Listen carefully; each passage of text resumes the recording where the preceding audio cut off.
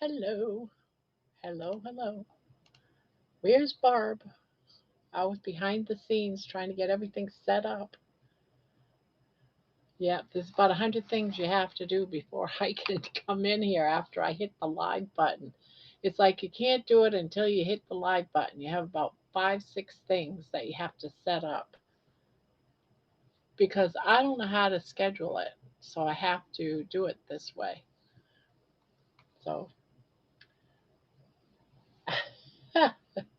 yeah, I should. I should do that actually. Like all these buttons, and I have to put the thumbnail down and put in all this information and the descriptions and everything. Now, if I knew how to schedule it, I could do everything beforehand. I got to figure it out. I have to figure it out. Well, tonight's panel night, guys. Panel night. Let's see. Put the link in.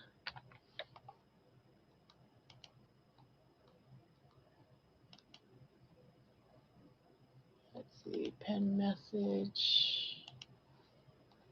Okay, let's see who's in here, shall we? I know Terry is. Sandy says turn the live on. I did. So hi Sandy, hi Terry, hi Diana. Uh, Barb behind the scenes needs to be recorded. Hello Barb and baby. Hi Bon Bon. Hi Diana. See, Brenda says just wanted to stop by and say hi. Fighting a bad headache tonight, and I'm afraid the headache is winning, but I will be listening. Thank you again for my cow. I received it today. Love it. Oh, I'm glad you got it. Yay. You scheduled yesterday and you were the only one that didn't show up to it. I didn't know how to get there. I didn't know what I was doing. I don't even know how I hit scheduled. So my finger pushing buttons, I guess, knew how to do it. I need to test and see if you can hear me. I'm in my room. That seems to never work. Well, come on up. Let's test it out. You used to be able to be in there. Can you hear me? Loud and clear. You can't hear me? I can. You can't hear me? I can hear you. Can you hear me? I certainly can hear you. No, I can't hear you. What the hell? Yeah, what the hell? But I can hear you. She can't hear me. Well, isn't that a bummer? Maybe it said set for headphones or something. Talk, Barb. I'm talking. Can you hear me? Why can't I hear? This irritates the shit out of me, man. I don't know what to tell you. I wish I did. I know it's something simple, but I don't know. I can't figure out what it is. It's got to be something that it's got to be in your settings. Although I'm telling her this, she can't hear a word I'm saying. I know. I can hear you on YouTube, but I can't hear you. Well, isn't that weird? It's got to be where your headset and voice thing is under your mute. I'm not even using this. Is my headset's like hooked to my phone. It's not even. Hello. Hello. Guess what I got? Damn it. What did you get? My blankie. Look. Ah. And my good. little. And my. Is this a cat? It's an owl. Yeah. Well, no, puppy. She's begging for it. No, that's not yours. And I was so. my Penelope sees this stuffed animal and thinks that he only has about 50 toys, but she wants this one because she's not getting it though. But yeah, when I opened it, my neighbor got it off the porch because I was at the hospital, with my husband. And when I opened it, they said, I said, "Oh, it's really pretty. It reminds me of sunshine, happiness, and joy." That's what it reminds me of. Well, I'm glad you feel that way. Yeah, because it's bright yellow, which I love, and I love the other colors too. It reminds me of sunshine. That's what I'm gonna name my little. There's 2 of me. Hold on, just a minute, Vicki. We're trying to get Terry Sue set up here. There's 2 of her. Go clean house. Well, there's 2 of you. You got help. So can you hear her? Close that top one out, Barb. All right, I'll kick you.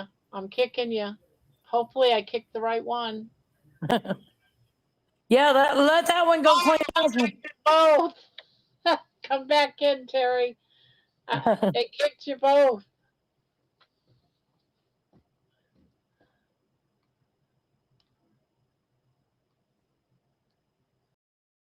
I spent all day listening to the doctors talk about how dangerous meat and fat is. All day. Every nurse that came in, every doctor. And they're like, "So are you still going to do keto?" I'm like, "Yeah." And they're like, "Well, what are you going to feed your husband?" I'm like, "Whatever he asked me to cook him."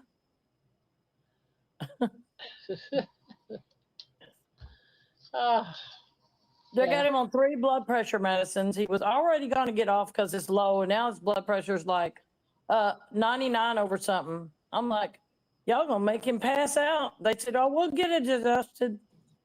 It's crazy.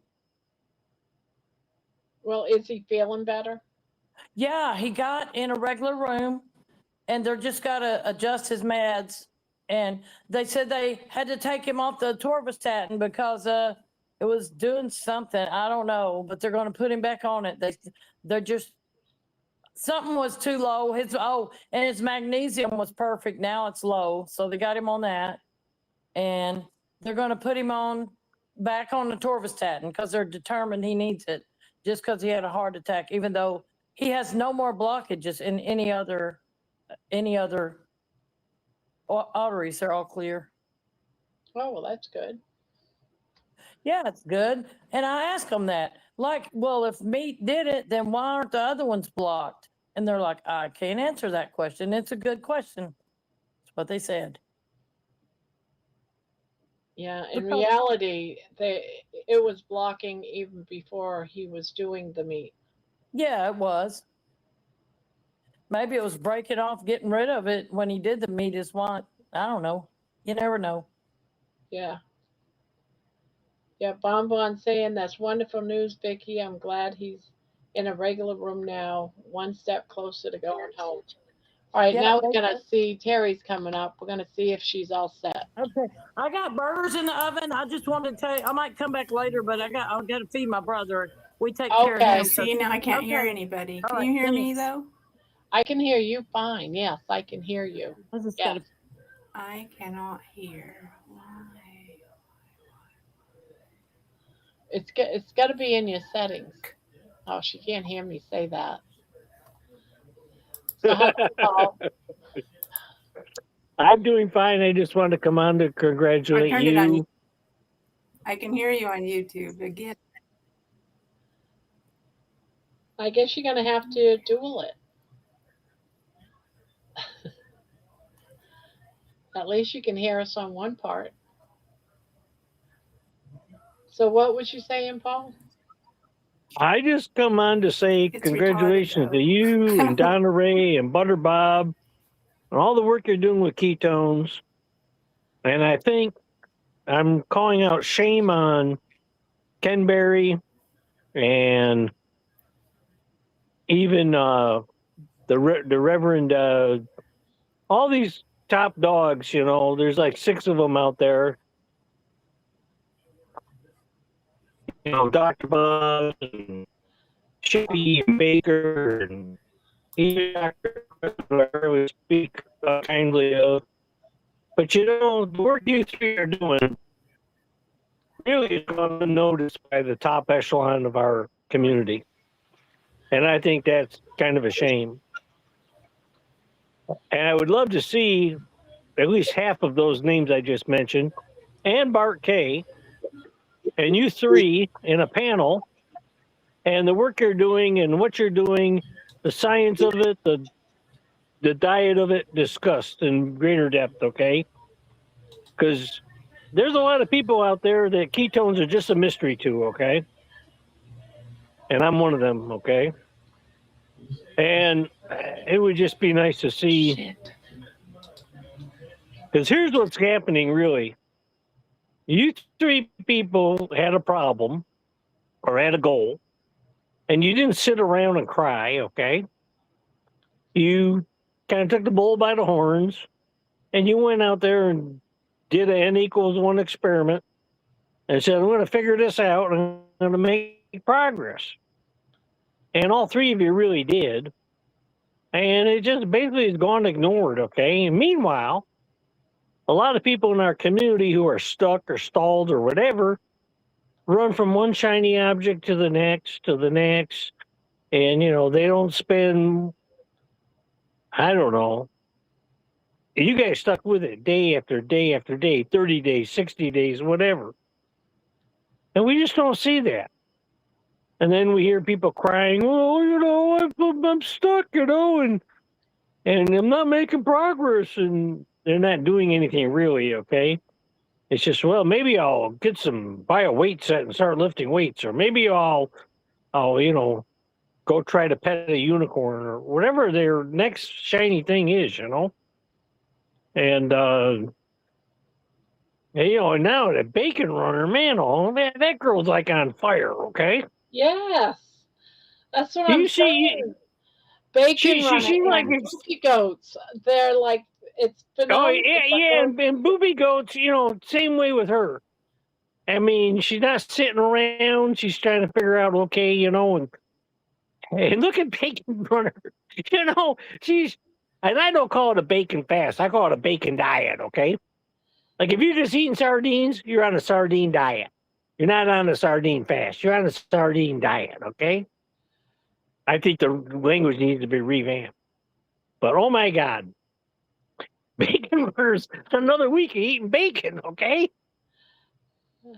And, I'm sure that there are cardiologists out there that are saying, see, here's the problem with this internet. Here's the problem with this YouTube, But I'm just saying, Yeah. I mean, today and I'm not going to get into ketosis like I did the last few days tomorrow because I'm doing, someone said you're not eating enough. So I had 2 med today just for all of those people. And I had a chuck steak, a small one, with some scrambled eggs. And then about 3 hours later, about 3 o'clock, I had some a beef roast. Probably maybe 8 ounces. So I had 2 meals today. Now I know that beef is going to up my sugar, so my numbers are going to fail tomorrow morning. But see, all those people that are saying you need to eat more, you need this, you need to do that, it's like it doesn't work. It doesn't work. Now it's carnivore, and it's what everybody out there will be eating. But if it doesn't work, it doesn't work. Period, guys. If I you think want, what if you want happens, the I think numbers, what happens, your body, you're breaking up now. You froze. I hate that when it happens. You know, we're, what we need to do.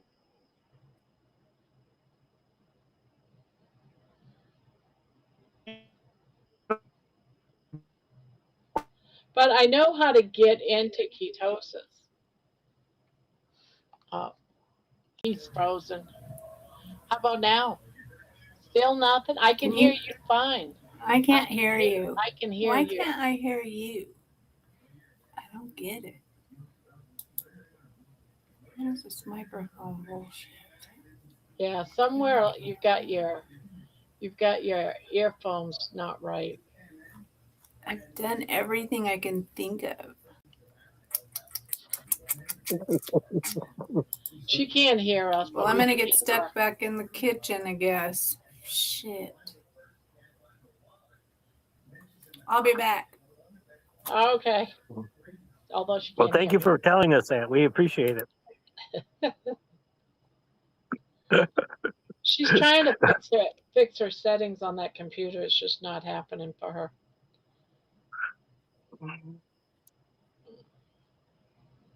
Yeah, I'm about day 10 into changing insulins, and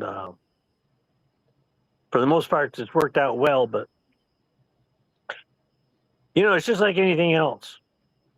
There's probably 100 different things that affect your blood sugar. Okay, Yeah. there's 3 major hormones that have a role in that, and ketones are probably no different. Okay, and I see people get caught up in the what I call meter paralysis too. Oh, yesterday I was 90. Now today I'm 94. It's going up. 90 and 94 is the same damn reading, okay? Yeah. It's within the variability of the accuracy of the meter, okay? Now, if you're at 98 and then, the next week you're getting some 96s and 94s, then the week after you're down around 90, there's a lady in our group, and she slowly and steadily over the time I've known her since April, I said, your morning blood glucose numbers are going down. Yeah. We Mine got I can't complain. Mine are good. If it's under 100, I'm happy with that for the most part. I'm trying to dial into the Dr. Boss. So you want to get the glucose down. So, if I may ask, I don't want to embarrass you or anything, but you have the right to refuse to answer this question. What was your latest, or do you know your last A1C, and when was it? It was last year and it was 5.9. Good. That was I'll get, that was after doing about 6-7 months of carnivore. Before that it was 6 point something. good. Just haven't But done it. I'll tell you an interesting little fact, okay, about obesity and A1C. I've researched this quite a bit, and doctors will back me up on this. People who are overweight, okay, people look at them and go, "Oh, I got a bad A1C." Not necessarily, because they're exercising, because they're carrying around a lot of weight, okay? So 20% of all overweight people are not diabetic. They don't have a big A1C, okay? And the reverse is true too. 20% of all the slender people, skinny people, whatever you want to call them, they're got trouble with diabetes, okay? They got I met a guy in the grocery store yesterday, and his I think his A1C was like 10 or 11. And he works construction.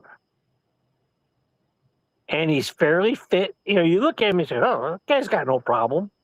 He's got a serious type 2 diabetes issue. And I showed him my meter and I showed him my phone, and he goes, oh my God, how'd you get those numbers? And I says, you're going out to your car. I said, I'm going out to my car. He says, let me give you a book. And I gave him a copy of Bernstein's book. And he said, I don't like to read. I said, you can read 2 or 3 pages every day and get the gist of it, And I said, you can go online and you can, and I said, you might find somebody who, is a type 1 or needs help or whatever. You can re-gift the book. You can help me push the books out, I try to do a book a month, and I like to get rid of the book before the 15th of the month, and say, hey, I got rid of that book, And it's my goal, 12 books a year. Nice goal.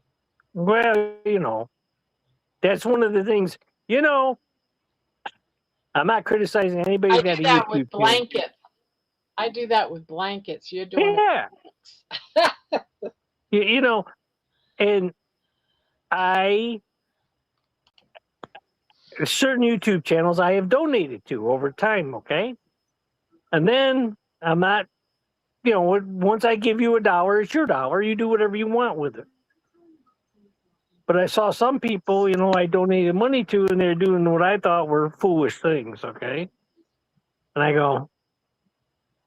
I thought there was people that had a true need, and then I saw what they were doing with the money, and I go, forget that, So I kind of changed and I said, well, maybe I'm more important. So, I'm not saying this for everybody, but one of the greatest things that I did was join a coaching group. Join a group that's coached. Yeah. And one that's got a lot of focus on my issue, which is mainly now diabetes. It's the only issue I got left. Virtually.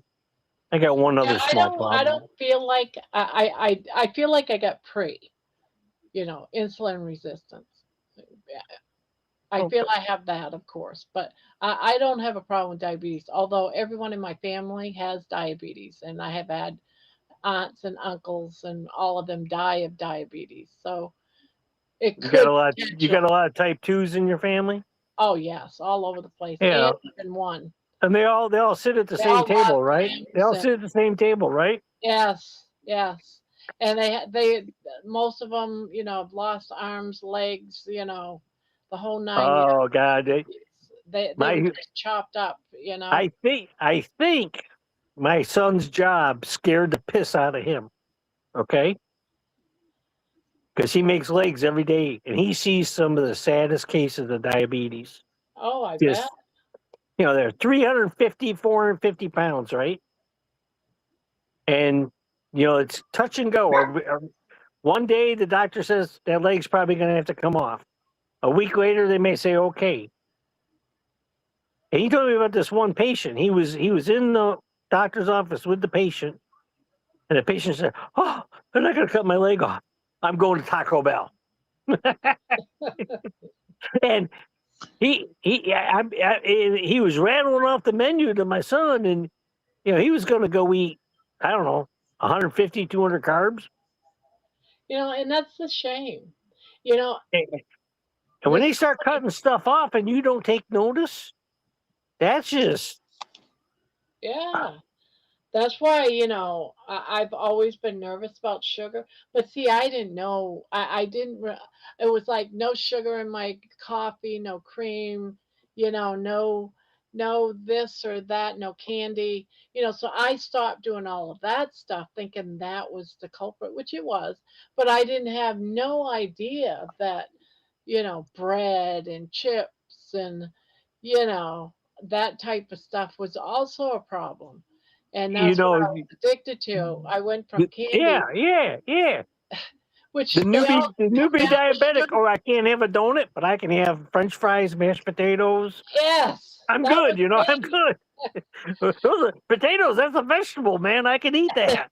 Yes, and that's what but I had to take it serious when people I love dearly was dying around me from diabetes. Yeah, They're in it's the fridge. In the fridge. It could be two great things of grapes, right, Jenny? I only got one. What? I only saw one. Hey guys. Hey, What? They didn't put the I know I ordered those. Oh, damn.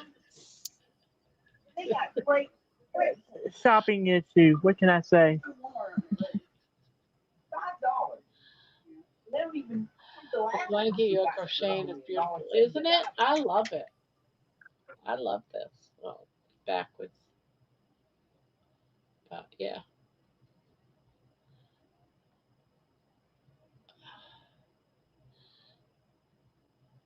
So has she calmed down?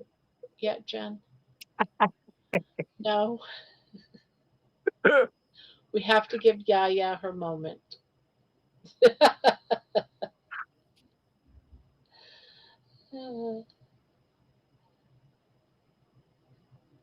Yeah, so I know my sugar is good.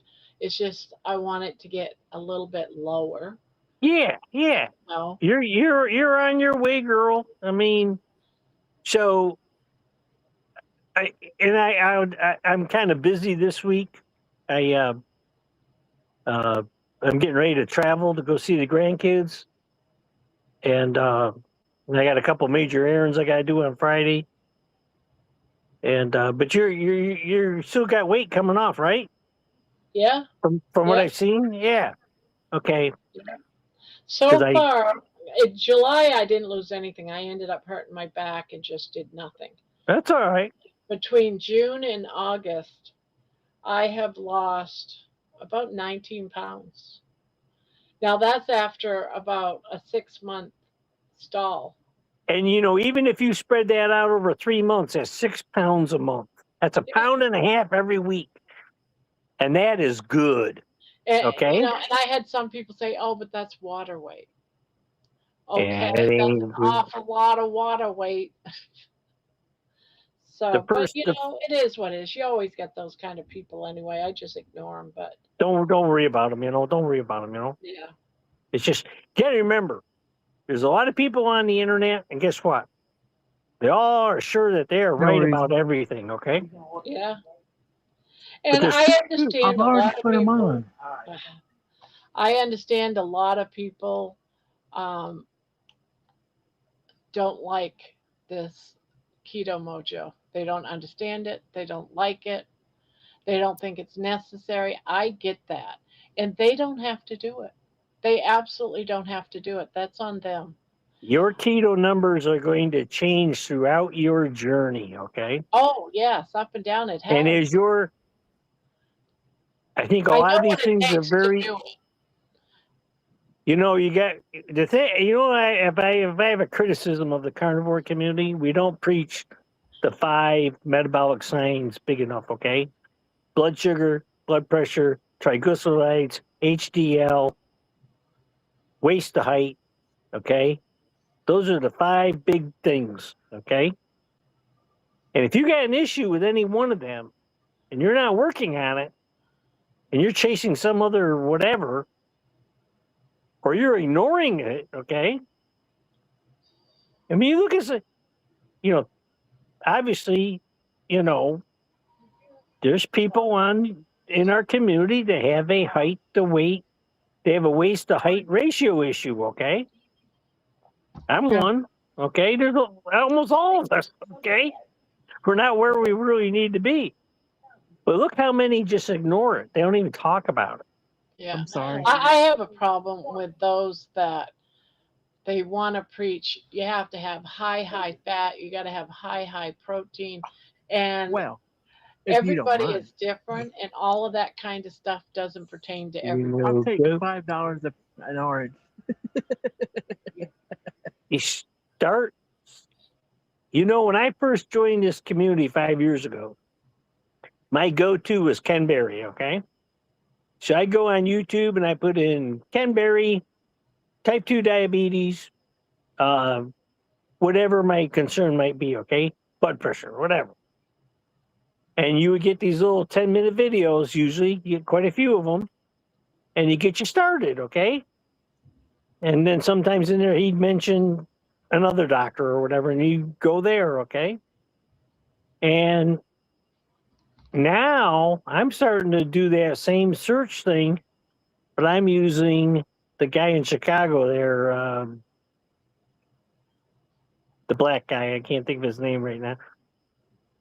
Oh, You I know don't who know. I'm. You know who I mean. Of Oh, course he's he does. huh? Barbara knows who you mean. Yeah, the guy in Chicago, I don't know. I don't watch Right, the everything. guy in Chicago. the black guy. The black His guy. wife's Yeah. his wife's a type 1 diabetic, and he's pure carnivore. I'm And sorry, Paul. I'm just having fun with. I honestly don't know who that would be.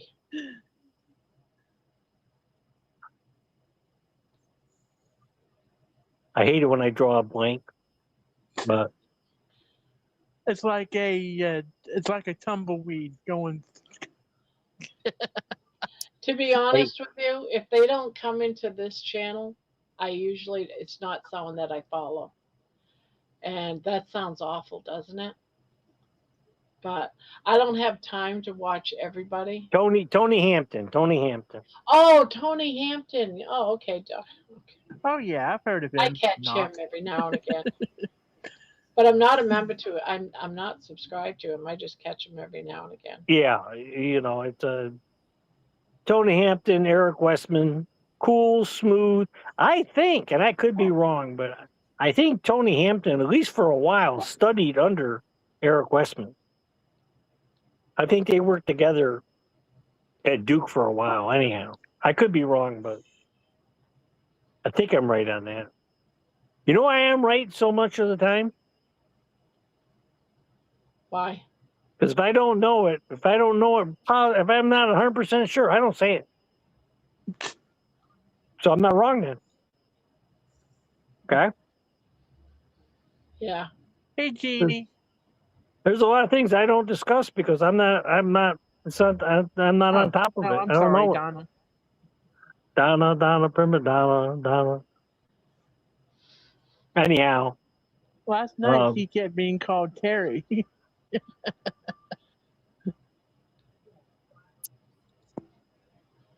Oh, Jeannie.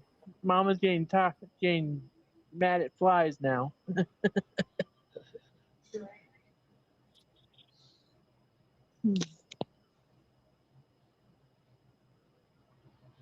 So, hello, those that are coming in. Dinari, Bacon Rod is in here now. Golden Girl, Brian, you're getting sleepy. Pizza, hello. Brian in here? I haven't seen Brian. Never mind. So, I read something wrong. Sorry. So by the end of the year, Grandma, you could slip below that. You could hit that 230. That's what my husband's 231. Yeah. I'm gonna be finally smaller than you since we've gotten married. Oh boy, I've heard you talk about it. That's why I brought it up. So that's my goal in life right now. Anything under that, my husband and I has a date. He said he goes, I don't want to hear no excuses, but when you get so that you're under me, you and I have a date to go to a restaurant, and we're going to go out to a restaurant and you're going to eat. I said, we'll see. I'm not going to say no and have to argue with him for the next 4 months. You just let it slide, right? Then you just eat off the menu what you think is clean. That's what I plan on doing. Is Ron carnivore? No. I only cook carnivore for him. And if he wants carbs, no matter what it is, he has to cook it himself. Ah. Well, so I'm glad you made that. That's a damn good statement right there. I like that. I am not cooking for no carbs. If I'm not going to eat it, I'm not cooking it. If I think it's poison and I believe it's poison, I feed it to you. You cannot get me for murder. That's the way I look at it. Well, you know, I had a friend him in the kitchen, he had a wonderful wife. She was a homemaker. They raised 6 kids, blah, blah, blah. She was a fabulous cook, and when she was not available, okay, whatever reason was, he had cereal, peanut butter and jelly, and takeout pizza. That was it.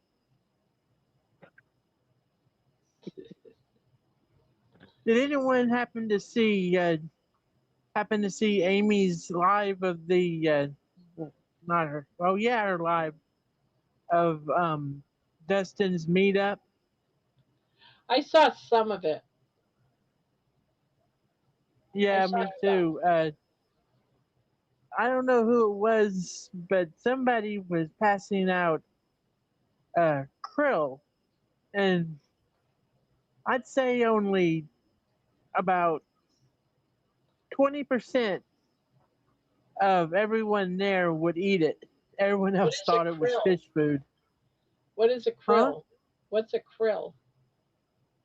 About 5 pounds. No, really, really. Krill are little shrimp. Ah, That I would eat it. yeah, whales eat uh, I krill. love shrimp. So no one would eat them? I think Cindy ate it, but that was the only one I know in the carnivore community who I recognized who ate it. I'm not too sure. Yeah, I had krill. shrimp just the other day.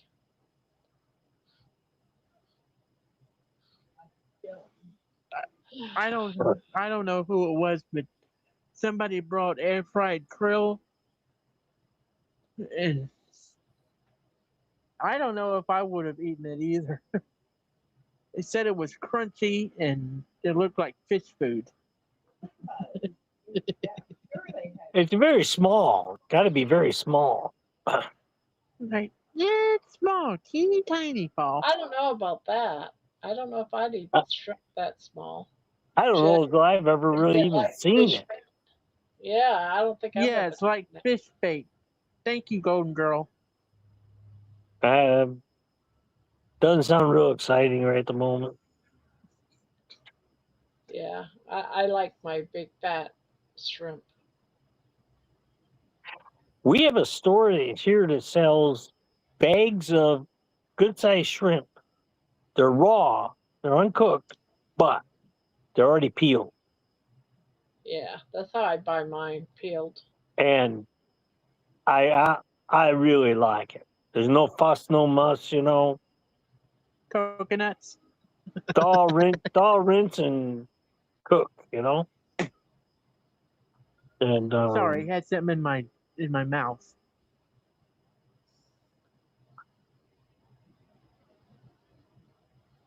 you just hate to spend good money on seafood and get it home, and it's not so great, you know.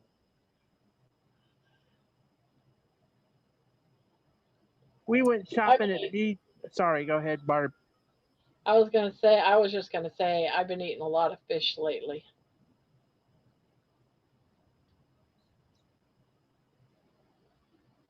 Well, we just got an order from BJ's, and Mama wanted some lobster tail, but that stuff was really expensive.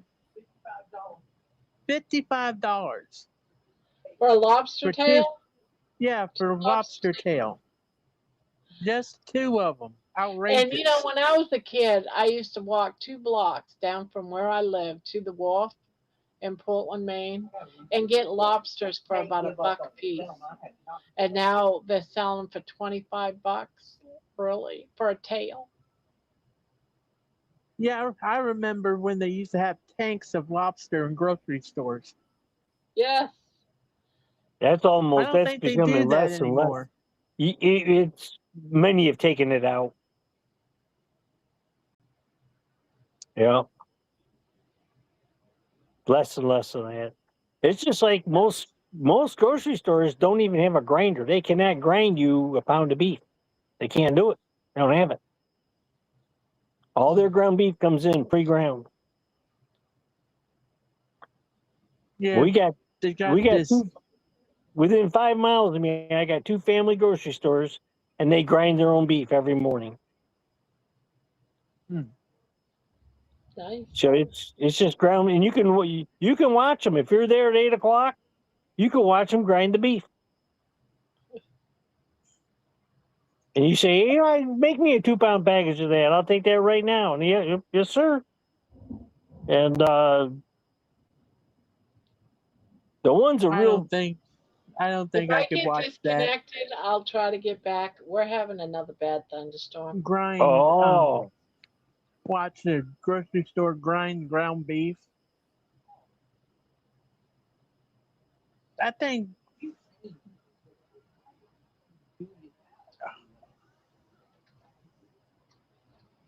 Yeah, Mom. Yeah. She's talking about Julia Childs. That he's saying with fish, he'll Uh, eventually tap out. Might take weeks or months. Tap out. What do you mean by tap out? What does that mean? Tap out. I love fish. They're slowly getting rid of all the individual counters in a supermarket. Most don't even have a butchery nowadays. Yeah. I have a can of sardines in my purse. Comes in handy if I forget my lunch. Normally lobster tails are around $10 each at ShopRite. We have a lobster tank. This week they are $10 a pound on sale. The average size lobster is about 2.5 pounds, so that would be about $25-$30 for a lobster, a live lobster. but I don't think I could watch somebody ground beef because if you see it, the lean stuff, it looks kind of like brains.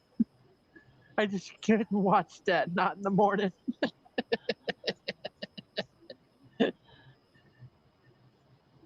I mean, think about it. You wake up, you go to the store, and there's raw brain sitting there right in front of you. I'm sorry. Spoiler alert! Spoiler alert! Yeah, really. I tell you. Well, my two uncles had a store, Hmm. and they would buy the hind quarter of beef, and they would grind the whole thing into ground beef. Okay, and you come in and say, "I'll take a pound of ground beef." He'd go back to the back of the store, wash his hands, go in, cut some meat off the hind quarter, bring it out, grind it. Okay, wrap it, come out and ring you up. Next customer would be standing in line. I'll take a pound of ground beef. He'd walk back there, wash his hands, go in, cut some meat off the hind quarter, come out and grind it, put it in the package, come out and ring you up. Next customer say, I'll take a pound of. Why don't you just go back there and make 5 1-pound packages and bring them all up and sell it? No. And it was like a religion, okay? It was the best ground beef there was. I mean, it was kind of like, and their grinder didn't grind fat real well, so it was kind of lean, but it was great beef. Oh God, it was good stuff. And We got Brian in here. Hello, Brian, Thomas, Uh-oh. Marianne. I'm just Hey, quickly saying Brian. hi to people. Sandra, Hey, Deanna. Brian. You're getting sleepy. I'm sorry. Wanted to get to him then before he does me.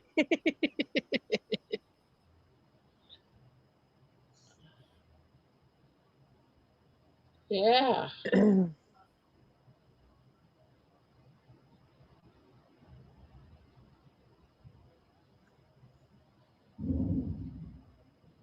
The storm is so loud in my ear right now. wow. You guys Another can hear storm? the thunder. Yes, we've had storms for 3 days straight. And the first 2 days, I couldn't find a time where I could go out and walk. Today, I went in between thunderstorms. We've had them all day long. We lost power here for 2 hours, I think, on Saturday, Wow. or maybe it was Friday because it was I just barely made Bacon Runners live, and so we haven't lost power here, and I've been here a year and a half, and I've never lost power for more than a minute or two, and Can you lost guys power get for an that? hour and a half. Ooh, that was scary. Sorry. This one's a loud one.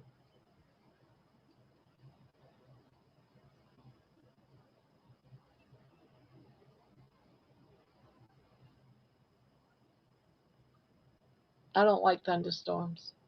I mean, I like watching them from a safe distance. Yeah. In a Yeah, me too. well grounded house, yeah.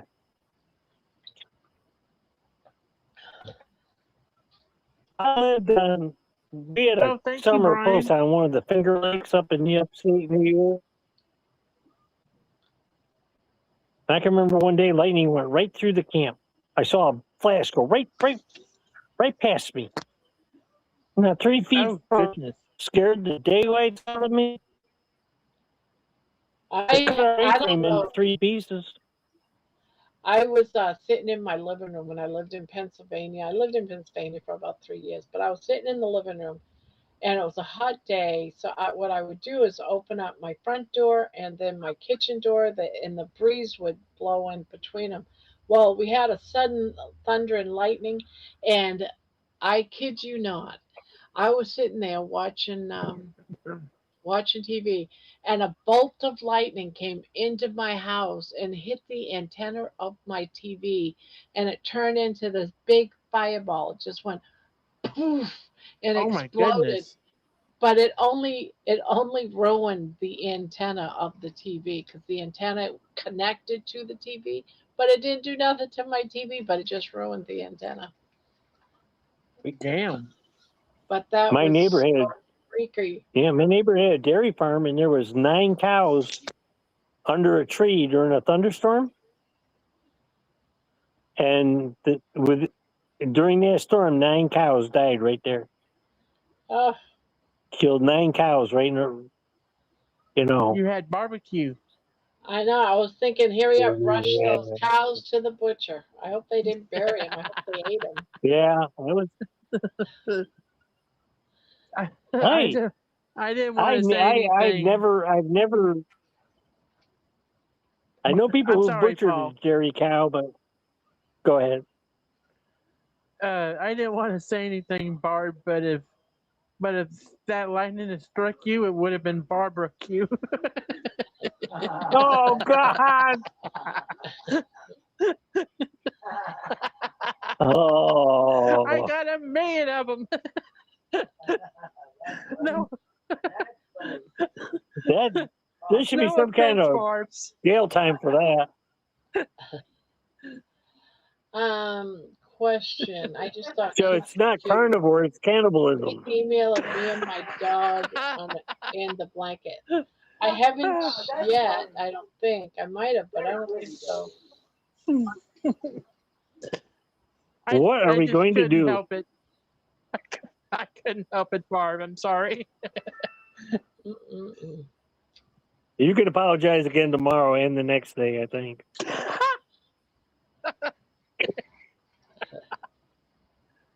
I don't think I even would have done that.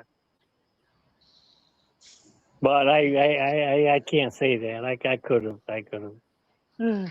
Yeah, that's what she said. Yeah. Oh boy. This is scary. I know, Terry. I shouldn't have said it. My daughter's asking me questions. She's at work, and I think they just lost their power. Uh Do we have power? Yes, we have power. Yes, we have power. oh. Are you out?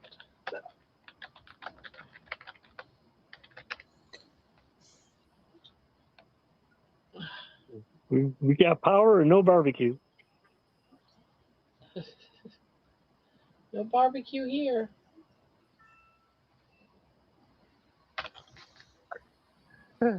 Must be really bad in places. Barbara's going to kill me, Paul. No, you know what they say about paybacks. Yeah.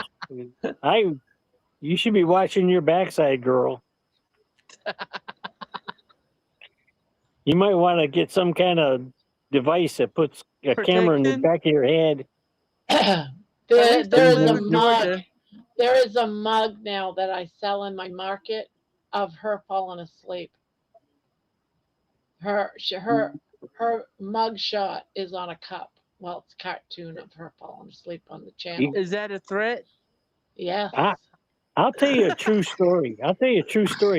There was this lady in North Carolina, okay?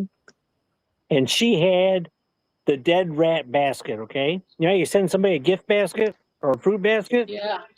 So you got jilted by your lover, you got fired by your boss, whatever happened bad, okay? You could send this dead rat basket to him, okay? So she'd have these rubber rats she'd stick in the top of the basket, and she'd stick other stuff in there too.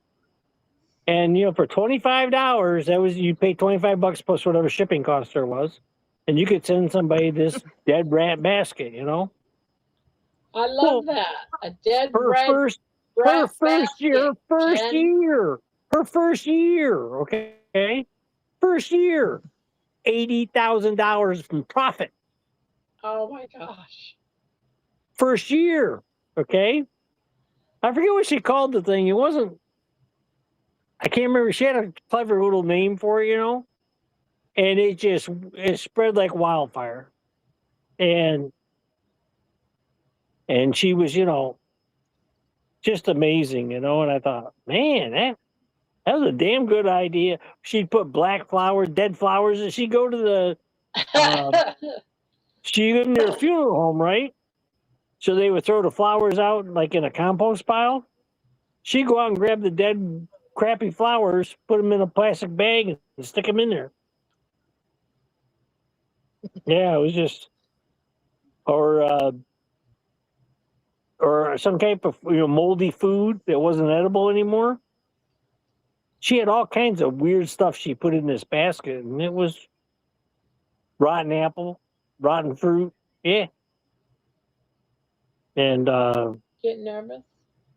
Oh God, you burped in my face. Oh, poor baby. It's Baby. okay, baby. It's okay, Wow. baby.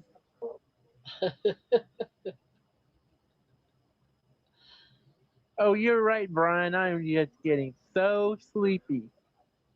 So sleepy. Keep trying, Brian.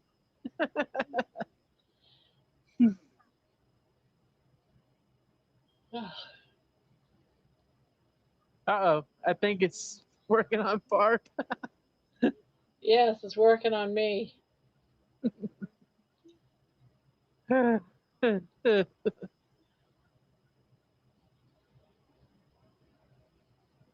Hey, Dina. Nice to meet you, honey.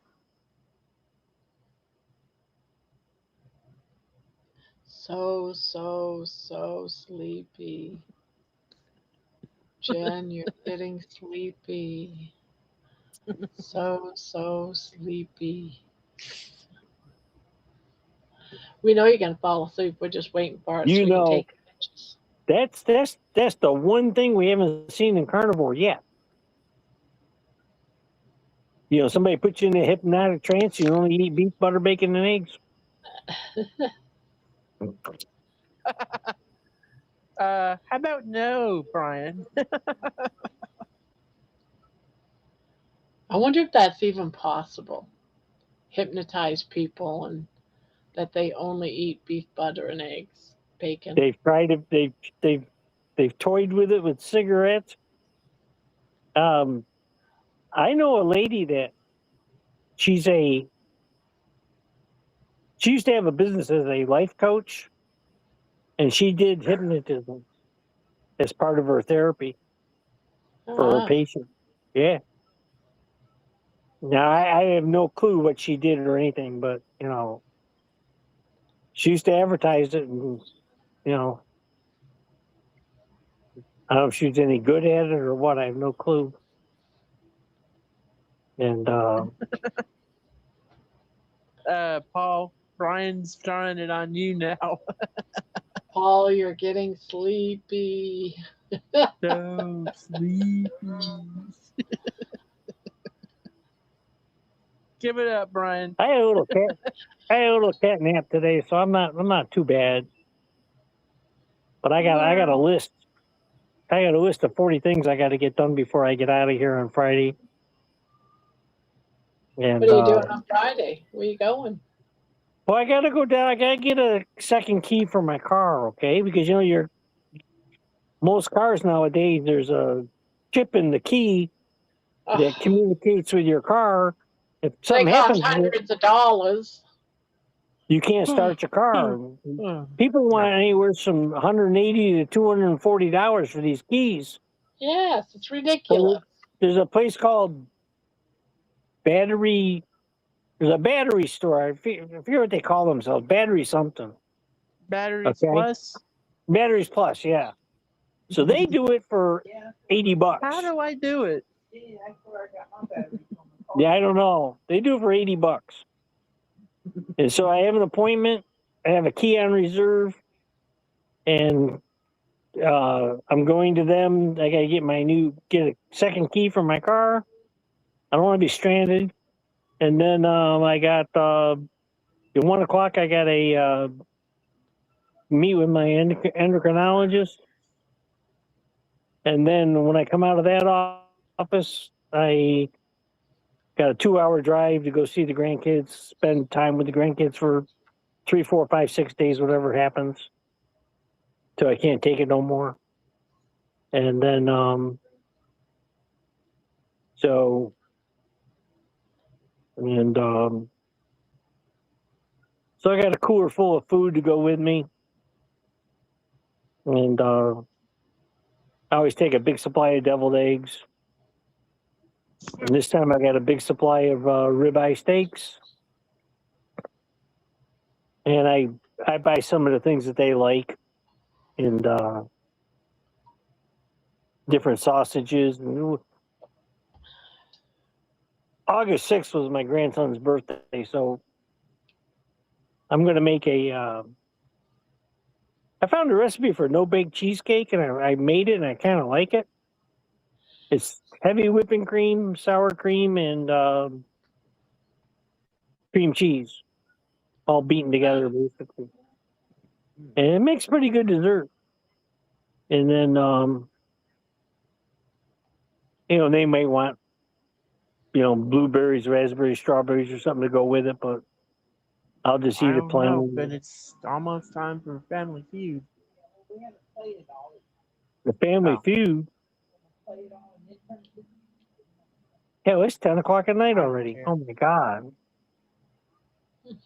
It's Barb After Night. Barb After Dark. Barb Thank After you. Dark. Hey, that's a hell of a title for your channel, huh?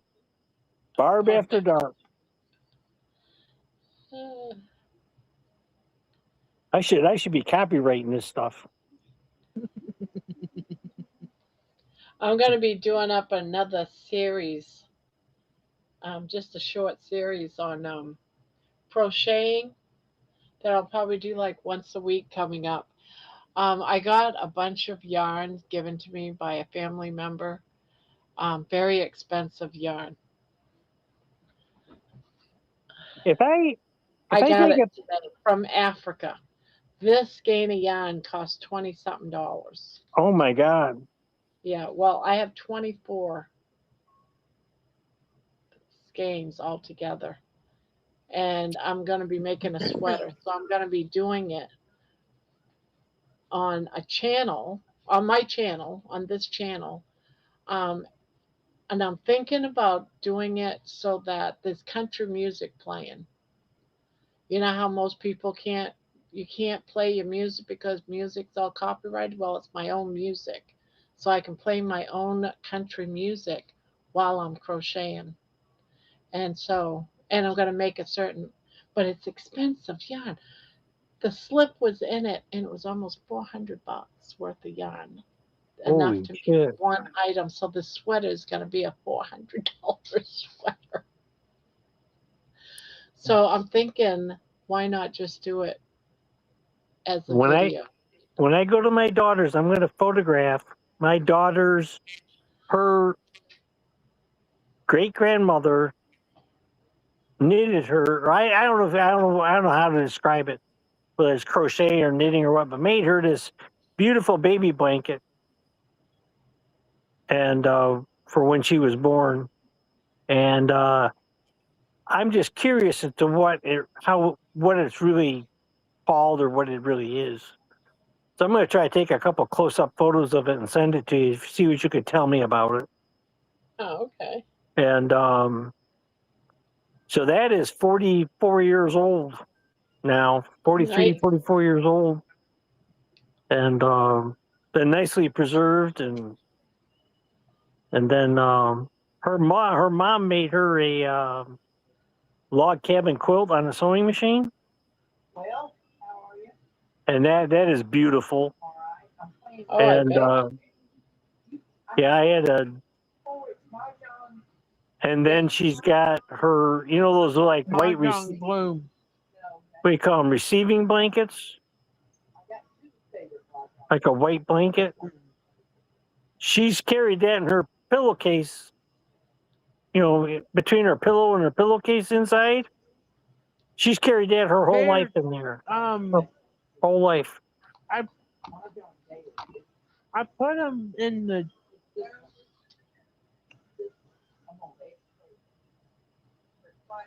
This blanket I started last night, and I'll work on it again tonight. It usually takes me less than a week. It depends on how many hours I work in it, but I can get a blanket done 4 or 5 days, about a week. Can I ask a really dumb question? What's that? What's the difference between crochet and knitting? Crocheting Knitting is done uses with 2 needles. yeah, Sorry. and crocheting is just one and it's a hook. And knit Okay. needles is 2 and it's pointed. Yeah. And you're using both hands. I don't know. I do like the outcome of knitting, but it takes so long to get a project done. If you want a nice blanket, it can take me a week on here, but in knitting, it could take a year. It's a very slow, slow process. During World War II, my mother and my godmother lived together, and they knitted a mitten every night. Yeah, So yeah. on That's Sunday fast. they would seam them together, and they had, I don't know how they did it, but they knitted it in what they called the trigger finger. So Oh, yeah. you could wear your mittens and pull the trigger on the gun. And they'd go down to the War Memorial on Monday morning and drop off their each of them would have 3 pair done, and Um, so they drop off 6 pairs of mittens and get a new bag of yarn, and they go home and knit. I can do a couple of pairs of mittens crocheted a day. Wow. Yeah, that's the difference between knit. I haven't started them this year though, but normally I do mittens all year for the Catholic school for Oh the wow. kids to give them all mittens, but I didn't do it this year because I'm spending all my time making blankets.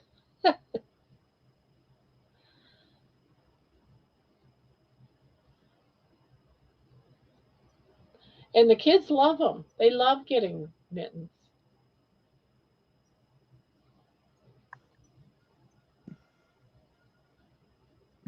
Hmm. Well, I think I'm gonna pop off for a while. I may be back. You're going to watch Family Feud. Just say it. Oh no, I am not. Yes, you are. I am not. Okay, I just might. Yeah, I figure so. But I I'll got see you in some. a half hour to an hour. We'll see. I Yeah. got some Claritin, and it's kind of kicking in. So I'll see Oh, y'all. yeah. I'll see y'all after a while. Later. All right. Have fun. Bye. Bye. Thanks, Barb. Bye.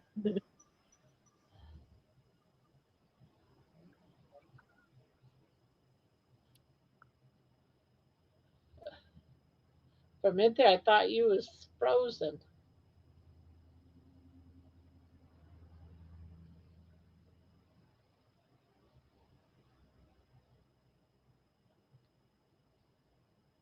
If you weren't overseas fighting, you were working your butt off in America, trying to do everything you could do for our troops. Yeah. Yep. Those were the days, huh? During wartime, you had Yep, it was. advantages and all kinds of stuff.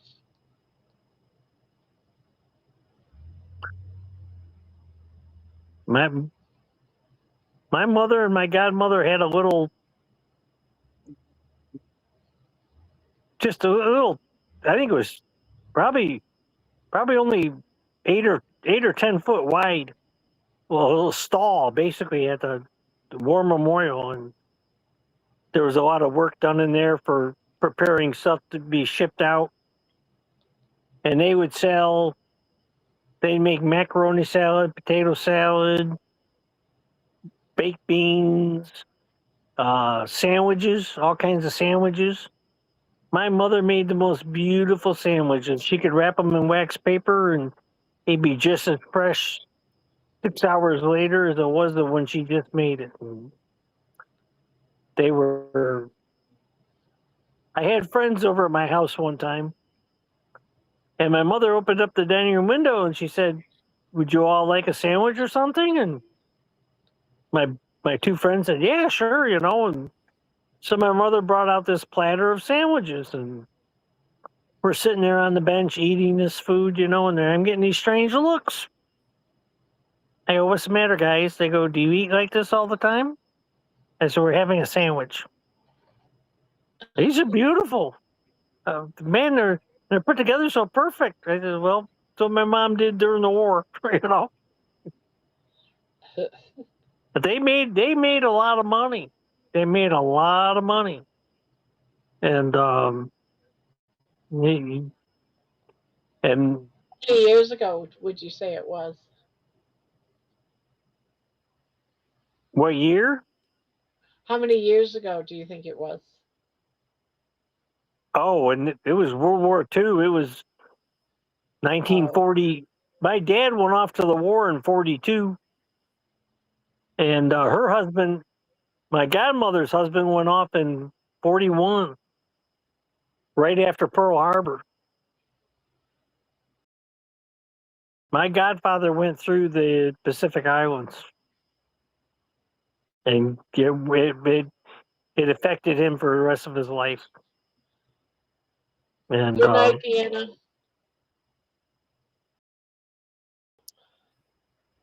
well, I had my dad and four of my grandfather's sons went off to World War II, and all four came back. It was a miracle.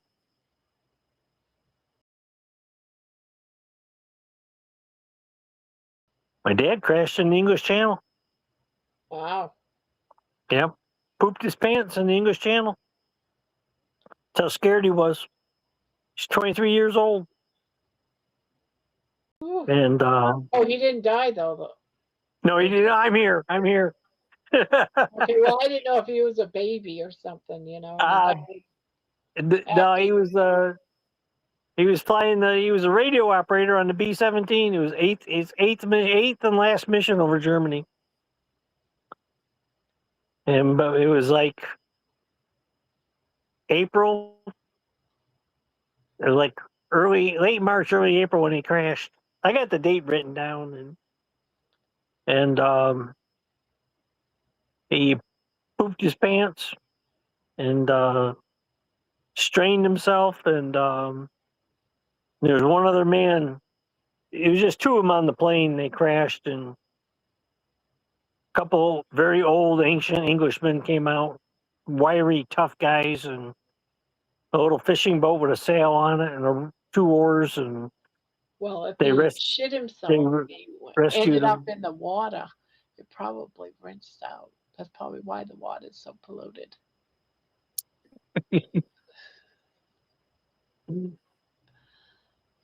Just saying. There's a little bit of my dad's DNA floating around in the North Sea, Yeah. It's very diluted by now, and then, the war ended in May, but they wouldn't let them go home because, they were going to send everybody to Japan to invade Japan. The atomic bomb hadn't happened yet. And so they had make work. You go out and polish the plane, wait, Yeah. and all kinds of make work, And he was a radio operator, so he'd go get on an airplane, turn the radio on, and somebody else would go to another airplane, turn the radio on, and they talk back and forth. And send Morse code and do all that. And then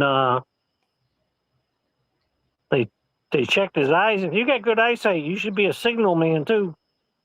So you had to start learning Morse code, how to read the flashing light signals. That was the hardest thing he ever did.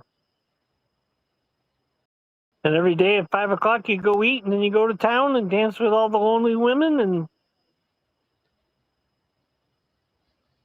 because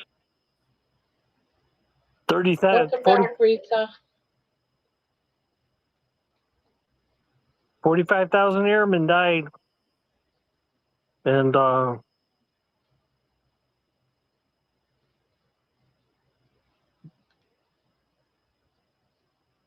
Sad. It was the first guys who were in the bombing of Germany. After 25 missions, it was flip a coin. Heads you're alive, tails you're dead.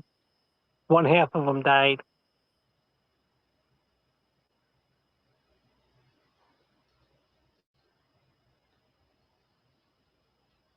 My dad got drunk one time. It's the only time he ever talked about it. He said 200 men to go up and 197 to come back. Lose 3 men every mission. That was mild. That was very mild. That must have been hard for the guys. Oh, it was, you had to shake it off. You had a job to do. You couldn't, and sometimes a guy be on the plane bleeding badly, but you had something you had to do. Otherwise, your plane was going down. You could not treat that person. You did the best you could, And they actually had a procedure for tossing a guy out of the airplane and pulling the chute for him. Wow. They didn't think if he was injured so bad they couldn't stop, they couldn't stop the bleeding or whatever they had to do. They throw him out of the plane in a parachute over enemy territory. He become a prisoner of war and get help. I don't know if I'd want that. I think I'd rather die. Yeah, it was,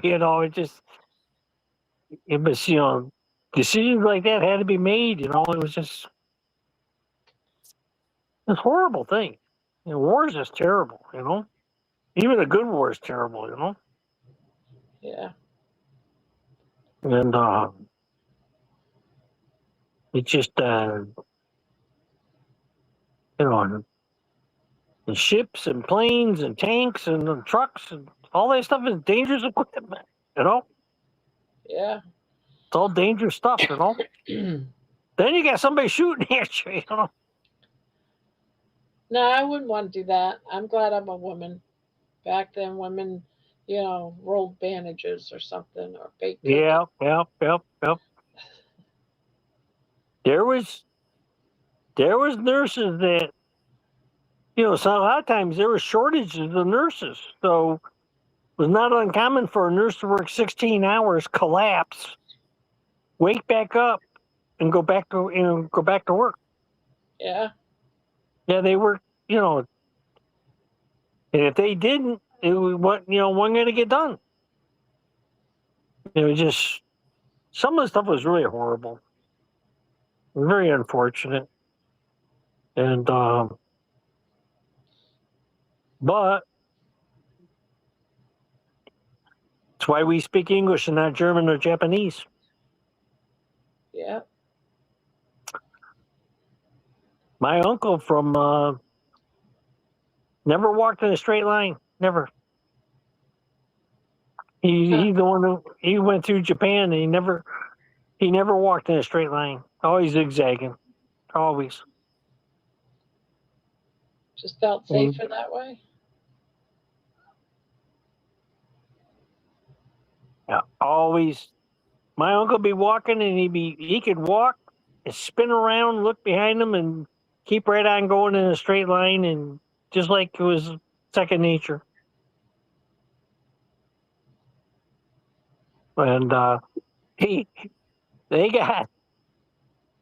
invaded this Japanese island, and they weren't the first ones in, okay, but they were in a swamp. They were being shelled, and it was the height of frog season, okay.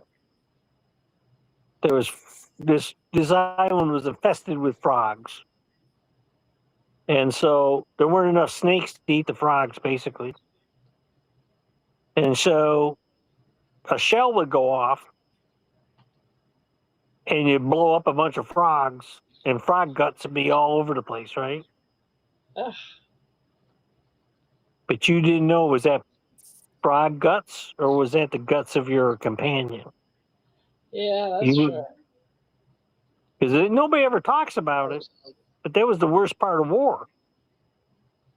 A shell would go off, and you got some kind of material all over your clothes, and somebody's brains and intestines all over you. Good night, Bacon Runner. She didn't come out and say hello? Well, okay, Donna Ray. It's a good thing I love you so much. She's a nice lady. I like her. My grandson thinks she's a hoot. Yeah, she's a good girl. I like her. He goes on her channel, he puts it on the big screen TV, you know. He brings her up to his pull-ups, okay? And then he goes and gets his mom. Hey, Mom, come here. Look at this. Got a 69-year-old woman here doing pull-ups. They get a kick out. It is really good. I like watching They it. get a kick. It's not something I want to be able to do, but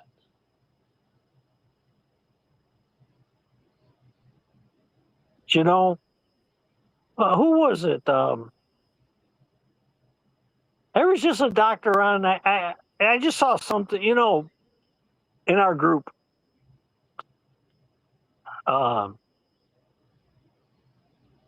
Amy Perrin, who leads our group, she's always posting a lot of different stuff, and maybe that's where I saw this. But there was this. I think he's a doctor, or just a type 1 diabetic, and so, you know, if all you stand up out of your chair, there's no problem sitting back down and standing up again. Now you just did a chair rise, or you got out of your chair.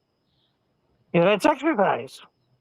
yeah. You know, and so maybe you work up to 20 a day, you know, and you know, well, look at you. You couldn't walk, you couldn't make it to your mailbox when you started. No. You get halfway there and you were leaning on the car. I'll never forget that.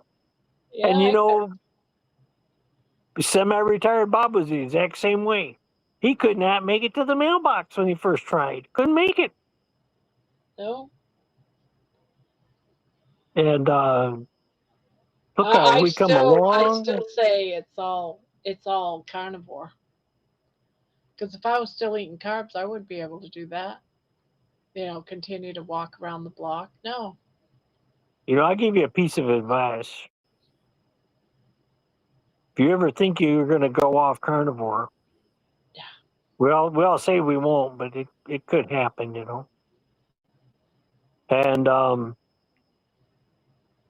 the longer you're on carnivore, when you go off the train,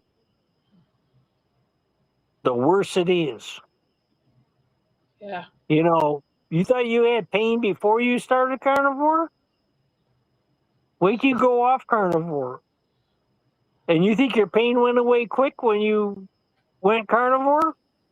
Guess what? Second time around, it takes a lot longer. There's only one thing when I think about what it is that I truly miss eating that, you know, from the American Standard. The only one thing. And everyone says that's it. And yeah, it is. I just miss having a salad because every single day when I say a salad, it's just green leaves, it's just lettuce. And then I would put some Parmesan on it with some chicken.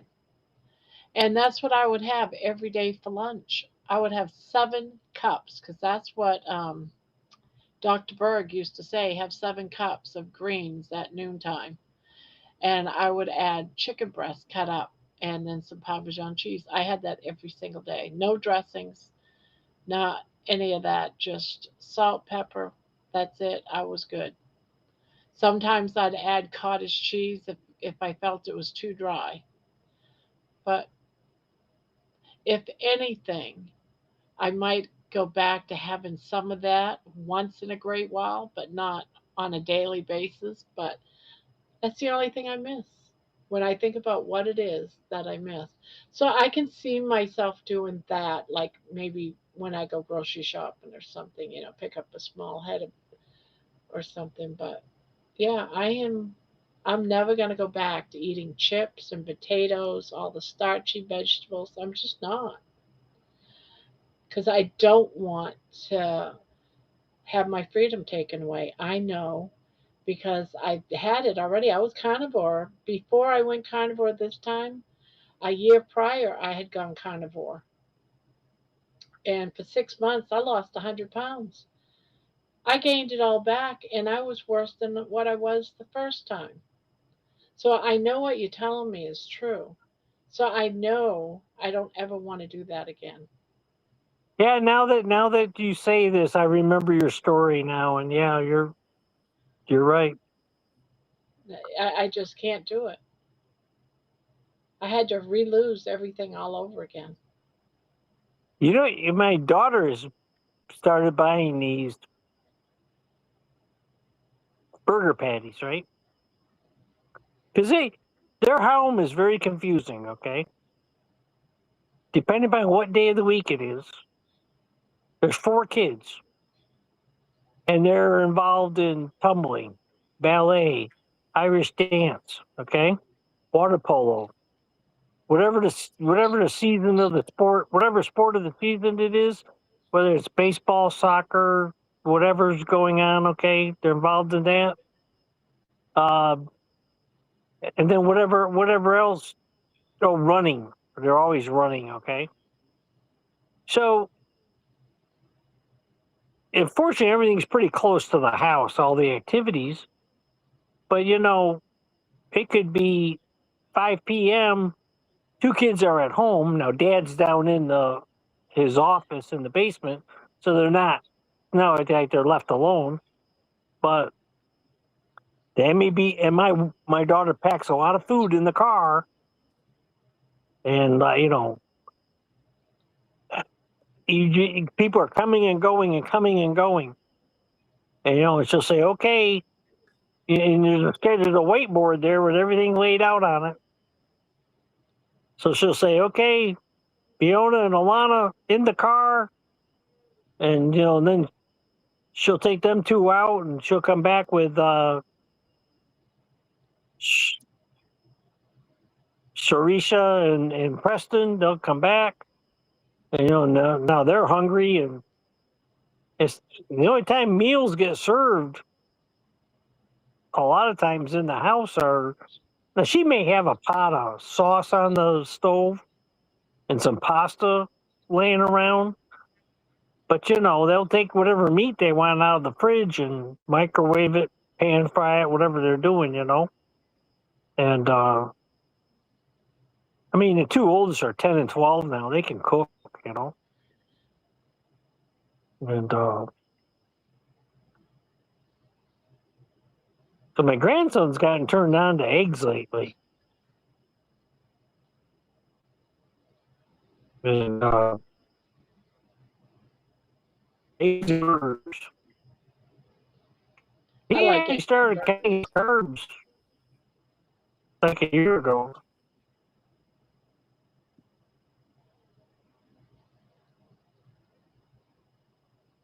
but they're busy beavers.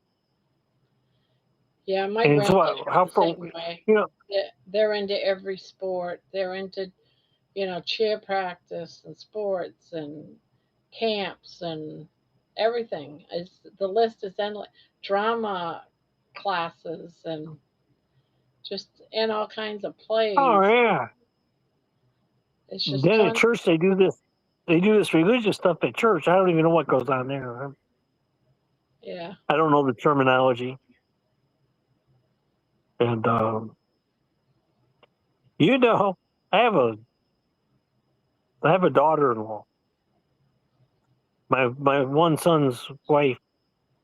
She was out of work, or she wasn't out. She was kind of out of work. She worked with her dad as a contractor, and then things weren't going too well. She needed better income, so she went and got a job. She got a job in a church, and so you know they said, "No, you don't have to, but if you want to, you can wear the robe or whatever they wear or whatever they do." So she does all kinds of, and she makes a damn good salary, I think. Okay. Oh, She makes a lot more money than you would think. Okay. A lot more than you think. So if you do the math, oh, we got Poopy. 60,000. She makes like over $30 an hour working for a church. Can't hear a word you're saying, Poopy.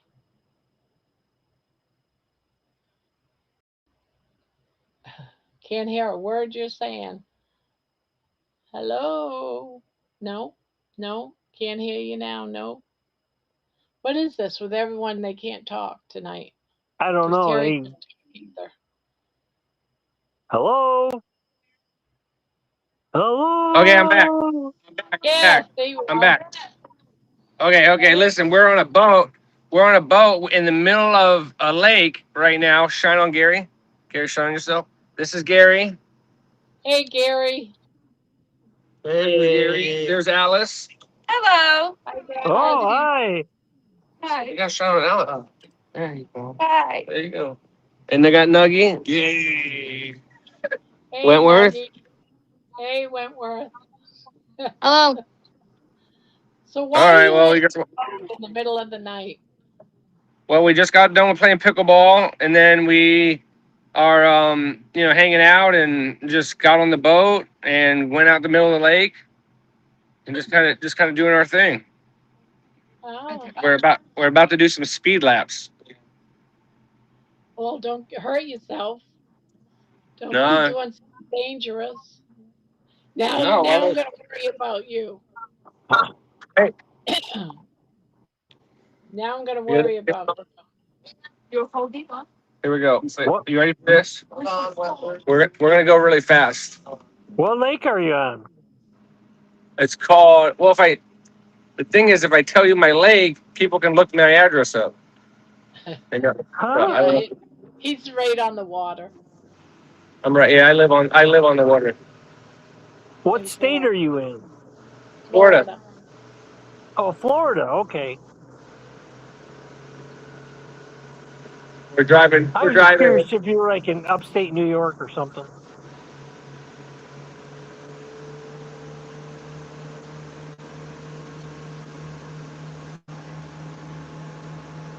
You have You got fun? gators? Yeah, I don't know if you can hear it. I can hear the motor. Motorboat goes so fast. Motorboat, putt, you're out of gas. Do you have alligators? Yeah. Yeah, there's a lot of alligators. We swim. My kids swim right on the. My kids swim right on the on the.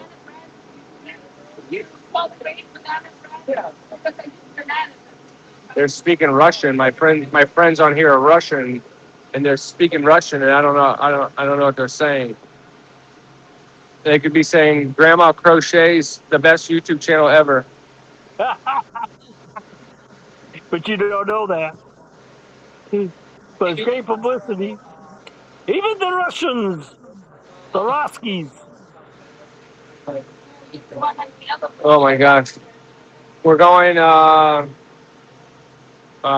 15 miles an hour, so not that fast. That's pretty good.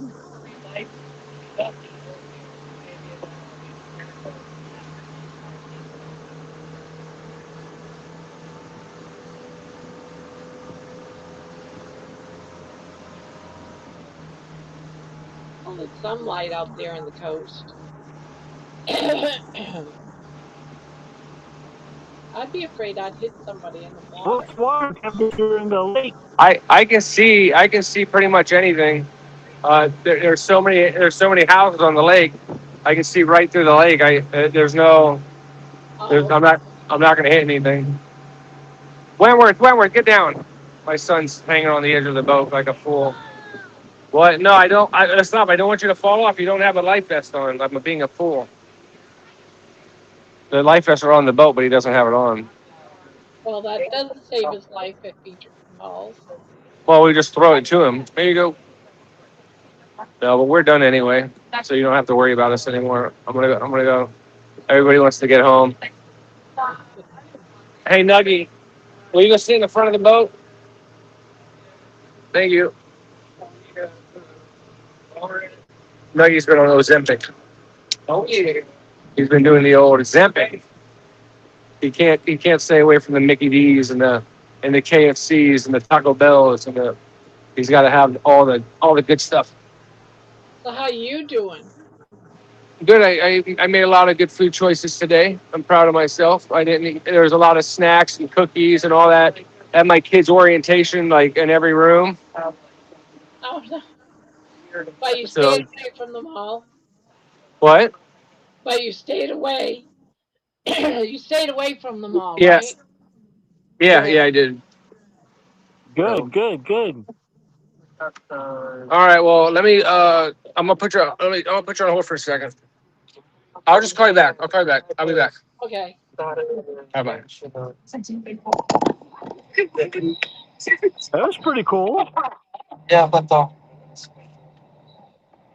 once Lauren, are you sure you got it? I love it because he doesn't know that he's still here. Hello. I'm still here, but I can't hang up the phone. I'm right in the middle of grabbing my boat.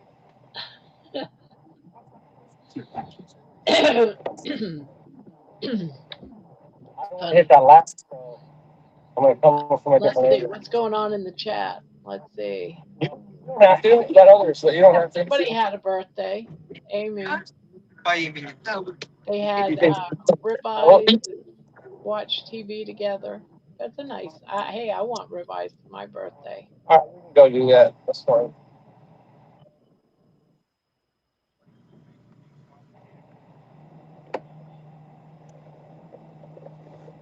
Let's see. Aimlessly wandering Annie. Hello, gorgeous people. Annie's here. Hello, Annie. Diana says, sit down. You're It's funny that you say no reason, but the reason would be so people could comfortably get off. So there is a reason. So when you think of no reason.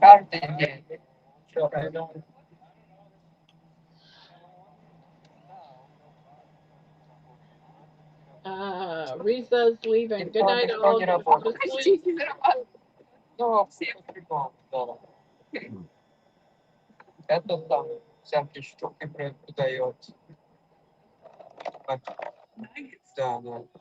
Usually Poopy doesn't come on this time. All right, Grandma. Grandma? Yes. Yes. Oh, we're at the house. I got you. Oh, okay. I was like, where?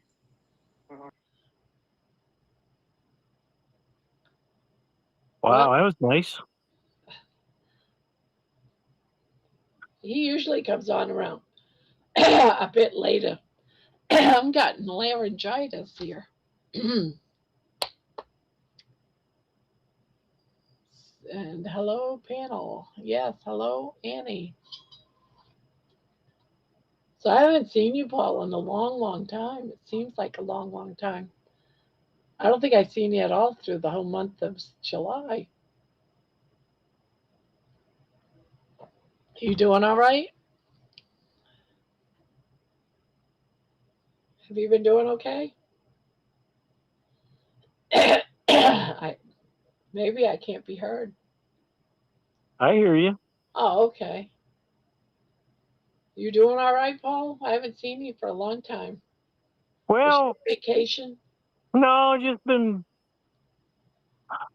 I don't know. It just seems like I'm busy, but I've been exercising. I have this hill. It's 110 yards from my mailbox up to the end of the road. And every time you take a step away from the mailbox, it goes up. So the hill gets steeper and steeper and steeper till you get to the end of it. I do 8 of those a day. Oh, okay. So by the time I'm done, I've done 1 mile, but it's half of it's uphill. And I've just gotten to the point where I can do 8 in a row. And now I'm trying to do them quicker, faster, improve my pace. But I don't know. Supposedly in November sometime I'm supposed to get called in to do a stress test for my heart. Yeah. But I don't think, I go up this hill. I'm not out of breath. I do breathe heavier, but I'm not out of breath. I have no chest pain going up the hill.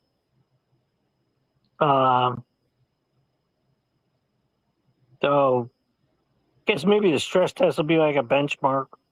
I think something happened in my diet, and I don't know. I can't identify it. I don't know if it was maybe my electrolytes got out of whack, or maybe I took too much of a certain supplement. But for a week or two, I had some chest pain. Nothing real serious, And I said, well, I'll go see my primary care physician. Sent me to a cardiologist who was able to see me the next day. And it turns out they weren't very concerned about me because I told them what I could do and not do. And I showed him a little video of me going up the hill. And he goes, if you can do that, you probably don't have, he didn't say it, but, I showed the nurse. She goes, oh, wow, that's impressive. She says, that looks pretty hard to do. And I think this hill, you really, you can feel it in your legs when you go up that hill. Oh, I bet. And I have these hiking poles that I use because I'm trying to increase my speed, but I don't want to fall. Okay? Yeah. So I'm balancing myself with hiking poles, but, you start digging them into the road and you start pulling with your arms. Now I'm getting more of a workout with my arms, and I can feel it in my arms now, too. But I'm like, okay, well, having quite a bit of sometimes it has a lot of effect on my blood sugar. So for me, and I don't know if this applies to other people or not, but when I walk, when I do like an aerobic exercise, like walking, my blood sugar goes down. But if I lift weights, I go to the gym and lift weights, or I get my barbells out and I lift weights, my blood sugar goes up. And I guess this is a normal thing. They tell you after you eat a meal, go out and take a walk and help your blood sugar. Well, I don't know how I got in this group on Facebook, but I'm on this group now, Diabetes 101. It's for newbie people to diabetics. And these people have no clue what they're doing. They have no just starting out. They got no clue at all. They'll go, well, I ate a protein shake and my blood sugar went to 250. What happened? I said, eat real food, Try a piece of steak. Or somebody say, well, I had 2 apples and my blood sugar went to 360. There's a lot of sugar in them apples, Well, I'm eating healthy fruit, watermelon and apples. I'm eating 2 of the highest sugar fruits there is. I know. People don't have a clue. They go, "What do you eat?" I say, "I eat beef, butter, bacon, and eggs." They go, "What's?" Or sometimes I'll just put BBBE. You know, they go, "What's that?" I say, "You got Google? Google it." I say, "Google the BBBE diet. Just Google it. They'll tell you what it is." You know, I've tried to teach myself this. How many times a day do you think a question comes to your mind? I grab my phone and I put it into Google AI and say, "Hey, you know, I might learn something, you know." Yeah. And you know, I learned the other day that the average insulin-dependent diabetic makes somewhere between 180 and 400 decisions every day. What am I going to eat? When am I going to eat it? How am I going to exercise? What insulin? Which insulin am I going to take? How much am I going to take? How do I figure out my insulin? And we have 400 or 500 more decisions to make than the person who's got a working pancreas.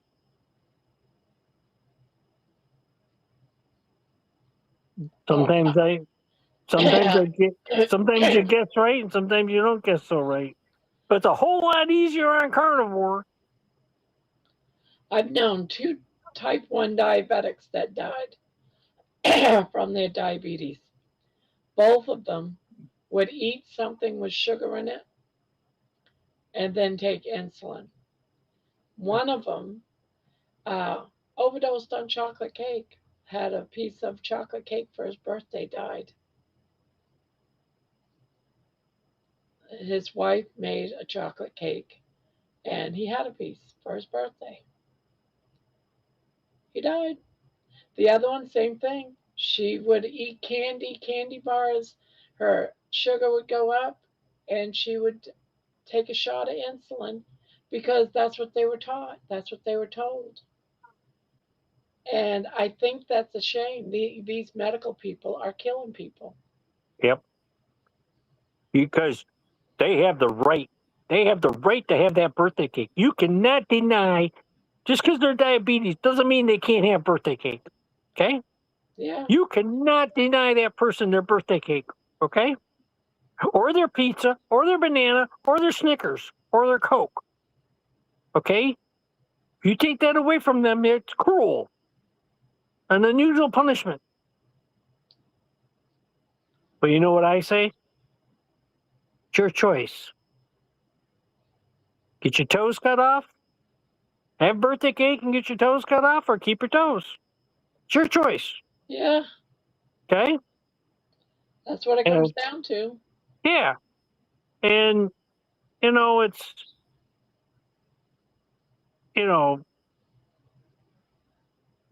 like I told you, my son, he sees some of the worst. I don't know why, you know, they got 70 people in the shop working, making legs every day, right? And he seems to get the heavyweights, you know. He seems to get the really overweight people. Yeah. 350, 450 pounds. He's got to make a leg to stand up to that.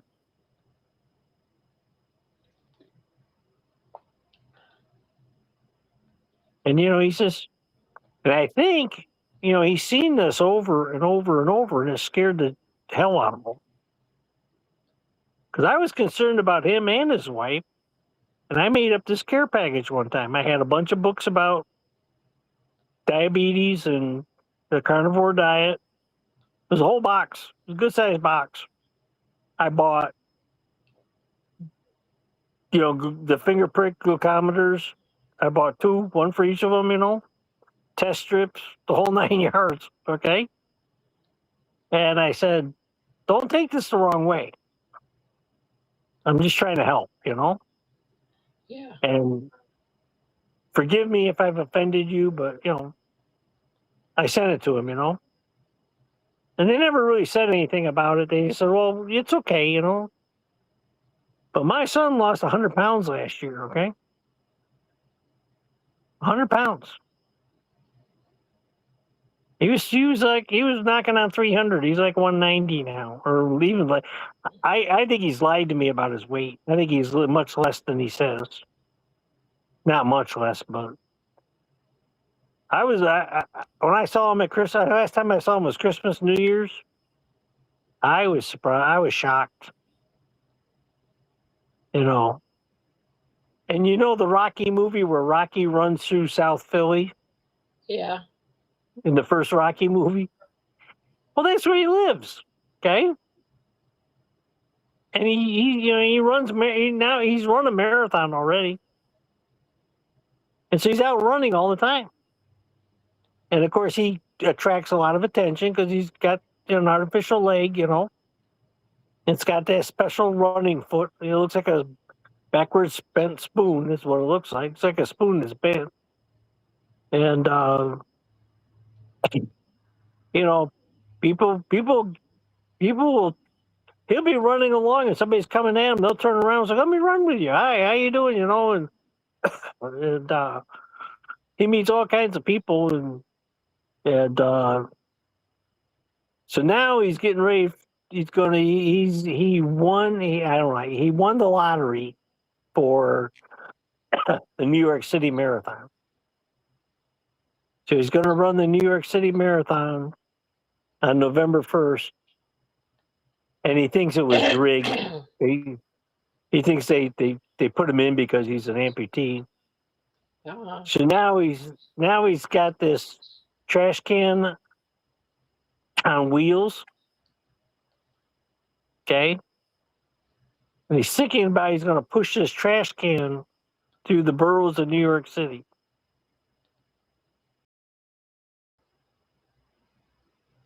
And he's going to collect donations for charity. And he's looking for a poster person, okay?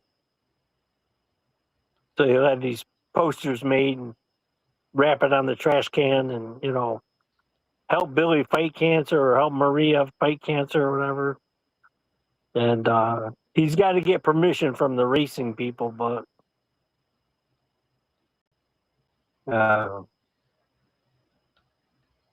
he's not sure exactly what he's going to do yet. And he's met, when we were in North Carolina, when we lived in North Carolina, about 30 miles from us, I say maybe 40 miles, within less than 50 miles from us was a world champion para-Olympian named Brian Fraser. He held the world record 2 Olympics in a row for the 100 meters.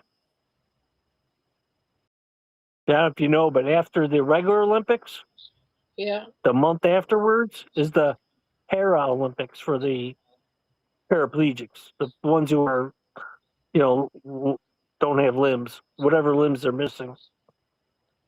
And so he sees Brian's involved with, I don't know what so when they're both like in the advertising business for medical goods, so they see each other quite a bit at events.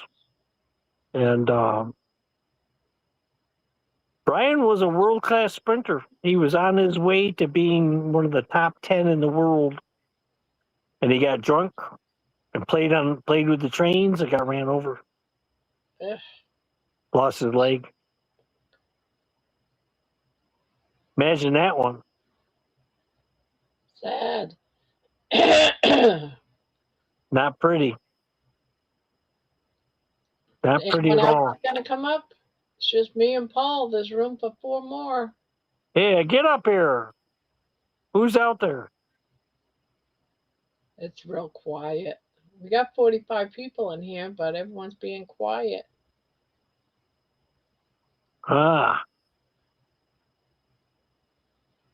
Everyone's being quiet.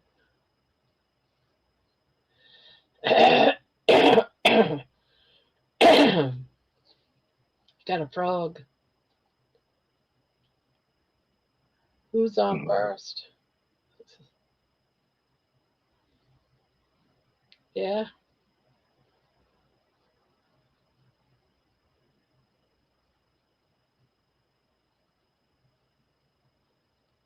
Slow. I had a roommate in college. He knew that whole thing. Who's on first? I love that whole thing. He knew the whole.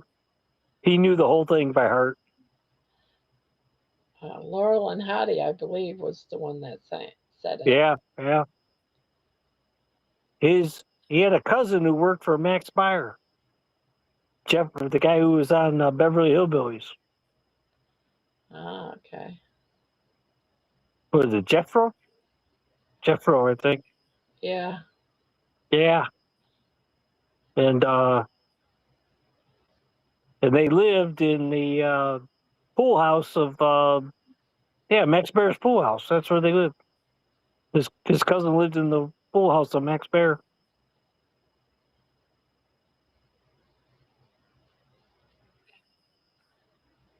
My roommate went out to California to see him, and he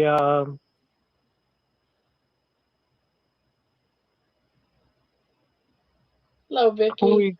Hello. Hey, hello. Get Can you something- see me good? Yeah, what do you got all over your face? You got something white all over your face. Oh man, I don't even know. I didn't eat it. Frosting, frosting. She's been into the frosting. I'll wipe it on my shirt. Will it go Yeah, away? we caught you. No, it might be a little mayonnaise on a burger patty. Uh-huh. Cause We're I've been just doing- teasing. Hey, I was doing what Grandma did, and eat early, but then I was at the hospital, and the time I got home, hold on, let me wash my face with a paper towel. Time I got home, it was time to cook for me and my brother. And time I got it done, it was like 8 o'clock. So I'm probably not okay. Is that better? Yeah, you had something white all over your face. Yeah, I think it was vanilla frosting, I think. Oh no. I don't want no frosting. I'm trying to stay healthy. It's not worth it. And after you don't eat frosting a while, it makes you sick to taste it. You know, I quit Diet Coke in January. And I was drinking 3 a day, okay? 3 16-ounce bottles every day. Well, that was good to quit. So, I don't know, maybe 2 months ago, I was at the grocery store. I thought, give me a Diet Coke, be a nice thing on a hot day, you know? I took one swallow, spit it out in the parking lot, poured the whole thing down the drain. My phone has a white writing on the top, but I guess y'all can still see me. Yeah. How you doing, Manawa? Doing okay. Oh, I'm Feeling glad alright? to see you. Yeah, I'm doing all right. Are you home? Yeah, I came home yesterday afternoon. I was glad. I thought you'd be home quicker. Manawa's in the Nope. hospital for the last few days, Paul. Yeah, I figured that. It took them giving me 6 or 7 bags of IV potassium plus Oh wow. between Saturday and Sunday I had 220 milligrams of potassium orally, and when I got to the ER on Friday, they made me drink that orange concoction of That potassium. stuff's nasty. It tastes like sugar No, oranges. this stuff was so salty. I Oh, literally that's had something to different. plug my nose in order to get it down because it was so salty. So Yeah, it's do they take it? potassium. I think it's potassium chloride, isn't it? Yeah, but it took all of that to get my potassium up from 2.1 to 4. Do they think it'll stay up, or is something depleting it? We don't know. So they increased the potassium I take at home from 80 milligrams to 120 milligrams. Plus, they gave me a potassium sparing water pill in addition to the water pills that I take now. Wow. So I have to go on. Something got out of whack. Yeah, so I had to go Wednesday. I have to go on Wednesday to have blood work done again to make sure that my potassium doesn't flip and go the other way and get too high. That wouldn't be good. I don't know what it would do, No, but it don't. it can put you at risk of having a heart attack. Oh, Stop your goodness. heart. Stop your Yeah, heart. yep, if your potassium gets too high, it That's can how we stop your kill heart. criminals. And if your You potassium inject the goes, potassium. Yeah. if your potassium goes too low, like mine was, it puts you at risk of being paralyzed, going into muscle paralysis, where you can't move at all. Because everybody says, "Oh, your heart needs potassium. Your heart needs potassium." Yes, but all of your other muscles need potassium as well. And if it gets too low, your muscles will get to the point where they won't function at all, and you'll be paralyzed. Ooh, that'd be bad. Well, my So I husband's was, was And perfect so, before they put him on medicine. Now his is messing up in the hospital. But after he had his heart attack, it was good until the medicine. they kept asking me, "Did you have any symptoms? Did you feel anything?" I said no. I said that's the scary part. I felt absolutely fine. And I said that's my problem. I don't present with the typical symptoms that most people get when their body's reacting to something. So that's one reason that they put me on on the Dexcom for my diabetes, because when my blood sugar got down to 29 a few years ago, I was perfectly functional. I wasn't even close to being passing out or anything, and I had no symptoms of low blood sugar. The only thing that was going on is my heart was skipping a beat every so often. So I don't present with the typical symptoms that most people do. yeah, So women are better at that than men as far as low blood sugar goes. yeah, but even at 29, most people are almost incoherent. Yeah, And So but I was that was your CGM. You don't really know what your blood sugar really was. no, I was that was what it tested with my finger stick. I wasn't on the Okay, all right. CGM yet. Well, that's I wasn't. closer. That's closer. That's closer They then. so they put me Minola, on this. since you have heart trouble, what is your did your ejection factor go back to normal or not? My ejection factor has always been normal. It's always been Oh, above okay. 60. Because my husband had his heart attack and it's 25, and they said it might go back up to normal. And I hope it does. Yeah, I've never had an issue with, and I have congestive heart failure, and I've never had an issue with the ejection fact, They said he whatever has that is. congestive heart failure, but he's not. He don't sound like he has fluid on his lungs. But they said since he had a heart attack, he has congestive heart failure. Or do they just say that anytime you have one because he had a heart attack? I don't know. I don't know, but um, we know that both the left and right side of my heart are failing. The right side is due to the pulmonary hypertension, and the left sided heart failure is due to one of the medications for the pulmonary hypertension. Oh wow. So But right now, if the ejection factor's good, is it still dangerous or what? they're still keeping an eye on it, but um, it's not bad enough to need to have anything done. Um, I don't have to go back to see my cardiologist for a year. I hope by then carnivore heals it, or keto, or It's very whichever well. one. It's possible it could. Um, I have, as I said, I have pulmonary hypertension, and there's a measurement they take in your lungs, and in October of last year it was 78. In December it was 68. What So it's getting. is it supposed to be higher or lower? No, it's actually supposed to be a lot lower. Like Oh, at 78, it's one of the most severe. It's one of the highest numbers that they've ever seen. And they tell you basically it's not going to get any better. It's going to continue to get worse, and basically it would be pulmonary hypertension that ends my life. Well, doing carnivore, I'm reversing it. I'm hoping a year it's all way reversed. It's It possible. don't It hurt to may hope take. for it. Nope. No, it doesn't hurt to hope for it, pray for it, and continue to do carnivore. So, Paul, have you seen semi-retired Bob? Because I hadn't seen a video in like 3 months. Paul left. Oh, I didn't notice. Oh, he did. I didn't notice. He said, "I wish I knew. I hope he's all right." Because we were Who? talking about heart trouble. Semi-retired Bob. Oh, okay. He calls it semi because he used to drive a semi. So he's semi. Yeah. Yeah. Hmm.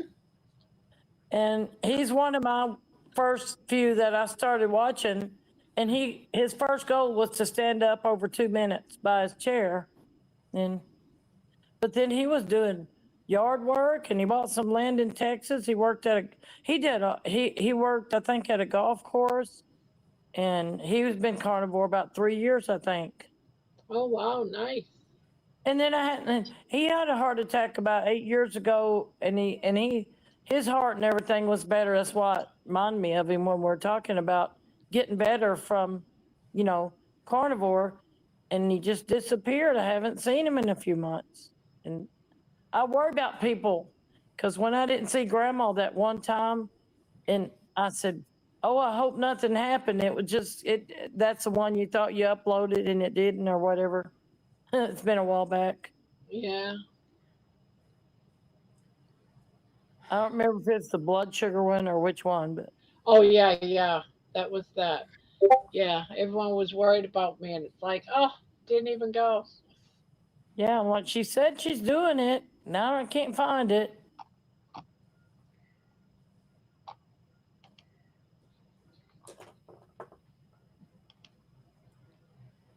But I weighed 174 this morning, so I lost another pound. And then I should have just fasted, but I don't want to get I want to make sure I got my strength up. Because when my husband gets home, I will be taking care of him, which I don't mind, but I want to. I ate 5 eggs at 7 this morning before I went because I'm like, I'm going to eat 5 eggs before I go and I won't get hungry at the hospital. And I didn't. But then I got so late making the burger patties, and I usually don't eat late. So I mean, maybe I'll just not gain. That would be a win if I just don't gain. But I usually try to eat before 3 or 4. Maybe I like eating before 2, actually.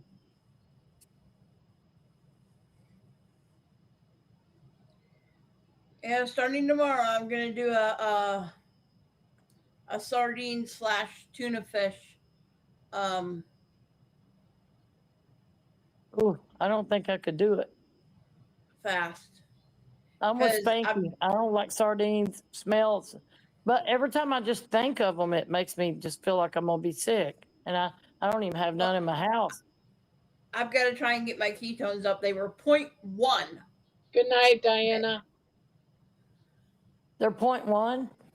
Yeah, and my blood sugar this morning was 137. So my Dr. Boz ratio was 1,370 this morning. Yeah, but you just got out of the hospital not long Yeah, ago. I knew it was going to be high, but that's part of the frustrating thing. Before I went in the hospital, my ketones were 1.6. Patrick was down to 189, and he said he done gained 4 pounds. Yeah, hospital food will do it to you. And they said we couldn't bring him no other food because he has to be on heart healthy. And they gave him, I said, well, what y'all gave him for lunch was all kinds of carbs. And they said, well, we probably just didn't start the heart healthy one yet. And he told him he had dentures, so he needs that tough meat cut up. And they started giving him kind of smushy food, it was nasty looking. Yeah, they had me on a diabetic diet. All the options were nothing but carbs. I know. Oh, eat plenty of fruits. They told him that. Make sure you get plenty of fruits. Well, we're just agreeing because, what can you do? Yep. Make sure you get plenty of fruits and a whole bunch of vegetables and just eat lean meat. Don't eat any fat. Any fat or you will die of a heart attack. They actually said that. Yep, I just sit there. None of my doctors tell me. None of my regular doctors tell me that anymore. They all know I'm carnivore. The doctors in the hospital, on the other hand, they're like, "Yeah, you need to eat fruits. You need to eat veggies." I looked at one of the doctors. I said, "Nope, I'm carnivore." I They said, "I hate ain't that doing word, that." don't they? They hate the they when you say carnivore, they act like you're committing self harm or something. Yep. And then I told one of the doctors. I said, "Look, I'm not allowing you to treat my diabetes. I'm doing it myself." I said, Yeah. because every time I go in come in the hospital, you guys take me off my insulin pump. You guys make me use long acting insulin and fast acting. I said, you guys screw my blood sugars up, and then I'm chasing my tail the whole time I'm in the hospital. And then when I get home and I want to go back on my insulin pump, I have to wait a full 24 hours for your long acting insulin to get out of my system. I said, I ain't playing that game this time. Yeah, they They're used to like, bring when I had heart surgery, they brought me a banana and graham cracker and said, "We'll be back in 15 minutes to test your sugar. And if it's high," and I didn't know nothing about carnivore or keto then. I learned right afterwards. But if it's high, you're My getting an dad, insulin shot. And they'd give me an insulin shot every night. She said, "You have to eat this so that you can, we can test and see if your sugar high." They were making it high. I didn't yep, know it though. yep. Because see, they if they can get your blood sugar up and they put you on insulin, it's more Yeah. money for them. She said, "Yeah, it's a protocol that we check and we give you shots." I'm like, I wasn't even pre-diabetic ever at that time, and I've never been diabetic ever. She said, "Well, we just do it for precaution. You've had heart surgery." And that's what they're saying about him. He's had heart surgery. Oh, they had to quit that atorvastatin. It was doing something to something. And but they said, "We're gonna start it back slowly." I told him he's been on it and it hurt his legs and all his muscles. They're going to do it anyway. So, but the VA is going to pay for that hospital because it was emergency. So they couldn't take him all the way to VA for 40 minutes. So they're still going to cover the hospital. And, but what was weird is his doctor said, "Don't listen to nobody else. Don't go to any other doctors. I want you to follow up with me and no one else." I thought that was strange. That makes you want to get a second opinion when they say that. Yep. yeah.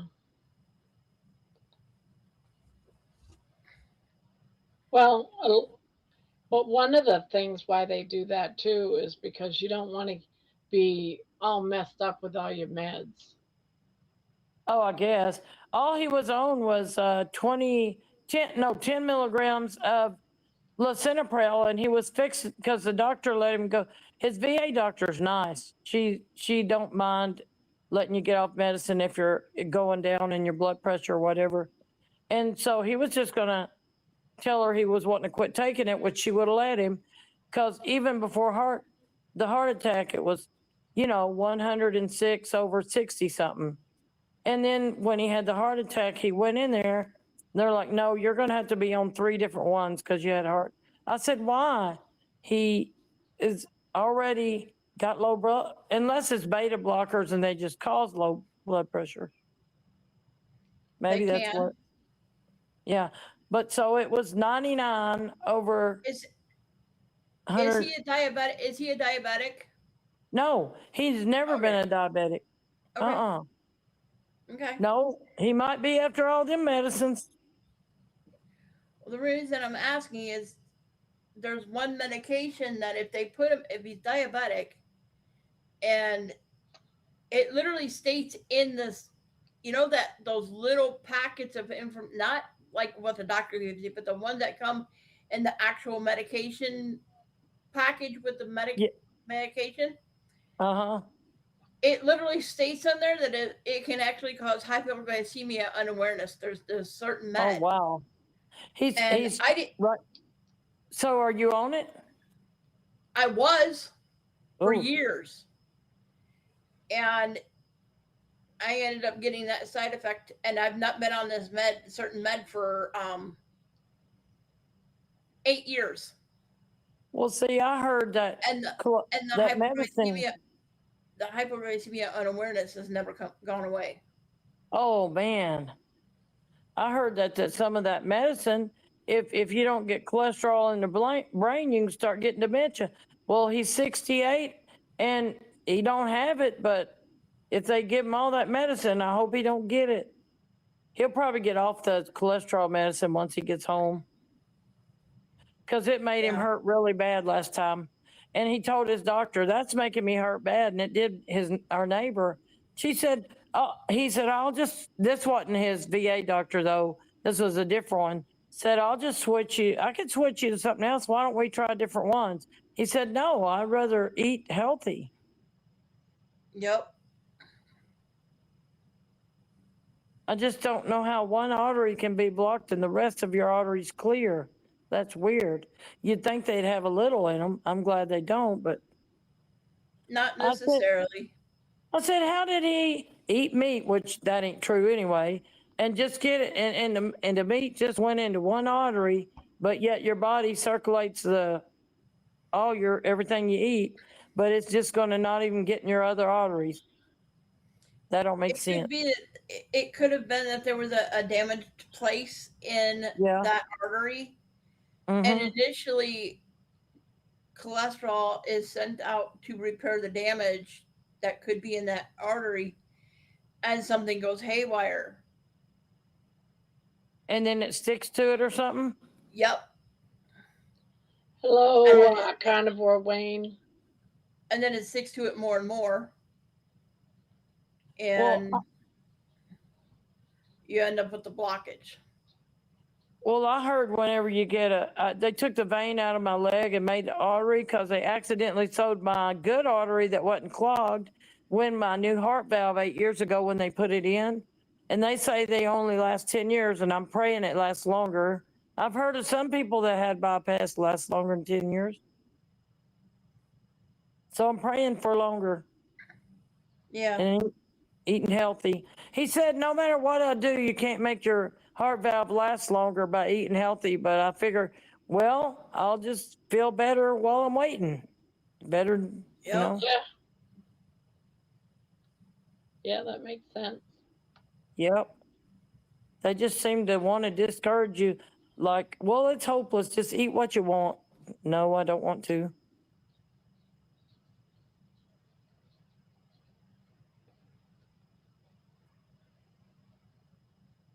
Because when you eat what you want, or if I eat a lot of fattening stuff, gives me heartburn, then you don't know if you're having a heart attack because it goes up through your chest and everything else. Yep. Oh no, I don't want to be miserable.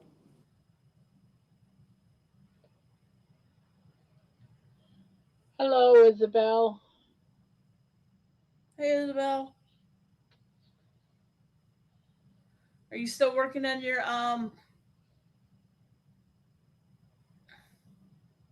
that blanket that you're using the timber drill blanket? This is a timber trails that I started last night. Yeah. Is that you're still working on it? Yeah. That'll probably take a while. Now I'll be done with it by the You'll end be of done with it in a couple days. Do your fingers ever get sore from all that crocheting? Nope. Wow. Nope. I do take a break though once in a while. Write a song or something. Baby will make you take a break. Yes. Yep. Baby Petting insists on time. her cuddle time Yeah. every night. Mm-hmm. Mine don't cuddle with me till I go to bed, and then she will. That's Morris. He doesn't meow at me or anything during the day, and the minute we go to bed, he meows at me, and he's like, "It's like, what do you want now? We're in bed. It's time to go to sleep. Lay down." And it's funny because Morris is my cat. Yeah, I've And seen him. I've actually trained him to the words "lay down." The minute I tell him to lay down, he will literally walk in a circle and plop down on my I wish bed. I could train my dog to lay. I wish I could train my dog a few words, but she don't want to listen. She's trying to train me instead. That's baby. Yeah, I'm talking about you.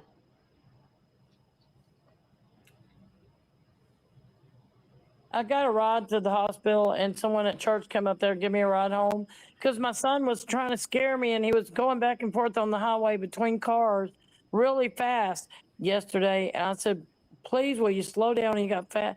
I was so nervous. I got a headache. My shoulders were hurting. I was so thankful I got home. Oh, he's 23, and he just it's they don't grow up. And seems like boys like picking at their mama, you know. I don't know why, but it's boys. They're still fun to raise, but they can be a pain. Although he's grown and on his own, but the more I get nervous, the faster he goes. I think I'll pass. Get a ride. He's like, "What? I'm just on the highway."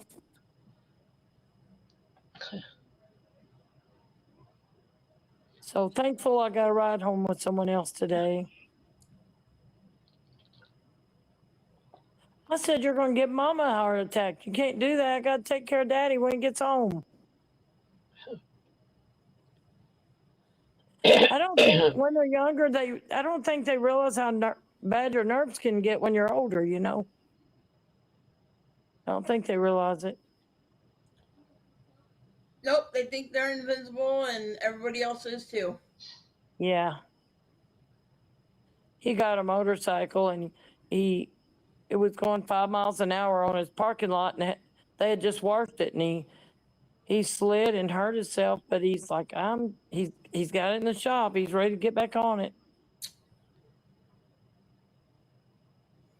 I Yep, wish that's said, the way it goes. yeah, we said loose apart or something. Hello, Jerry and Juju. Amy, if Where's you're still here, happy birthday to your hubby. We Where's don't sh- Spanky been at? He he he's been he's been dealing with a lot. He's had a couple of friends pass away and his dog was really sick. Oh, I hope hello, his dog's all right. Jerry. She says, "Hello, ladies. Hi, how are you?" Bob went Hi super long Jerry. today, longer than I even worked. Pick my dog up. Oh, I got a quick Manuel, Juju says, Manuel, good to see you home. Yep, it's good to be home. puppy. Hello, Ebony. I got my bad old Penelope. Now she's about to. Nope, she's gonna sit on the chair arm.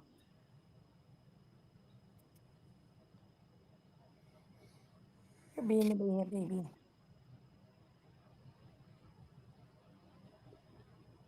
Well, I guess I'm gonna get off and finish my dishes. I thought I'd get on a little bit All more, and I'm right. gonna go do dishes. Have Okay. fun. All right, talk to y'all later. Okay. Take care.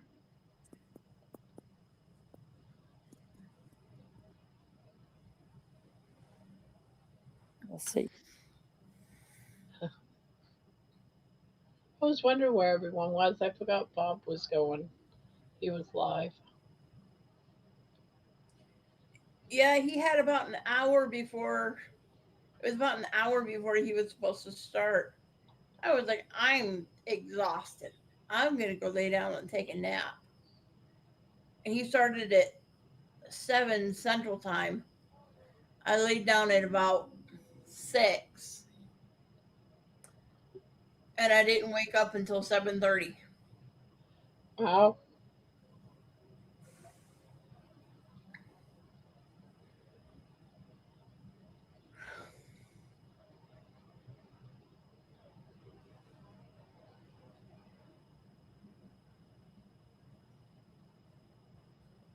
I think Vicky's still trying to figure out how to.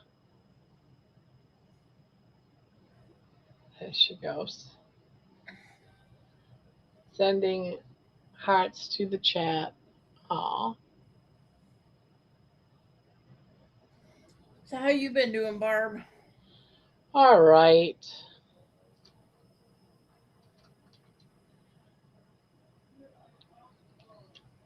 Um, I had an interesting. I got up this morning and Robin from Kalamazoo, the one that's running it, Yeah. had sent me a friend's request on Facebook. So I accepted it. And she said, "That song you made for Kalamazoo, can you send me the file for it?" So they have something planned for the song. Cool. So I just said, "You know what?" I said, "Just consider it yours." Because, she does the yearly Kalamazoo. Yeah. So just consider it yours. Oh, thank you.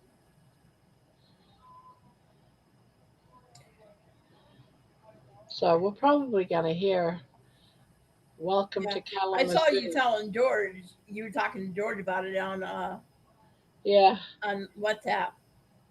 And Welcome to he's right. You are Kalamazoo. getting more and more popular. More and more people are finding you through the YouTube videos and stuff.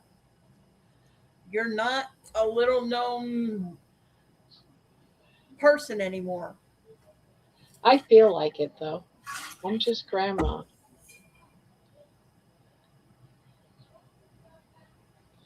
I even made a song that Carrie Mann asked for.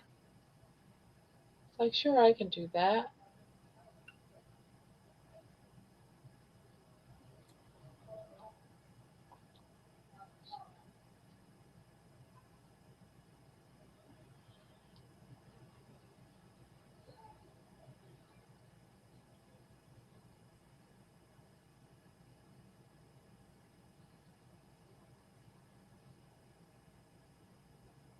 I really like making stories of people that have found healing in Mm-hmm. carnivore, but it's hard. It's hard finding people. I keep saying, if you found healing, send me an email. Tell me a story if you like a song. But I've only had one person take me up on it. I would take you up on it. However, I'm still healing. Yes, I've still got a lot more to heal. and that's the way That's it what is for most of us, right? But you could have a song on where you're at so far. I don't know if you've done a lot of healing and had a lot of changing, but yeah. I've lost over 60 pounds. I've come off the O2. They've taken me off all medications for the pulmonary hypertension. well, that's some healing there. The amount of insulin I'm on is drastically reduced. I've gone from over 200 units every 36 hours to Okay, I'm going to be quiet and just listen. I got to get this crochet blanket done. Okay, last message.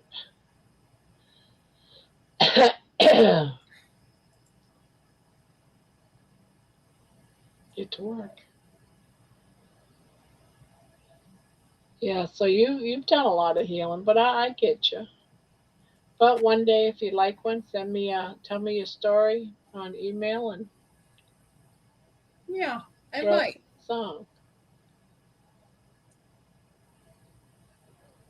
Just so you know, Dave Mack is looking for people to interview, so don't be shy. Send him an email.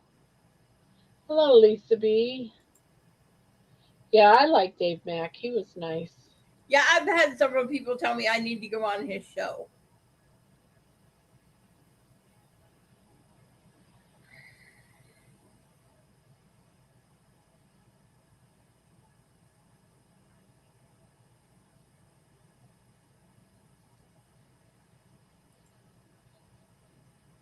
Hi, Lisa.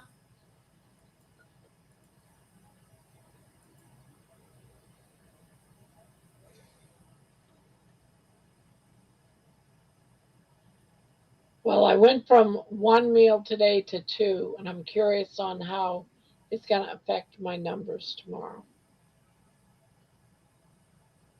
My last meal was about 3 o'clock in the afternoon.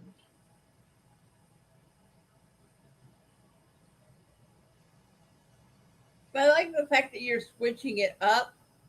You know, it may affect your numbers just a little bit, but this way your body doesn't get used to just the OMADs. Yes. Because if you do just OMAD for a long time, eventually what will happen is your body will get used to that, just that OMAD, and it will actually lower your metabolism down. Yeah. That's Exactly. why I alternate between the OMAD and the Yeah. 2MAD. When I'm not doing this, I bounce back and forth to 2 meals, but sometimes I'll eat a little bit later because I'm not an early person to eat. Yeah. Never been. Ah. When I was a kid before I started school, I was up at 5, 6 o'clock in the morning. Once I started school, they had to start waking me up to make me get up. And then as I got older and older, became an adult, I prefer my body just prefers to stay up late at night. But I'm actually trying to get to where I'm um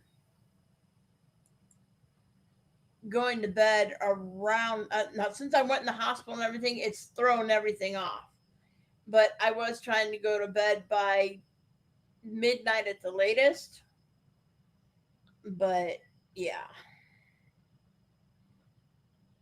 Yeah, I've been trying to be in bed by 2 o'clock, except for on weekends, because that's when we have the UK crowd. Yep. So I try to keep the panel open from one For o'clock them. Yeah. on for them. We Yeah. had like we had a Except really nice crowd last. Was you here Saturday night? nope. I was in the hospital, and that was the Oh, night you had Saturday night. Oh, okay. yeah, that was the night I had a really bad connection on my phone, and I couldn't hear anybody. Oh, okay. Yeah, we had DC building.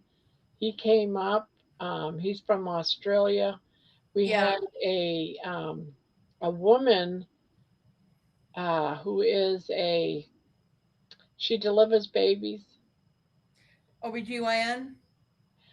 Uh, but the I want to say yes, but what do you call them? She's like a practitioner. Yeah. She's the one that does them like at home type of stuff. Yeah. I know what you're talking about. I can't think of the A word. midwife or doula. Yeah, something like that. Yeah. I'm not sure if that's the exact word she used, but yeah, she was real interesting. And she came up. She lives in England. Cool. So it was like, and we had Louise and Jonathan came up. I believe Jonathan came up. Seems like he did. And of course, George. And Poopy. Oh, and the woman was talking about how there was a time before COVID where the women they would take the placentas after birth and made some sort of like pill Mm-hmm. and they would take the pill. Well, Poopy actually had a business, but then it got stopped. It ended when COVID hit. The hospitals weren't putting out the placentas anymore. And so the two of them got into talking all medical like, and it was quite an interesting discussion. I have on my blanket that I'm working on my aunt. I just put my 14th row on. I'm gonna put 15 rows on, and then I'm gonna do my border. So I Ah, should be so done with. you're getting there. Yeah. Oh, Debbie's here. Hi, Debbie. Yay! Yay. Hi, I didn't everyone. see you come into the room. I didn't. I just popped on. How's everybody? Why is my chat not coming up? So I am thinking of doing something, Debbie. Uh-oh. And I'm trying. I'm still Uh-oh. working. I'm sort of working the ideas out in my head. Okay. Now, my son got me that expensive yarn, four hundred Did it come dollars. in? Yes, it came in. Four Oh, hundred dollars for this yarn. oh my I gosh. can only make one thing. Maybe I have enough. How many skeins let's see it.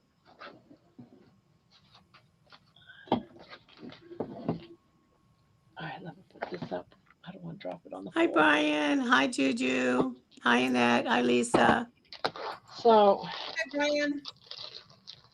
it came with 12 of these. Well, that's really pretty. Yeah, it is so soft. Oh, I can't even And then imagine. 12 Hi, of Jeannie. these. These are hanks, and I've been rolling them up in balls. Okay. All right, so I got 12 of these. Well, I don't have them all done from hanks yet. So I'm thinking of I want to make a shrug using the blanket stitch. Do you know what a shrug is? Yeah. Mm-hmm. Um, Yeah. but Do you know how many yards are in each of those, Barb? it's about 118 Per hank? per hank. So I have like 1,200. 1200, and I don't know how much is in this one. I think it's about the same with these too. So you have about 20 22,000 some. plus. Yeah. So I'm thinking about doing that and then adding, cuffs. Be, cuffs on the sleeves, Yeah. Mm-hmm. cuff around the edges. Yeah. Um, and I'm thinking about recording it and doing it up. Okay. Um, and then adding my own music to it. Cause Oh, that'd be nice. Yeah, with your music in it. Yeah. yeah, so it would be more like, cause once you're doing it, once the pattern is out, it's just do you think that's too weird to do? So just have me crocheting No. something and having my country music or all my music. No. Are you going to do it just recording or are you going to do it tutorial style? I'm going to do it tutorial style, show how to do it. Mm-hmm. But then, we just popped up with an announcement, flood watch in effect. Yeah. We've had a lot of rain here too. Yeah, it's been We've raining. been getting those all the time. Fortunately, Just I'm not popped in a up on flood me. zone. Yeah. Um, so it's going to be like a tutorial Okay. explaining how to do it with the measurements and everything and the stitches. But once you start doing the whole thing, you're just making one big square. And that has to be so many inches. And then you fold it in and you do the cuffs around it. You sew the sleeves. Then you do cuffs for the sleeves. Okay. Yep. So do you think that's too much to do to sit down and crochet and play the music? No, because I've seen different people do different versions of that where they sort of start off, with the stepping off points, Yeah. and then once you get to where you're doing your repeats, they they either fast forward through them, but in your case, you could just do it, and you could even break it up into Yeah, I was thinking like segments, you know what I mean? segments and like an hour segment, have an Yeah, hour worth of country yeah, music and do it mhm, just like once a week or something, part two, yeah, or every couple of days, because I wouldn't want to do it every day, but right, exactly. You could do it at your whatever pace you want and then to. just put part one, part two, part three. Correct. Yeah, exactly. Yeah, I think like, Juan, the yarn addict, he would do like the whipping it with Juan, where he's just kind of working on his stuff and people are talking, I mean, he's talking, people aren't live, but it's just something for you to kind of sit and crochet to. I probably did those probably couple times a week, I would turn one of those on and just sit and work on whatever project I was working on, So I think those are really, really quite enjoyable, to be honest with you. And it kind of gives you something to kind of sort of in the background, but you don't have to really pay attention to. Now, initially, if you're making it with you, then you have to pay attention to the beginning. But otherwise, you're just kind of working your, Yeah, because the same stitch is the blanket stitch all the way exactly, you're through the just whole doing thing. your repeats. Yeah, because you're just doing the same row repeat every single Right, row. right. I'll see some of these people. They're saying, "I'm shrugging my shoulders right now." Barb, that sounds good. Annette is also asking Manoa, how you feeling? I think it would be cool to chill too, Barb. Yeah, Yeah, yeah. all right. So, I'm feeling fine. But Claudia, that's the whole thing. I didn't feel unwell. I felt fine the whole time. The only reason we discovered my potassium was so low is because I went in for routine blood work. well, glad you're sort of on the other side. So Yeah. am I. Yes, They're just now trying to make sure that I don't go the other way yeah. with the potassium going too high. Yeah, yeah. So Lisa says she's working on crocheting a phone pouch while I watch you on my TV. See, a lot of people love that, Barb. It's something to it's kind of like I'm not the kind of person that I can put on something I have to watch and crochet. You know what I mean? Yeah. Mm-hmm. But I will um, put on something to kind of have like something in the background. Every once in a while, I kind of look up. Now there is another channel. She's actually been in the chat a couple times. Her name is Michelle, and I think her crochet channel is called Yes Michelle Crochets. And oftentimes she will just put on music and you're just watching her crochet. Now, it wouldn't be like this. It would No, be no, with the camera over right, my work while I'm exactly. And crocheting. that's what Michelle does. She just kind of um, does it for like 15 to 30 minutes, where you're just sitting there watching.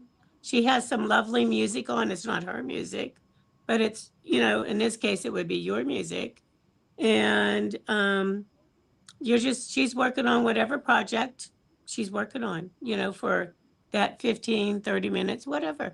I think that's a really super idea. So I Yeah, do. Hi, Anne. and make it so that this explain how expensive each one, because I've never worked with this stuff before. So it's like, wow.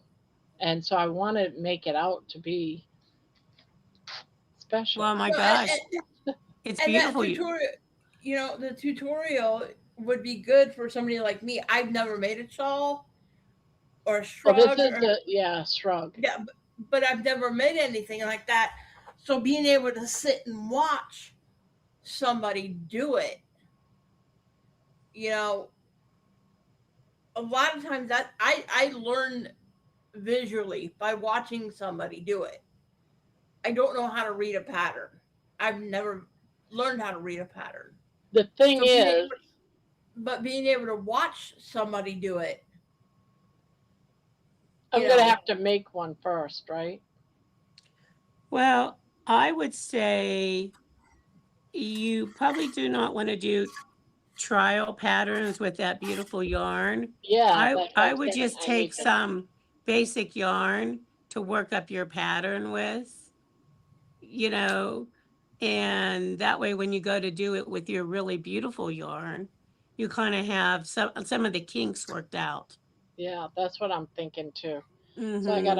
I gotta make one, and then I could show it on, you know, and this is a shrug. This is what we're gonna be making with this Right. beautiful yarn. Yeah. All right, so Mm-hmm. we're on like the same page. I'm not too far off from how I should do mm-mm. this. No, I'm I have to say, I always, I steer away from wearables because the few that I've attempted to make, they either come out way big or way small. Yeah. Even when I'm following a pattern, like that I bought, and it's so disheartening. That's the wonderful part of a shrug Yeah, yeah, because it can be too big and still be right, great because it's actually a blanket that you just are able to put on as a sweater. right, The way a shrug is made, it can be too big. right. I lost my.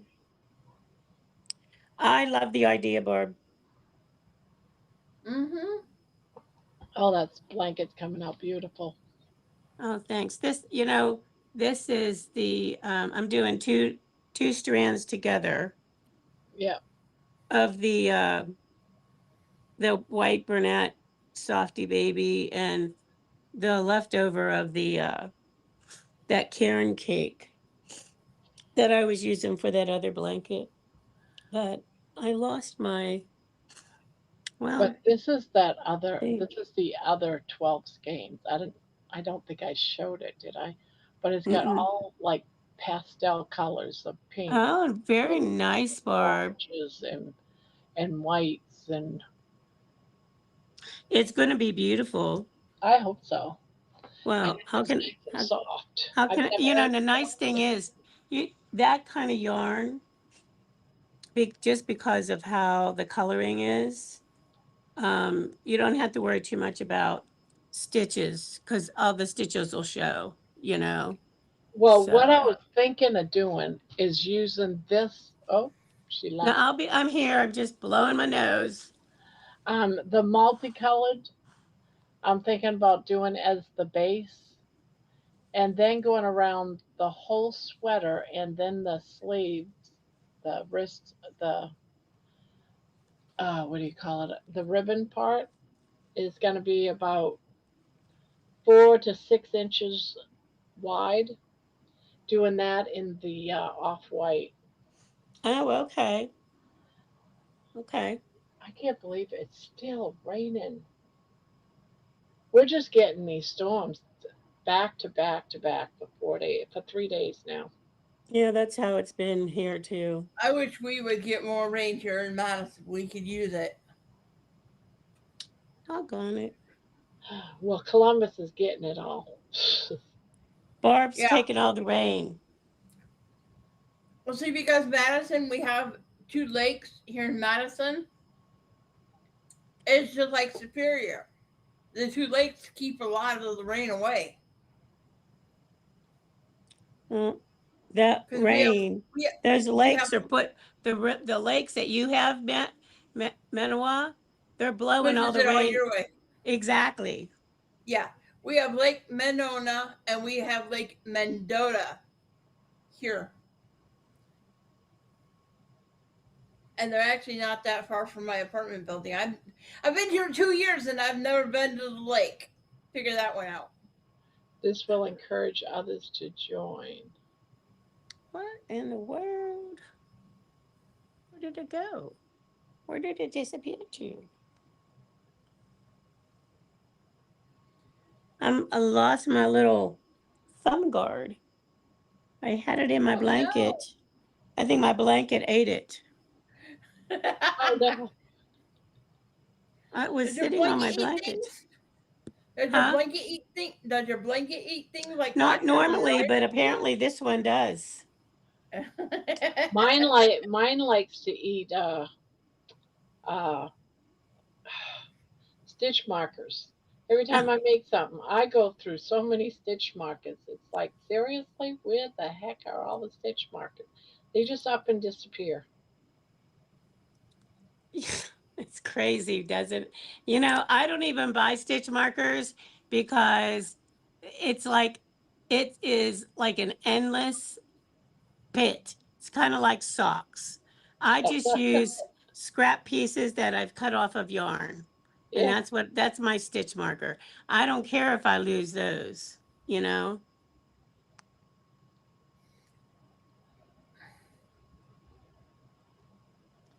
So I don't.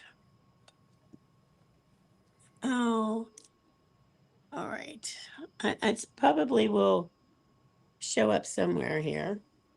I'm not sure where, but I guess we'll maybe if I once I do a real shakedown of the blanket, although I have shaken it out and I don't see it stuck to the blanket anywhere. It could have Oh. ate it and then dropped it underneath your chair. Well, I'm wondering if it did jump somewhere. Yes, exactly. Oh well, c'est la vie. Let's just move on from that. So You'll find it 5 years from now stuck to the under part of your when I move furniture, it'll be somewhere, you know? You'd be like, Yep. I remember when I lost this. Hello, rough carnivore. There's something relaxing about seeing you all crocheting. Hello, everyone. Hi, Hi, Ruff. How Ruff. are you? Yeah. So I have to be up at the crack of dawn. So, of course, I can't sleep, but that's typical. Why do you have to be up at the crack of dawn?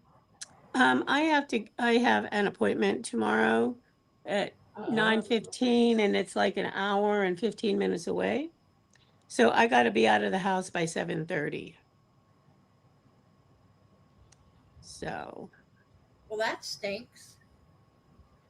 yeah, because I'm not the, I mean, obviously I can get up, but I dislike it. I'd rather have afternoon things, but Yep. hey, that's the way it Aw. goes. Anne said, John made it home.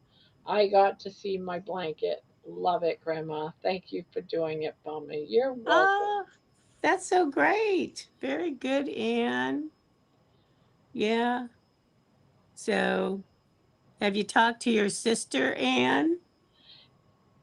You'll have to get in touch with her. It was So, so hard not to. The other day you were talking about the blanket for the both, and I'm like, shh, shh, shh. well, But she no, didn't know it yet. I Anne thought didn't you know had she I thought you had said that you had made them.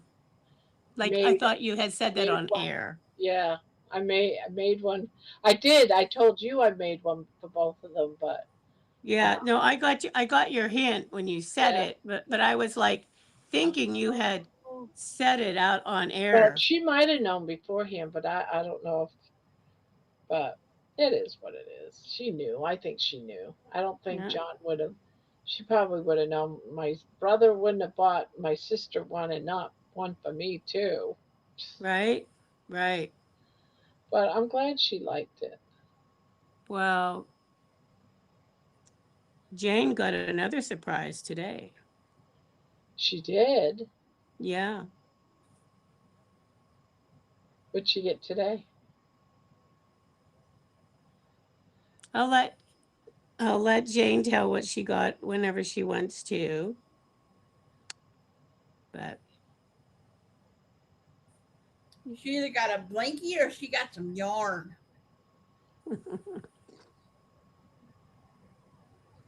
She sent her a chicken. no, no, I didn't. Although I that would have been a good idea. So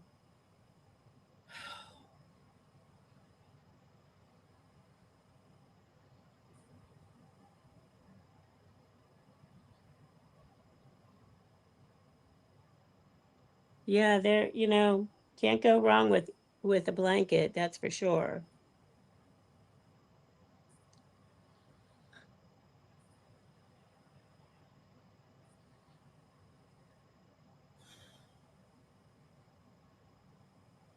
I really like this one. Which one are you working on? This is the same. The same. Timber trails. Yeah, timber. Thank you, timber trails. But it's. I didn't think I would like it because of the browns in it, but I like that. I like. Is it like a what do you call it? An ombre kind of yarn? yeah, Yeah, I with like that. each color. I can't wait to get to the pinks and well, What yarn sage. is that one, Barb? This one is a bonus bundle. It's Mandela. Oh, Lime Brand. Yeah, Lion Brand. I got them Mm-hmm. on sale. They're clearancing these out like a year ago. Uh-oh. My my power just did like a blink. Am I still Oh, here? you're here. Yeah, I sent you a message. Okay. The what was I going to say? Well, make sure you have your little power station nearby, Barb. Ah, yes, I do have it. Always make sure it's charged up.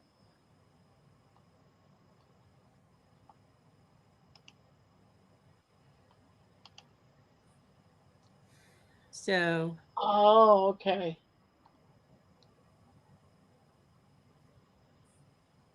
Which one did I the can't remember. miter, the ones that Oh, we. okay. Gotcha. So Manoa, your blanket, you're almost done with it.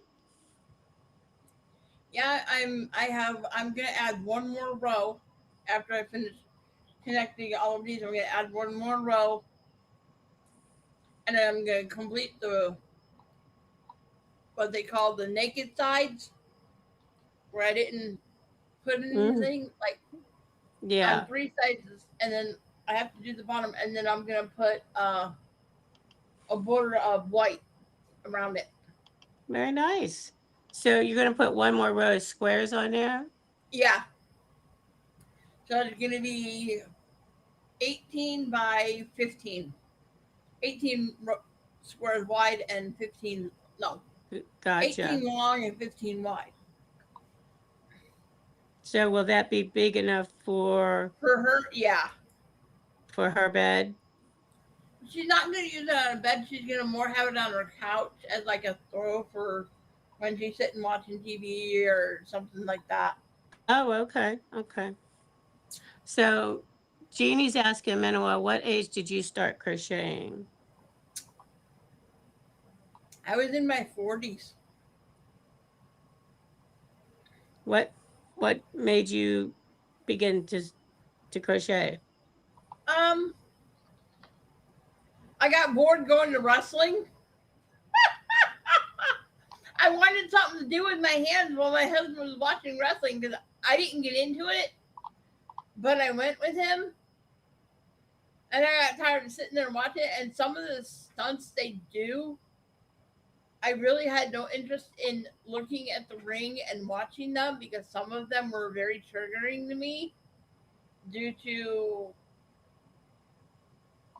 past situations. And I did not want to sit there and watch them burn each other. I know it's all an act, but to sit there and watch like they're gonna burn each other with lighters and lighter fluid and all that kind of stuff, Wow. that's I not never my even, idea. that's not wrestling to me. But that's not my that's not my idea of fun. And so I didn't want to actually watch what was going on there in the ring. And there was another lady who would go to wrestling and do the exact same thing. She'd sit there and crochet, and I was like, "That's the perfect thing." And so I asked her if she was working on a blanket, and I asked her if she would show me how to get started with it and how to do the corners because I've known how to do a chain forever, but like doing anything beyond going in a chain, I didn't know. And so she helped me figure out how to do it, and I was like, "This is something I can do. It's mindless. I don't have to sit there and watch the ring." Right. So that's actually how I got started. Oh, that's cool. And The only thing I've made is blankets. Took me a while to figure out how to do granny squares, and yeah, um, this will be my second blanket with granny squares. The first one I did for myself, and I decided I didn't like it, but I didn't want to tear the thing apart, so I gave it to my aunt to give away. And then one of my PCAs was working on getting an apartment for her and her daughters, and my aunt hadn't given the blanket away, and she asked me if I thought that my PCA would like the blanket. I said, yeah, I think she would. The day I gave it to her, she actually started crying because Aw. it was the very first thing that she had ever got to put in her new apartment. Oh, that's so sweet. Rough Carnivore has a question. Have you Yes. all ever worked one blanket and taking turns sending and adding to it before? I haven't, but I've been offered to, but I just at the time couldn't do it. Yeah, I've never done that. This is the first time that I've ever gotten, I've actually ever watched anybody else crochet and joined them. Uh, I have contributed squares, like I've made squares Oh, I've and made squares. sent them, and then somebody like completed all the, because just with the cost of shipping, that would just be really difficult to kind Yeah, of I've keep sent mailing a blanket squares back to and forth. But Juan the yarn addict. yeah, mm-hmm. I've sent squares to him to do a blanket. Yeah, I've sent squares to a couple different ones over the time.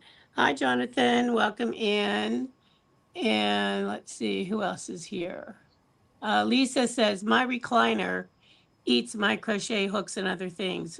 Yeah. Yeah, I hear ya. Jeannie says I used to love wrestling when I was a kid, but hate it now. Yeah, I mean, no, it was never heard of them like burning, like you know, faux like burning people and things like that. That's, to me, that's not wrestling. That's not even entertainment, so I'm like, I don't get it. But my grandparents used to watch wrestling, Saturday night wrestling, every Saturday night. And when I was down there, that's what you watched on TV.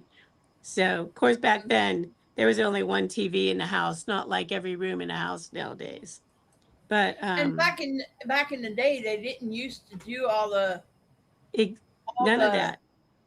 yeah, Yeah, all the crap. It was actual wrestling. Now you have things where they're throwing each other off of cages, and I know, it's you crazy, know, right? yeah. Yeah, To me, that's not wrestling. That's trying to hurt each other. yeah, it's A lot of stupid. that wrestling, as far as well, a lot of it's just fake. Yes, Don't really hurt exactly. each other. Yeah, a lot of times they all scripted. They know who's gonna win before they even do it. Yes. And the reason why I know this is because when I was a teenager, I used to watch wrestling all the time, all the time. And there was an incident where it was Chief Jay Strongbow and Mr. USA and a few others, and they were all in the ring. And Chief Jay Strongbow got smashed in the back with a metal chair, and oh my God, it went crazy. And I can't remember if he got hurt or what, but that changed wrestling to where they always had to have an ambulance on hand and all this type of stuff. Well, they Yep. had to fess up that it wasn't real, that it was just dramatic. Although some of the wrestlers really do get hurt. I mean, they've Yeah, Yeah, had they've had wrestlers who have broken their necks, and the doctors have told them if you wrestle another time, you will either become paralyzed permanently or you will die. right. Because accidents do happen, even if Yep. practice making all these moves. Yep. But why the association had to stop it was because to have an ambulance crew constantly at all of these functions would have cost millions of dollars, and they didn't want to fork it out. So publicly back then they fessed up that it was just fake. But then it all went hush hush, and it Hmm. went back to where they buried that. So, but yeah, I was a Chief J Strongbow fan big time, and I was Yep. like, "Oh my God, they're hurting my favorite person." The reason I know a lot of it is scripted and fake is my husband, my ex-husband, well, he's passed now, but he actually went to one of the wrestling schools and was training underneath the Undertaker to become a professional wrestler. Oh, Yeah, My I wow. remember the Undertaker husband, too. my husband I don't was watch it now, but I did my years husband ago. my husband was learning one of the old school moves off the top rope, and he came down off the top rope wrong and blew out his knee. Yeah, Oh, And he ended up in the hospital and having to have surgery on it. And he had a picture of where the Undertaker came. My husband and Undertaker were like this. Undertaker came to the hospital, took the picture with him, and then when my husband was recovering after the surgery, Undertaker actually took him to his house to recover. And he had pictures and everything of it. And that's how I knew it was all fake. We said that we got involved with a local wrestling organization in one of the towns that we lived in, and we got to know the owner really good. And so that's how we learned that you know it is fake. yeah. Well, they spent times making it all public, even showing the wrestlers training to do the rolls and the flips and the, you Yep. know, the whole thing. And then they spent time where it was just going to be buried. And they did a good job of it for the most part because people still think that that bullcrap is real. That's when I stopped watching it too, when all that came out, because I was kind of pissed off because I was so emotional. Like every Saturday, because it was there on every Saturday, a whole bunch of us from school would get together and we all had our favorites and we all, was betting money, our allowance on who's going to win. And then to find out that it was all fake, we were all kind of pissed off. yeah. Some of these things, they just start off so innocently. Whatever it is, it just seems like a lot of it just pick a topic of, you know, it's not what it used to be. Yeah. So I even went to a match once in Portland, the whole 9 yards. I was right into it as a teenager. I was never into it, but I watched it, like I said, just because my grandparents, Pittsburgh had um wrestling every Saturday night, and they had, these, it wasn't like, I don't know what, it didn't have like the names that you guys were saying. I've heard of them only just because I've heard of them, but they were local wrestlers that would be Mhm. wrestling, but they were professional level, but Mhm. Rough yeah, Carnivore says, I grew up watching both the WWF Attitude Era and the WCW winding down. The WWF bought WCW and became WWE. I followed Brock Lesnar to UFC, and that was it. I couldn't even yeah. tell you.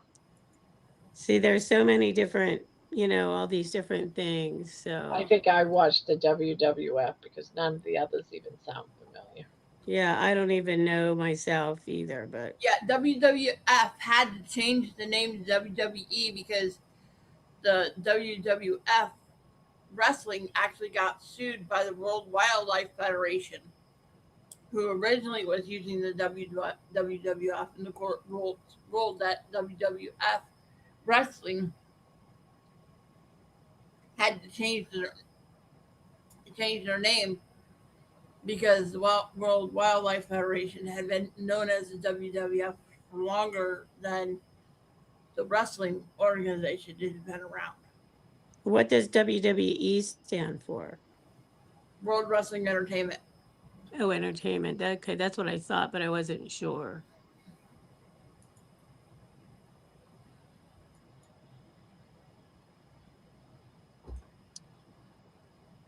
And then not only was there WWF, there was WWE, there was WCW and ECW. My That's husband, a whole foreign language. I'll tell you how much into wrestling my husband was. There was wrestling on TV 5 to 6 nights a week because you had WWF, WWE, WCW, ECW, and TNA. And so you had with WWE, you had Raw and you had SmackDown. And so those were on 2 different nights a week. And then you had WCW and ECW, and then you had TNA. And plus, we were going to local. It's okay, Morris. We were going to local wrestling matches every weekend. It's like we could take our pick of which one we wanted to go to. Wow. Didn't know there was that much. And when I stopped following it when I was like 17. When I had my 50 jewelry years ago. business where I was making beaded jewelry, I actually made bracelets for a lot of the local wrestlers. And I'd put their name on them, and it was a way to advertise them as wrestlers, but it was a way for me to make money too. And it was interesting. I think the hardest necklace or bracelet I ever did was the Confederate flag, because I had to with the name Torch going through it. Wow. I mean, when I talk bracelets, some intricate stuff, I'm talking. I was designing like their names, and with one guy who his favorite saying was "wiggle, wiggle, wiggle," and I literally had to design a bracelet that said "wiggle, wiggle, wiggle" on it. Were these beaded bracelets? Yep. They were with the little itty bitty tiny the seed beads. Yep. Wow. Well, how much would you charge for something like that? It had to be $20. I mean, that's a lot of work. $20. Oh my gosh, $20. That was a bargain. Well, back then probably it was pretty good money, but yeah, nowadays, we're talking 2013. Oh, okay. Gotcha. Yeah. Yeah, I wouldn't charge. I would charge more now. Stuff was a lot cheaper back then. Well, the guy who was in charge of the wrestling in the building, he wouldn't let me charge more.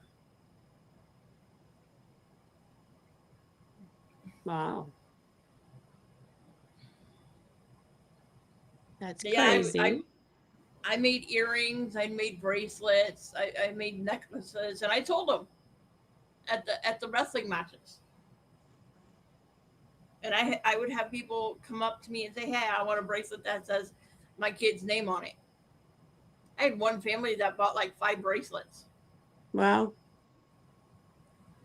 And then I had someone who wanted me to design Hello Kitty earrings and a matching necklace for a Christmas gift.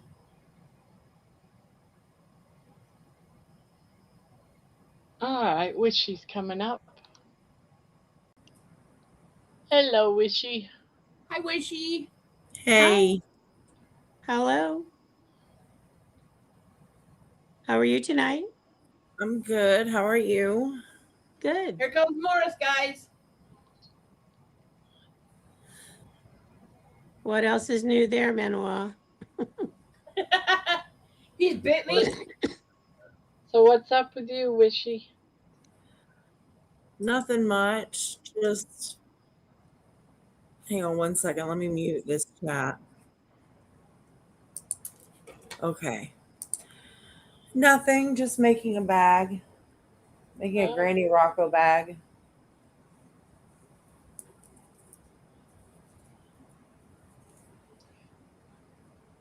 Hi, Ebony. Ebony says, I literally did one row, 72 inches. I'm a bit slow, and it's just the granny stitch. Holy moly, 72 inches for one row. What are you What are you making? making? What in the bag? world are you making?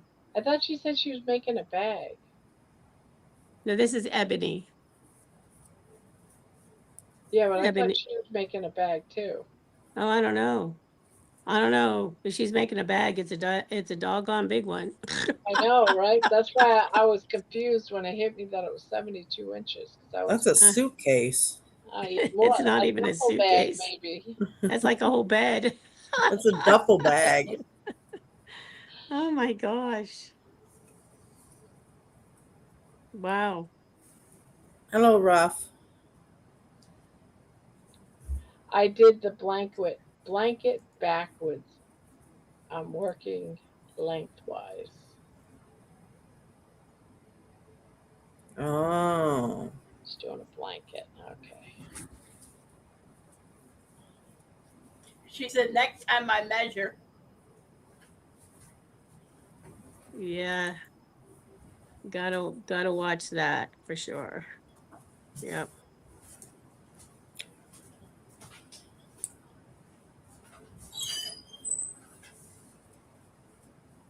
So Wishy, where are you located at? I don't know that I've chatted with you before. So Grove City, Ohio. oh, okay. Well, that's not far from Barb, I don't think. No, sure not. There's a Grove City, Pennsylvania that's like about an hour north of me. But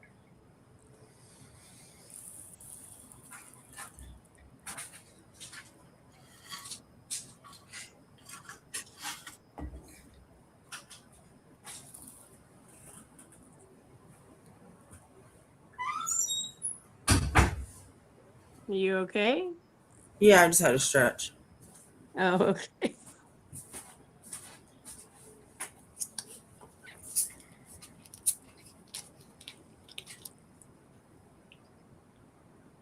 Morris is mad at me. Well, I'm sure he is because you left him, abandoned him. No, I'm refusing to give him any more soft food until he eats what he has in his dish.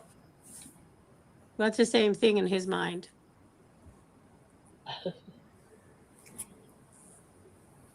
He's like, you need to spoil me. It's like, I can't afford to have you wasting food.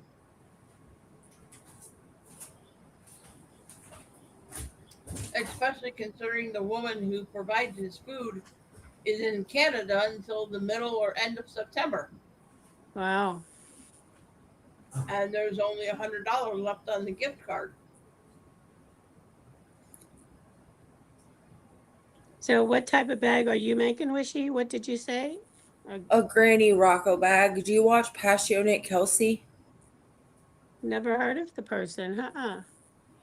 She's a popular YouTuber that does crochet and knit. And she Okay. makes Granny Rocco bags, and I fell in love with them, so I'm making them to sell. I've already made 2. Oh, I've never heard of them. You have They one look to show? like, yeah, I do actually. What was the name of the channel again? Passionate Kelsey. How do you spell the first one? Passio, and then knit, and then Kelsey with an I. Is it K Kelsey? Yeah. Oh, That's wow. pretty. Yeah, that is Oh wow, pretty. that's really nice. I have to finish it. I have to finish the straps. I'm not done. I just found the yarn. But then, of course, I start another one. Isn't that the way it Well, goes? yeah, of course you do. You start more than what you can. Oh, I have so many works in progress. It's not even funny. Me too.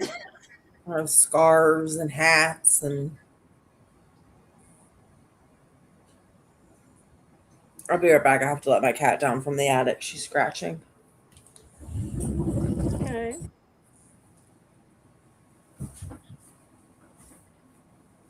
I'm gonna share this lady's channel. I'm getting a link. Okay. Let's see. Let me get back to us.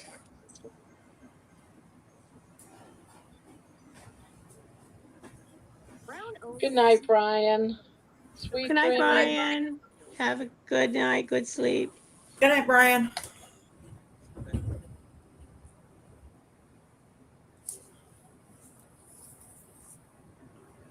Lost my crochet. There it is.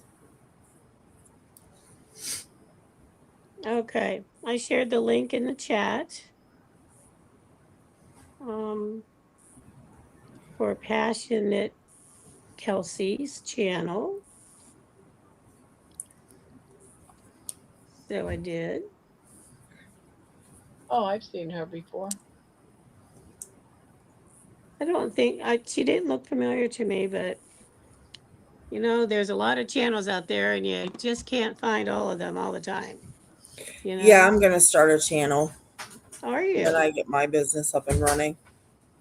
What kind of business are you trying to get started? Crochet and knit. Like it's going to be called Wish Upon a Stitch. Oh, Wish Upon a Stitch. Okay.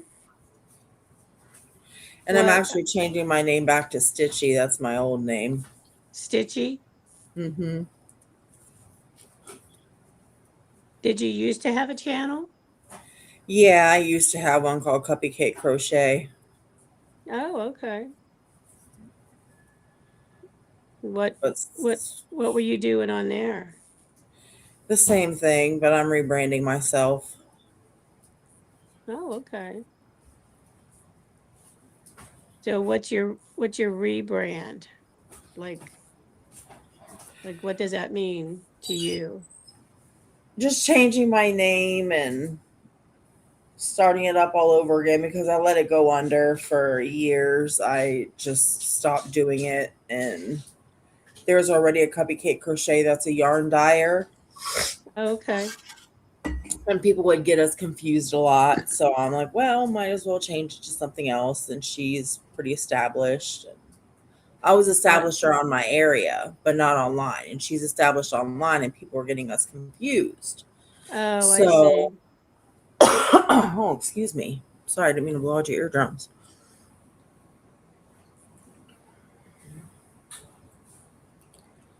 So you said you're making these to sell. Are you selling like on Etsy or at markets or what?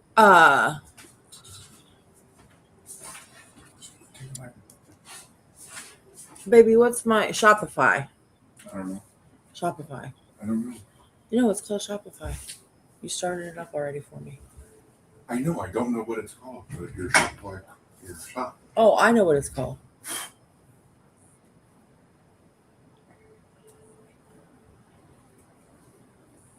Is Shopify a website or something? I've never heard of it. Yes, it's a free website. Oh, okay. Yeah, my I husband had is going to manage on Shopify when I first started. Everyone said, "Oh, you need to go on Shopify and make this and do that and sell this," and no one ever bought anything. So, yeah, I had put one or two things on Etsy. No one ever bought anything, so. Well, I'm pretty established around my area, so I'm not too concerned. Okay. How did you get established? Like selling how? Word of mouth. Oh, okay. I make amigurumis and everything. I made a big. You ever seen Harry Potter? I know of them. I mean, I've never watched it, but everybody's familiar with it. Yeah. There's a character in it named Dobby, and he's a house elf. I made over a big house elf and sold it for $50. Wow. The girl that bought it, she uses it as a um she would put her son beside it every month and take pictures of him and see how big he grew next to it, which is really cool. It became a family heirloom. Oh, that's neat. Yeah, I like that. And I've made baby blankets, just a bunch of different things. Before you went on Shopify, did you like just do it for friends and family, or did you do it like at, I'll call it like craft markets or something like that? Or I just did it word of mouth. I didn't have a chance to post anything. I always had orders. oh, okay. Well, that's really cool. It's so hard to get started. It is hard to get started. I don't know how I got started. People just started having babies and wanted baby photo props. That's another thing I make. I make a lot of cartoon hats too. A lot of people had kids and they wanted like Minion hats and Elsa hats and Anna hats and things like that from Frozen. Oh, okay. Yeah, I made those. A couple of my things went viral. Cool. I made Well, headbands for a cheerleading squad. that's really great. Sorry, I made a color guard squad. Yeah, so I'm not too concerned. It might be slow going, but I'm gonna keep up with it. Okay. Well, hope it all goes well for you. That's for sure. So, yeah, I've never really had, well, I haven't really pursued it, but to try and sell stuff per se, like that's just such a, I don't know how people do it as a business. They're have better connections or better sphere of influence or whatever you want to call it to kind of maintain that. George is in the house. Good morning. It is so dark when the alarm goes off now. The year is getting old. Harry Potter, I secretly call normal people muggles. It kind of feels like that. Hi, George. Yes, I was noticing myself today that the sun is setting earlier. It's getting dark earlier again. Really, And Sophia? Really? so we have another cat that's needs screen time. Yeah, she needs to get her booty over there. Hang on, I think she needs to eat. I'll be right back.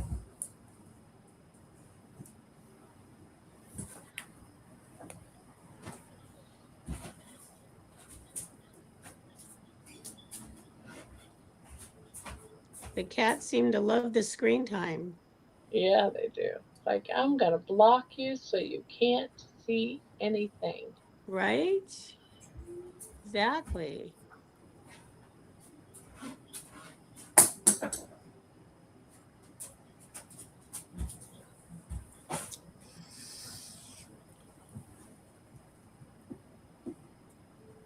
They're very good at all that. So they are. I also make clay crochet hooks and stitch markers. Oh, nice.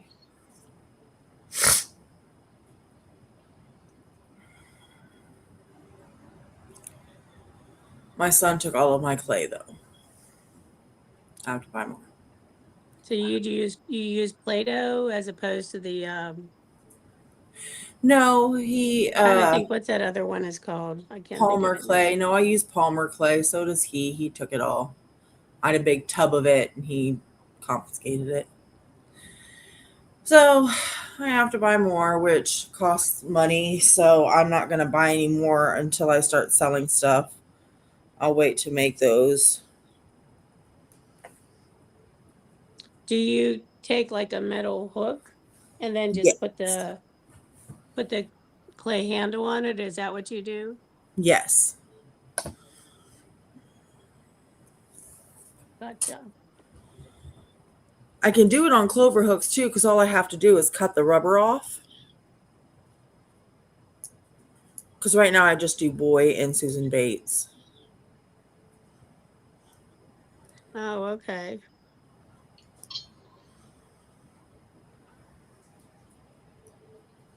Now, do you do like a design on the hooks? Yes.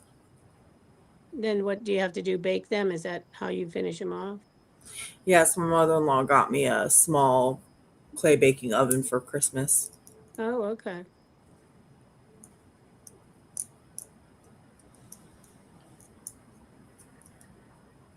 I had attempted to make some of the designs with those like years ago, where you would make the flower pieces and, you kind of stack up the slices of clay to make different patterns and stuff. But Oh, yeah. I didn't really like it that much. It was like, okay, yeah, that's a little too fiddly for me. Thank you very much. Moving on. Yeah, it's fiddly. So I'm like, yeah, it's definitely is. But the people that do it and they do it well, there's there's some beautiful things, that's for sure.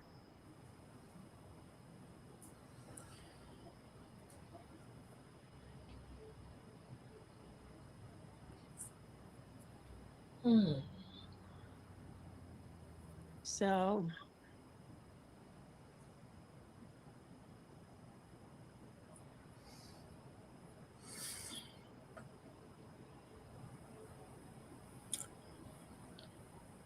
but I think I'm gonna finish this row and try to get myself to.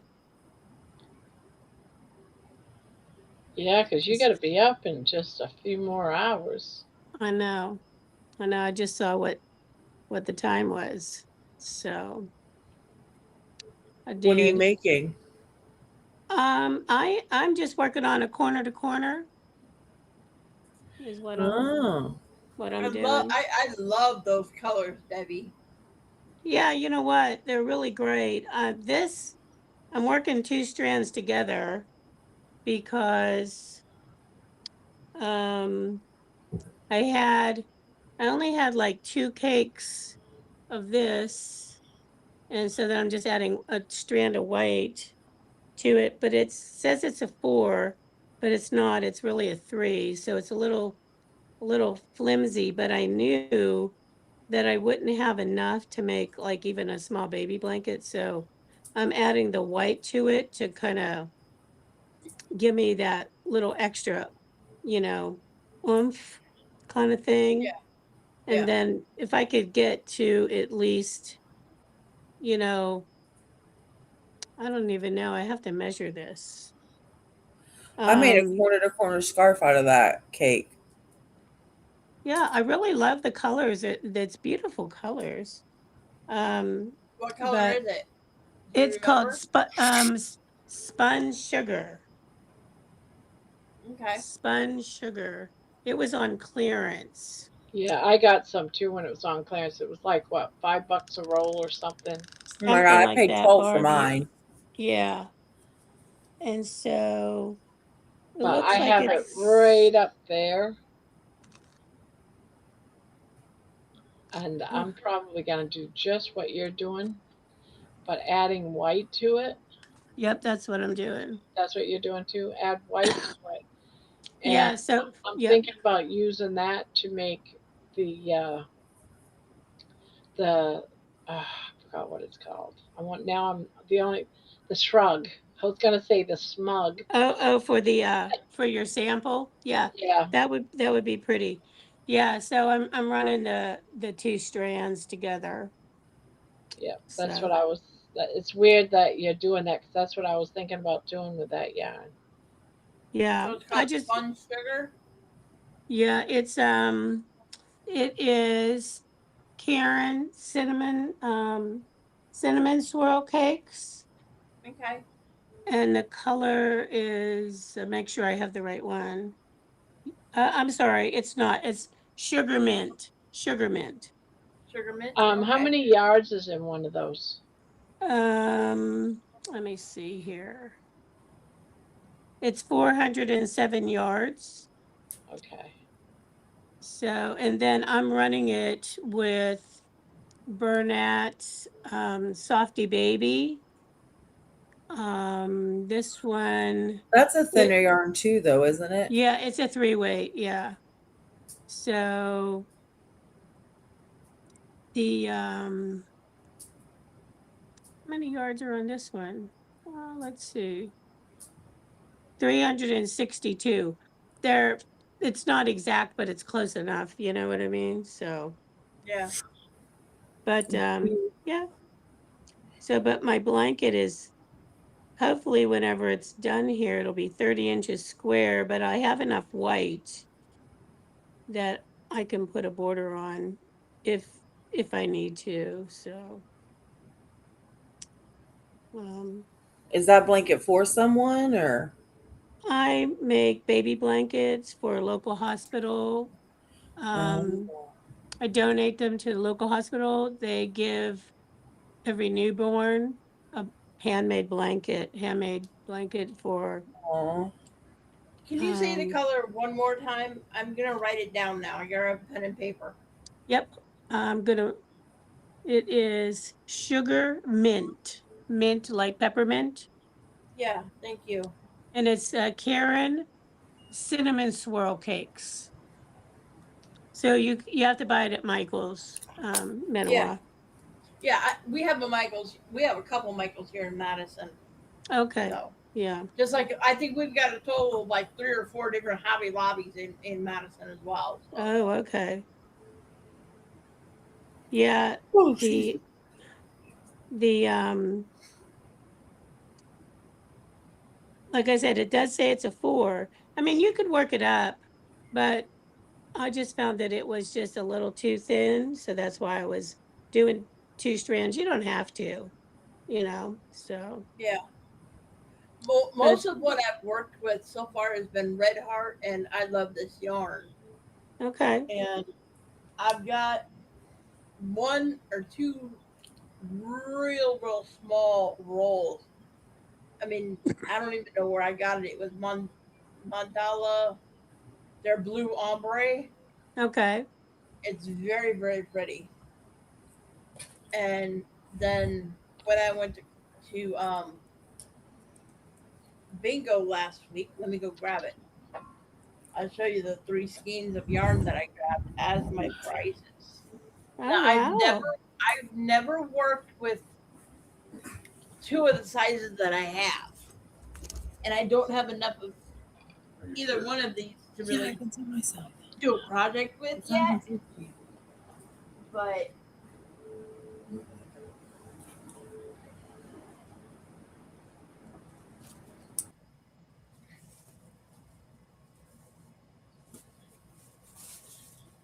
Sometimes I mix and match different things together when I'm making, especially like a corner to corner. It's really good for mixing and matching, like a stash buster or even a log cabin blanket. Manoa yeah, is a great one to do mix and matchy kind of stuff. this one it's by Main Stage. It's a chunky chenille yarn. It's a super bulky. I've never worked with it before, but this is the first. This is the third one. That third skein I grabbed, kind of like a beige or a cream color. Yeah. And then now these 2 don't have um, any of the tags with it. That one did. And then I got this one.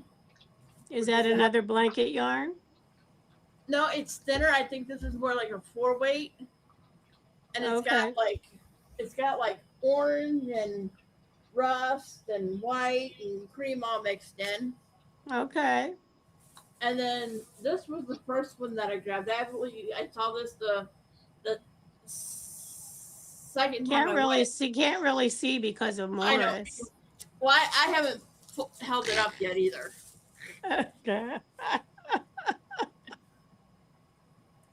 Okay, and this is the first one I grabbed. Okay, that one's pretty too. I And think the that's. I lady- think that is definitely a blanket style yarn. Yeah. And what? The lady who saw what I grabbed, she said, "Oh, you like that stuff? I've got more at home." So I have the feeling she's going to be bringing me more yarn on Thursday Nice. when I go to bingo. Yeah. But I've never worked with the blinky yarn or the super bulky, and I don't have enough of either one to really do anything with it yet. But I was recently watching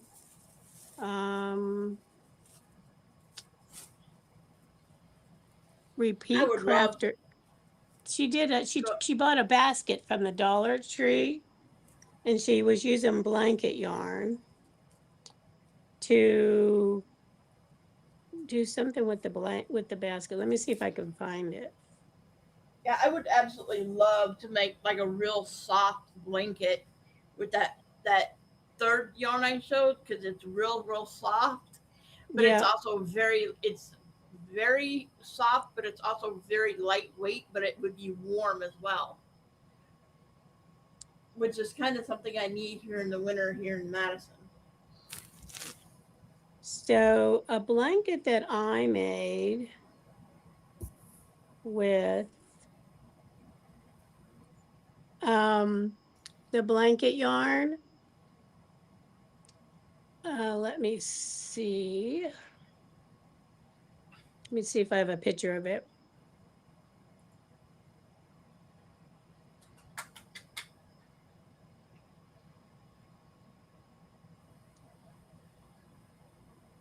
It's a starfish. Yup. So I don't know if you can see that. That's made with pretty. That's made with blanket yarn. Yeah. It's not the best picture, but Is that the wedding blanket you made?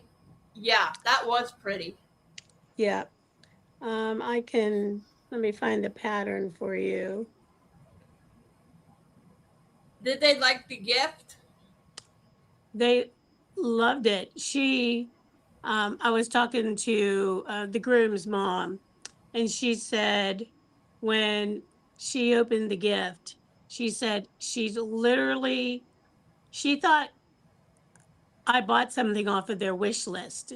You know what I mean? Mm-hmm. And the mom said no, she made that, and she's like, "Oh my God, she made it!" And she like burst into tears. So she just really loved it. So, but yeah.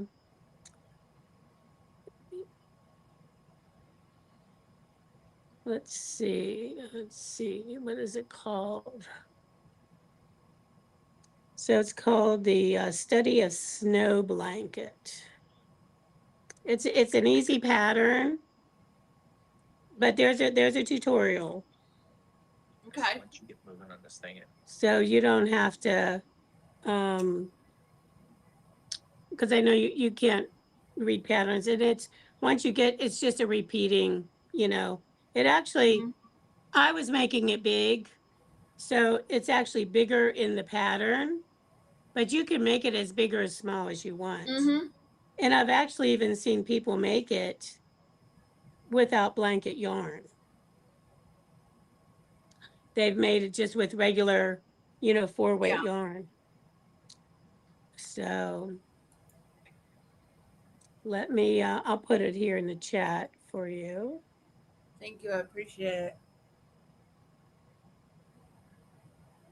Okay, there you go. Yeah, that particular pattern, I've probably made 4 or 5 of them. But people like it so much, so they do. Yep. Yeah, it's a good one. Very easy, and especially with the blanket yarn, it does work up. The nice thing about blanket yarn is your project grows. You see growth in it very quickly because the yarn is thicker. So I always use an L or an M crochet hook. Yeah, I would have to get that because I don't have the biggest hook I have right now is a J. Yeah, you definitely need an L or an M. Now for that super duper thick one, I don't know what size. Maybe it says on the Didn't think so. on the label. It's gonna be 9 or between a 9 and 11, I bet you.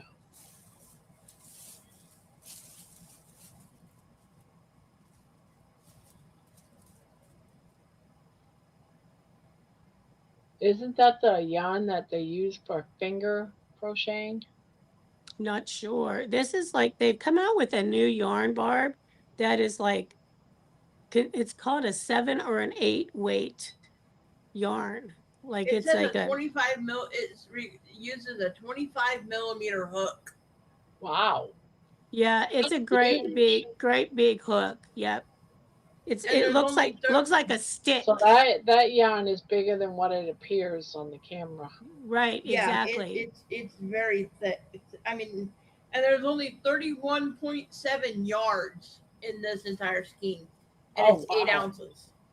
I was just watching something, Manoa, where they were making a small basket and it was like a one skein of that. Let me Really? see if I can find it. Yeah. Well, you know me, I'm always watching crazy stuff. So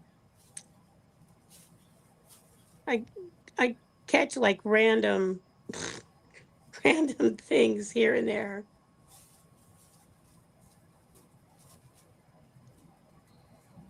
Let me see if that's even on here.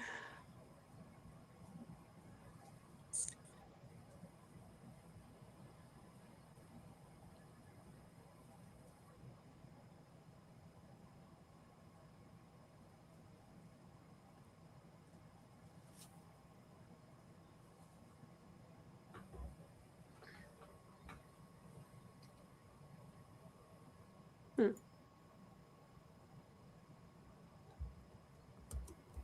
Let me see what this is here.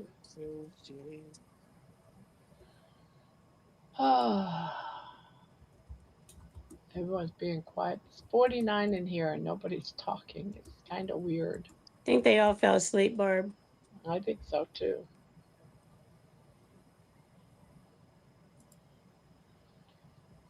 Holy cow! A 25 millimeter crochet hook is a size T. Yeah, it literally looks it, it's huge. It really is huge.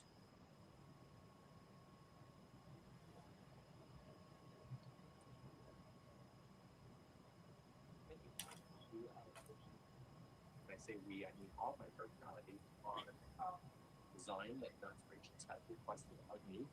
I was working on this during our tour last week, and one of my guests said that she would never use my product because of certain Morris, lay down.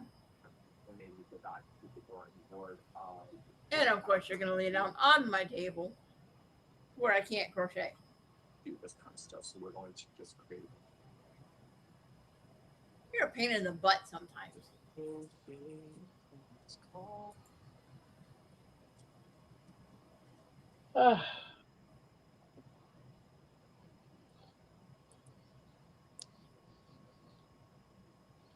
Well, I'm looking.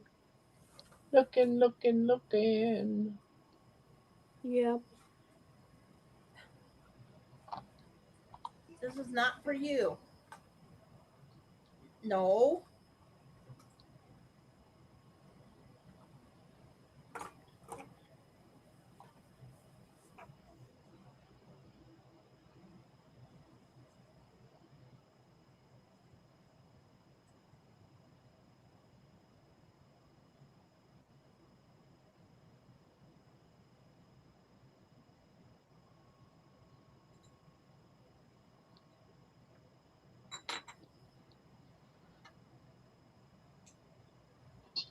Maybe it was on Facebook. I saw it. No, you can't eat the batteries.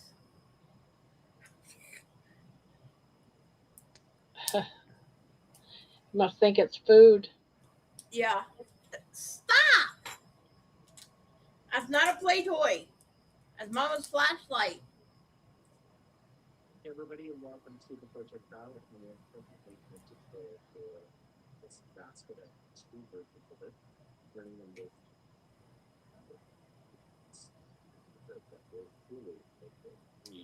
I thought it was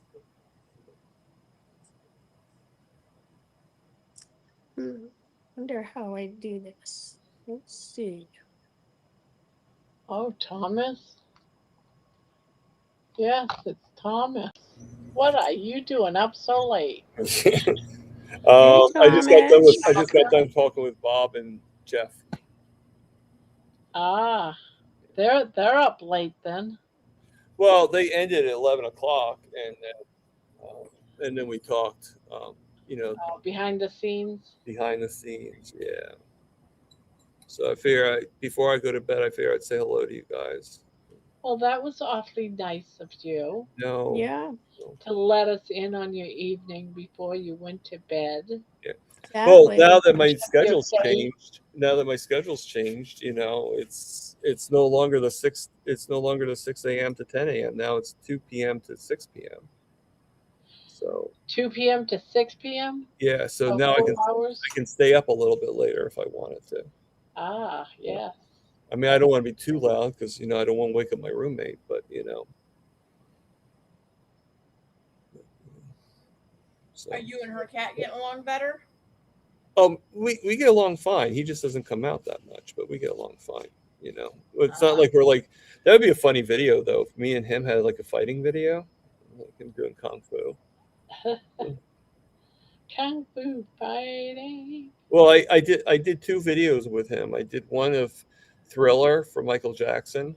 Oh yes, I like that one. And I did one of him kung fu fighting that you just mentioned. Because his name's Panda, so I figure Kung Fu Panda. Yeah.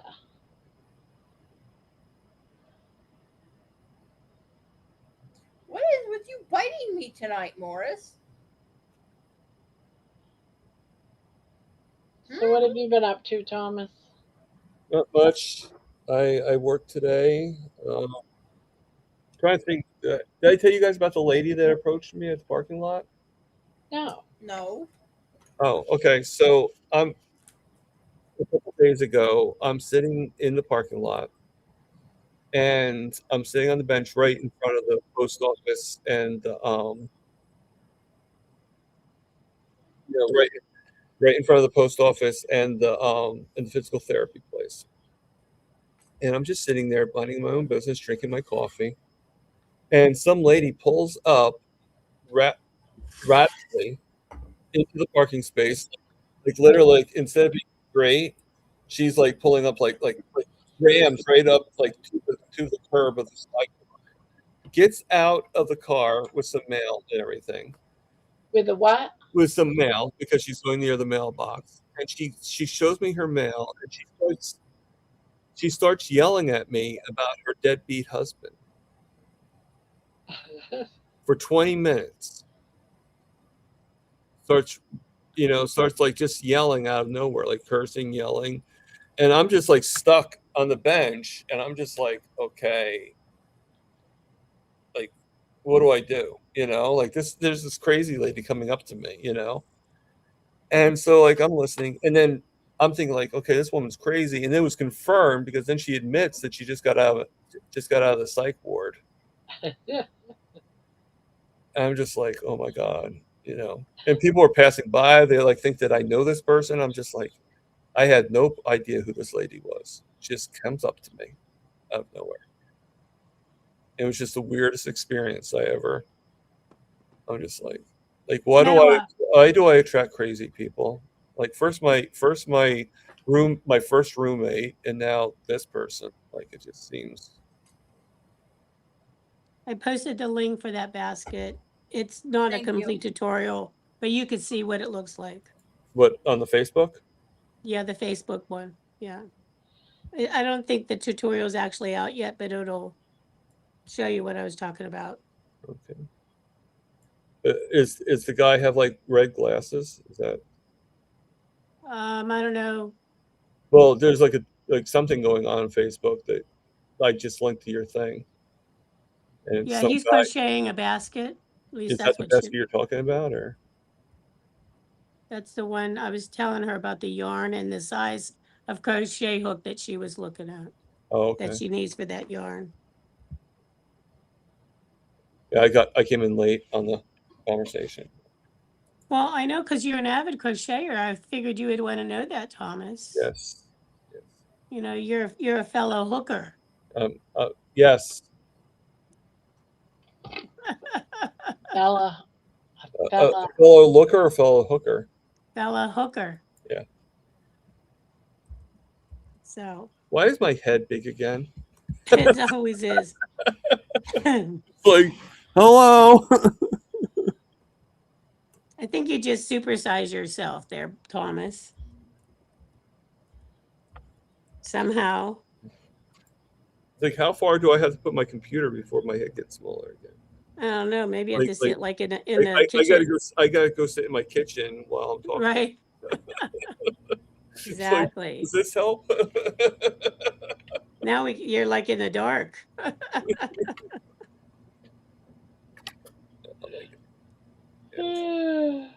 Yes.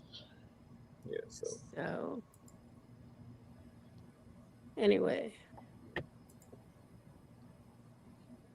So I mean, I saw a little bit of your live earlier. But I was on with Bob, so I was just going back and forth. So you guys, what was the topic tonight, Thomas? You know, I don't remember. Ah, it was that influential, huh? Yeah. I don't think we ended up talking about the actual topic. Oh, okay. Like, I think what it was like having influencers influence you on the carnivore diet. Like, you know. Oh, okay. You know. So. Gotcha. But no, I saw that you had Paul on here. I saw that you had different people on here before. Yep, I had Paul on here. And what's her name? Vicky? Vicky, yep. Yeah, I saw she was on. So I even said hello. Was she? Oh, and didn't you have Poopy on for a short bit? Yeah, he was in his speedboat on the lake where his house is at. Nice. You never know where Poopy's going to show up, right, Barb? I know. He didn't stay for very long. He only stayed for about 10 minutes. Yeah. Oh, well, okay. When I saw him, it looked like you just saw the top of his head. It didn't even look like you saw him. Unless I was like envisioning that wrong, but it just looked like the top of his head. Yeah, that's pretty much. A few times all I could see was his ear. I think because he was trying to listen while on his speedboat with the motor revving. Oh. The lake back to his house. Oh, gotcha.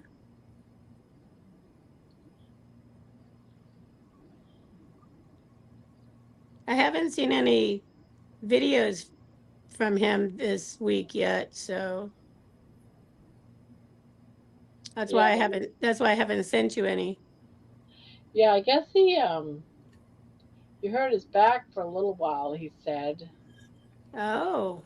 And I think he said it's starting to get better, so. Oh, okay. Yeah, he was pushing his boat or pulling his boat or something out of the water and hurt his back. Oh.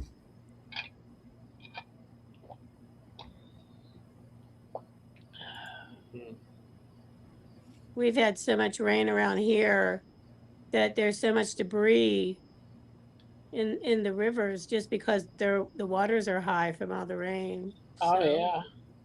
Yeah, and up north there's a series of locks and dams all along the rivers here in my area, and they've opened up the dam. When they open up the dams up north, a lot of the debris just comes downstream, obviously, but the boaters can't go out and do that. Otherwise, you're risking. Yeah, damaging your boats. Mm-hmm. Yep. Yep. So. So how are you feeling, Minua, from being out of the hospital? I'm feeling pretty good. Well, you probably feel really good being out of the hospital, I can imagine. Yep. Getting away from all the carbs. Believe me, I know exactly what you went. I know exactly, at least food wise, I know exactly what you went through. Yeah. Your condition, no, but Yeah. you know. See, I just wouldn't eat, and I would tell the doctor when he came in that he was trying to kill me because the hospital isn't feeding me. They're trying to kill me, trying to commit murder by killing me the food that they're trying to make me eat. I'd make it real morbid, like I was gonna sue. Yeah. That I have to starve to death so that the hospital doesn't kill me by their food. What was the worst thing they fed you, Minua? Really, you want to know the Everything. worst? Yeah, the food was pretty bad, but the worst thing was the potassium drink that I had to do when I first. Yeah, got I PCOS. call that medicine. That's not food. It's still horrible. I'd have to say their tomato. I would have to say their tomato soup was absolutely horrendous. Yeah, I don't like tomato soup. Canned. But It was canned. Yeah, it just tasted gross. Well, I always found the food like, and this sounds like ironic that I would say this, but I always found the food a little too salty. But it's a different kind of salt. It just didn't, a lot of times it's. Yeah, I think oh, and their mashed potatoes and beef gravy was absolutely nasty. Well, the potatoes are all powdered, flaked potatoes. It wasn't the potatoes that was so bad; it was the stinking gravy. It was just. And gravy is just a powder that they get. I bet you couldn't wait to get home. I bet you were like. Yeah, I could not wait to get home. I worked for a company that did jails in hospitals, and I used to help order the hospital too in my area, and it's all just very trashy food. It's the cheapest food that they can buy. Of course. It's the. I gotta say the best meal. Cheapest. The best meal I had was their grilled salmon. Although because I was on the diabetic diet, when I was there before, in December, I could get like their garlic herb butter to put on it. This time they had a dill sauce to put on it. I was like, nope, give me 2 lemon wedges. Right. And so I squeezed the lemon wedges onto the top of the salmon. That was pretty good. Well, when I was last in the hospital or in the rehab, I was actually, I've mentioned this before, I actually was a little bit more coherent. Like I was coherent throughout the whole thing, but it was like, like I didn't really have much choices. But this time I kind of like just went to my doctor and to the ER doctor, and I said, no offense, but your diet stinks. And I'm not here because of my diet. I'm here. Yes, I have diabetes, but I'm here because I'm getting my foot closed up. I'm not here for the diabetes in particular. And I go on a certain diet, and I don't want you guys giving me a diabetic diet. So he's like, okay, fine. So he let me choose my own food. So I was able to choose the right foods for myself. So, and he was actually impressed that my sugars were low enough, because they were like reaching like no more than 100 during that time, but But then once another doctor took me off and put me on the diabetic diet, it went to like 320, my sugars. So it's like, what is this? It's so bizarre, isn't it? Yeah. That they want to give you all these carbs on a diabetic diet. It's like, what the what the hell is that? Well, their defense is, well, if you eat, you eat the carbs in order to take insulin, and you take insulin so you can eat the carbs. It's like there doesn't seem to be like this wheel going around and around on that. Like, Because if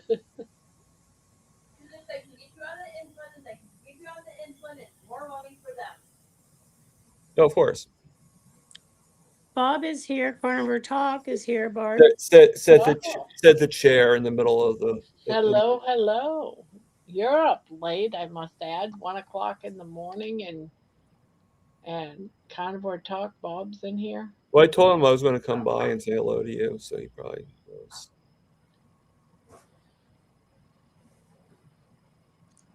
Okay, He- guys, I'm he's going following me. to head out. Yeah, you look tired, Debbie. Yep, I have to get up in a few hours. I have to be out of the house by 7:30. So anyway, I hope you all have a great night. Good to see y'all. Everybody in chat. Sleep well.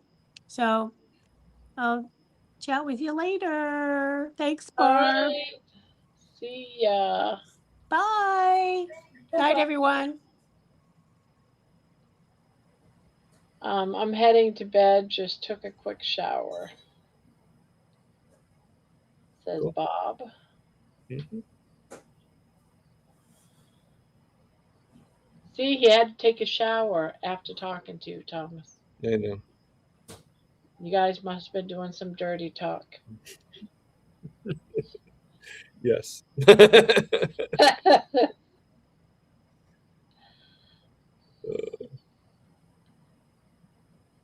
Oh my neck. Don't get old, Grandma. Too late. I already am. I'm 65 years old. 65 years old. 65. Well, you guys can tell I'm 96, right? Oh, of course, 96. Yeah. You can see it,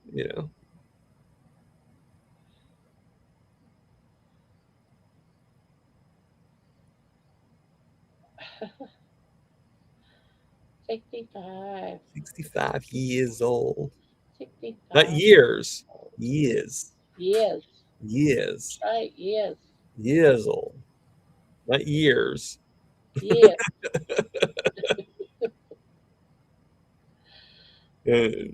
Baby for mayor. Don't forget that. Baby for mayor. Baby looked all relaxed, like I'm in my igloo. She's probably waiting for me to put my crocheting down so she can come on up here. Right? Do you love me? I love you. I love you, darling. She's just watching me crochet. Watching me watch you all.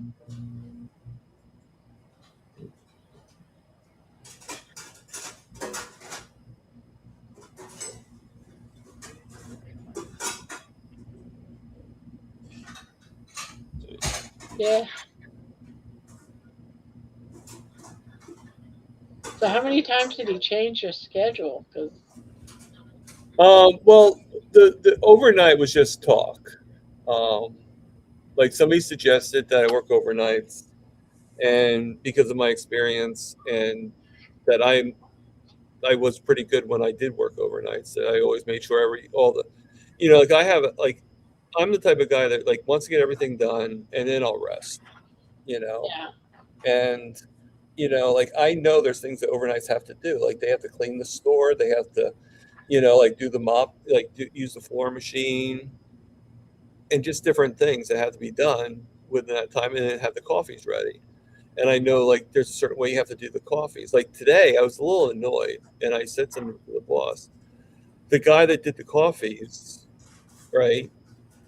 What he did was he made the coffees, and then he decides to push the buttons simultaneously all together. So when the buttons went off, guess what? I had about 12 coffees going off at the same time. Ah. So So I had to dump them all out, and like now I'm taking care of customers, and it gets busy around 2, 3 o'clock. Last thing I need is to have to do all these coffees, and I just basically said to the boss, I said, and he knew. I said to him, I said, you realize that 12 coffees just went off in one simultaneously? He's like, yeah, I gotta talk to the guy. I gotta talk to him. Like, it's ridiculous. So, and his own daughter was working with me, the guy's daughter, and she's like, yeah, he's a dick, like to her about her own father. Excuse me. I'm just like, well, if you're saying it, then it must be true. He's like, yeah, he's a lazy. Wow. It was probably too much for him to push each button as each coffee's being made. You know it's bad when your own daughter talks about it. Yeah, exactly, Minion. Exactly, voice from the chair.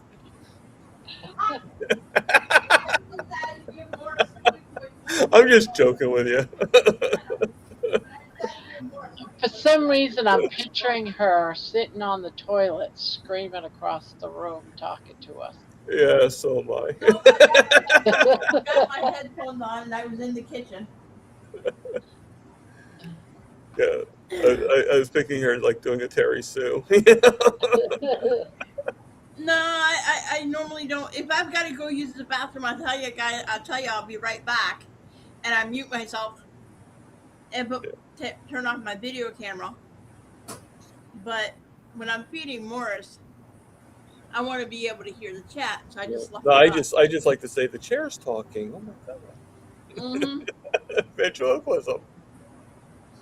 And me, I'm just picturing you taking a shit. Yeah. Nope. If I had to do that, I definitely would have muted myself. Wasn't there a time when like with Terry Sue, when she was like in the back, and like we actually we heard her talking, and I actually started running water? Yeah, something. Yeah. I made like a stream sound to run water. You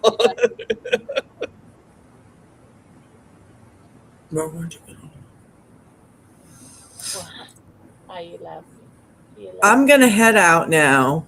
It was nice hanging out with you guys for a while. I just have a couple things I have to do before bed. Well, thank you for popping up. Oh, there's your baby. There's the baby. No. Yes, you do. You love your mommy. Yes, you do. You love your mommy. My dog's too big to do that. He's a Boxweiler. Ah. Yeah, I don't think I'd want him to do that. No, he tries. He tries. He forgets. Oh, the bigger the dog, the more they think they're a lap dog. Yeah. If I have a Great Dane, do that. Nope. I have. My Great Dane would literally. I used to have. I've had Great Danes at different times. My first Great Dane, when she was a puppy. Yes. She was probably only about 8 weeks old. My adopted dad put her outside to go potty on the porch, but instead of watching her, he just left her out there, and it was freezing cold. It was like the middle of winter in Minnesota, Duluth, Minnesota. Mm-hmm. And she starts screaming. Me and Good night, Bob. Night, Bob. Me and my adopted mom weren't home. We were coming home from Walmart. And he had my puppy outside for so long that she literally started screaming. Oh, and the neighbors were walking in the neighborhood trying to figure out where this puppy was because they were going to rescue the dog. I walked in and I heard my dog. And I said, "Where is she?" "Oh, she's outside." He didn't put her sweater on or jacket on her or nothing. He just put her outside. And so my mom went and grabbed her and brought her in. And we made a Great Dane sandwich. I put a blanket down, and then we put my Great Dane, and then we put my electric throw on top of her to warm her up because she was so cold she couldn't even shiver. And she learned to love being underneath the covers from that, and she learned to love to be on my lap. And so here I am with a dog that's 110 pounds, climbing on the recliner with me. Get in here. Yeah. That's Laying hysterical. on me. Yeah, and she actually learned to sleep on a hospital bed, which is narrower than a twin-size bed. She learned to stay on the bed next to me and Wow. sleep with me at night. Wow. All right. Well, I'm out. I'll talk to you guys later. All right, night night. It was Night. nice talking to you, Wishy. It was good talking to you too, Manua. Bye, Thomas. It was nice Bye. meeting you. Nice meeting you too.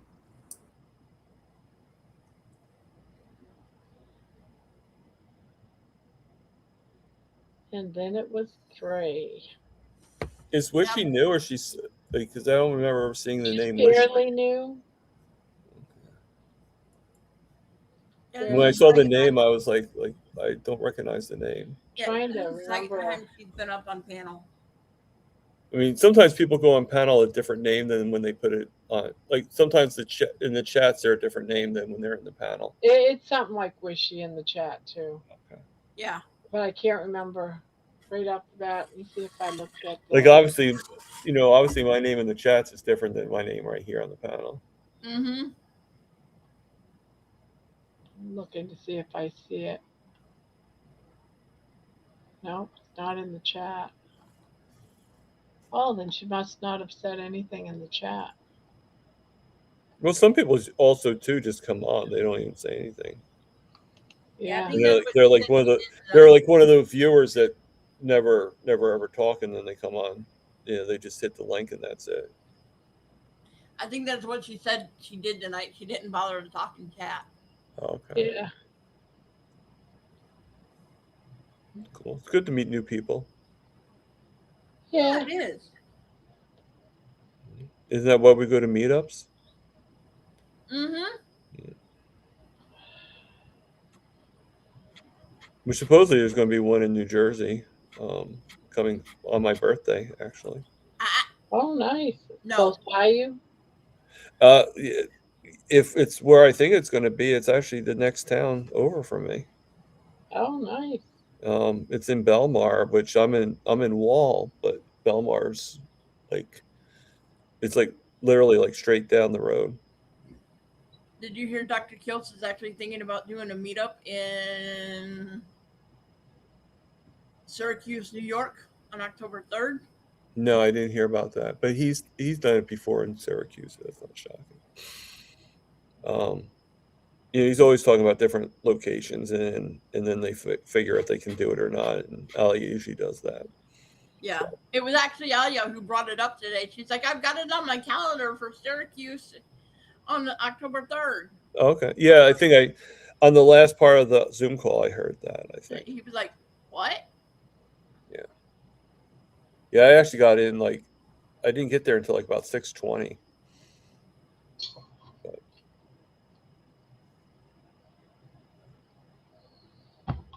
Yeah, so I have no idea what you guys were talking about on the Zoom call. We were kind of all over the place today.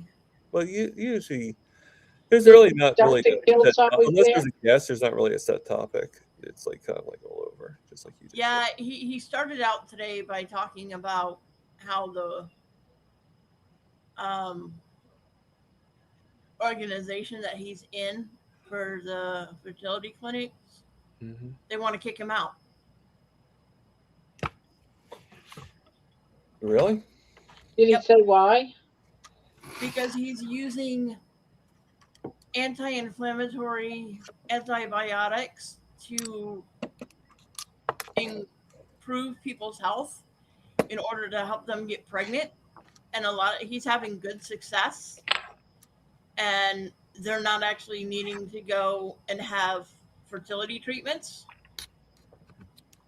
And the company that the organization that he's in is pissed because they want the patients to go to a specialty doctor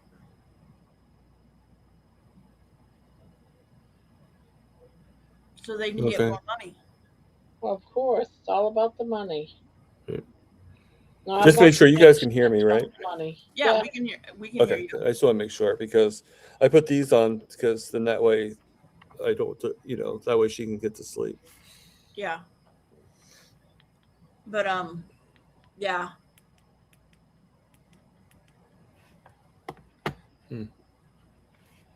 But when they did his review, instead of saying, "Hey, here's what we think should do to improve your clinic or your facilities," they specifically only made the recommendation to remove him.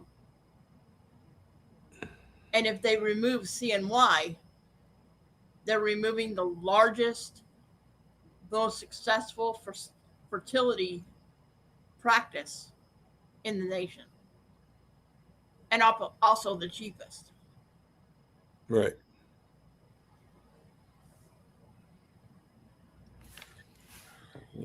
So Yeah, it's actually one of his clinics. When we went to Albany, it was at his clinic. So that's kind of yeah. cool. Got to see a little bit behind the scenes, I guess you could say. He has some nice. The clinics are nice clinics. They really are.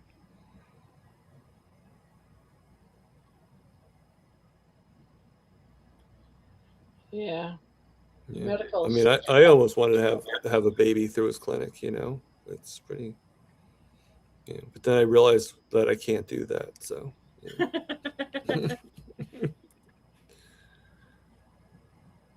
never It's like know. he has like a huge living room with a fireplace and everything. It's just What, at the clinic?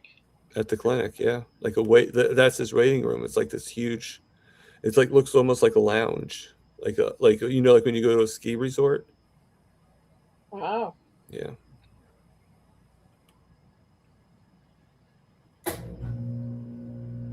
I mean, I don't know if all the clinics are like that, but the Albany one was.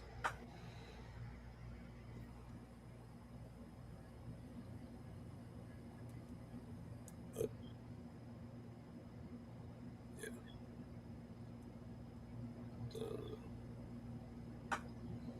Is someone's AC or something turned on? My AC just turned on. Sorry, it's not too loud, is it? I can't Yeah. turn it No, down. I was So, just like, is that an elevator I'm listening to? I was trying to figure out what. well, it could have been. My apartment's not that far from the elevator, but I don't think you're going to hear that really. The air conditioning, unfortunately, is right next to me. So when Yeah, it comes on, not really that loud. Just I I've hate got my it AC. coming. I've got my AC running. You might be hearing that too. so if both of us, you might hear both. Right? Because my headphones, even though I have them on, they're not completely like his are. Mine are actually bone conducting headphones with an open speaker toward my ears, so you might be hearing the noise from my air conditioner as well. Yeah. Well, my air conditioner just came on too, so. Sandy says Kilt's had a piano in Yeah. one of his I don't clinics. remember if he had a piano at the Albany one. He might have, but I don't remember. Debbie just said, "Good news, I found it. Good night, everyone, and sweet dreams." She found it. Must be her Her thumb. thumb guard. Yeah, she lost her thumb guard. She must have found it. Cool. Where did you find it at, Debbie? Oh, she's probably back in bed. Yeah. Just enough to write the message and then.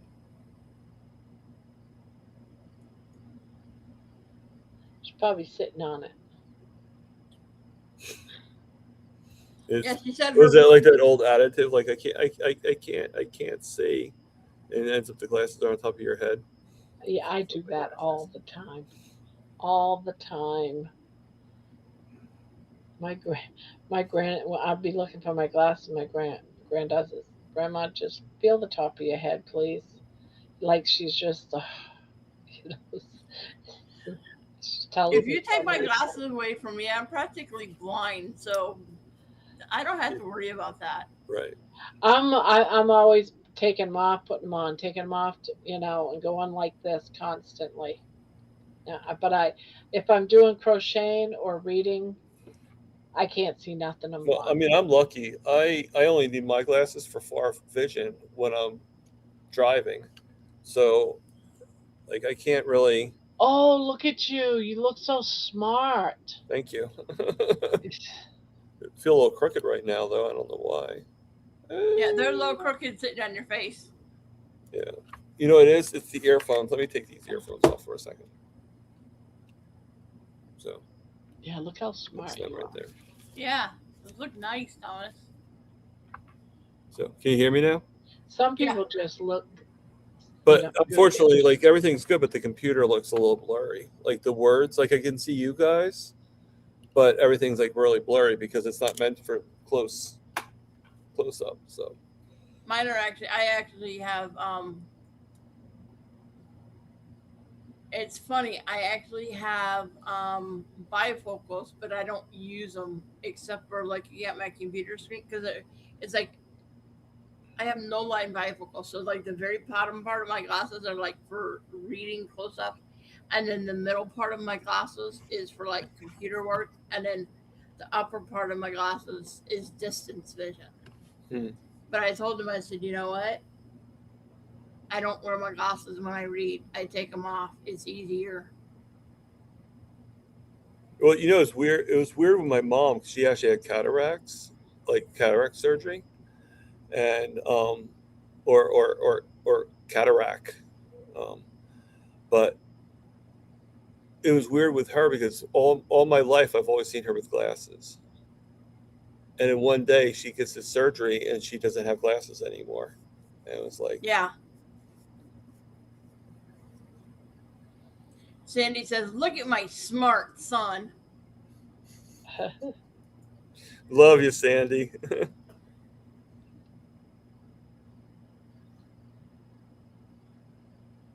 I'm like the absent-minded professor. I've never seen that movie. Isn't that with Jerry Well, Lewis? there's two versions. There's with Jerry Lewis, and then I think there was again um, The Nutty later Professor on. with Well, the Nutty Professor is with Robin Williams, I think it was, right? yeah, Yeah. Or how about Flubber? That was another one too. yeah. I haven't seen the whole movie of Flubber either. Yeah. I've seen portions of it, but not the whole thing.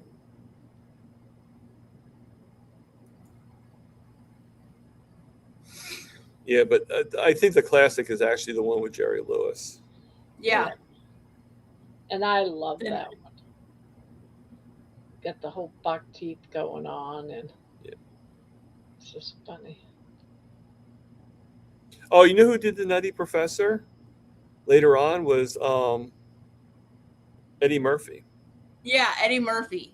But they changed it up a little bit. Instead of him being like this guy with buck teeth and this nerd, they changed it up with him being really fat, and then he was skinny. He was thin and in shape when he took the formula. And of course, you got Dr. Doolittle speaking to the animals. Yeah, that was cute. Yeah.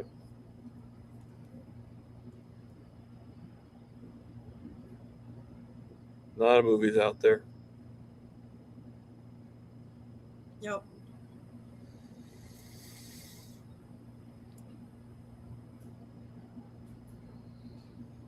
Mm. I love Jerry Lewis. Yeah. Yeah, he was good. I'm gonna have to go and see if YouTube has Lewis movies. Oh, I'm sure they do. I'm You know sure. what's I watch a lot of movies on and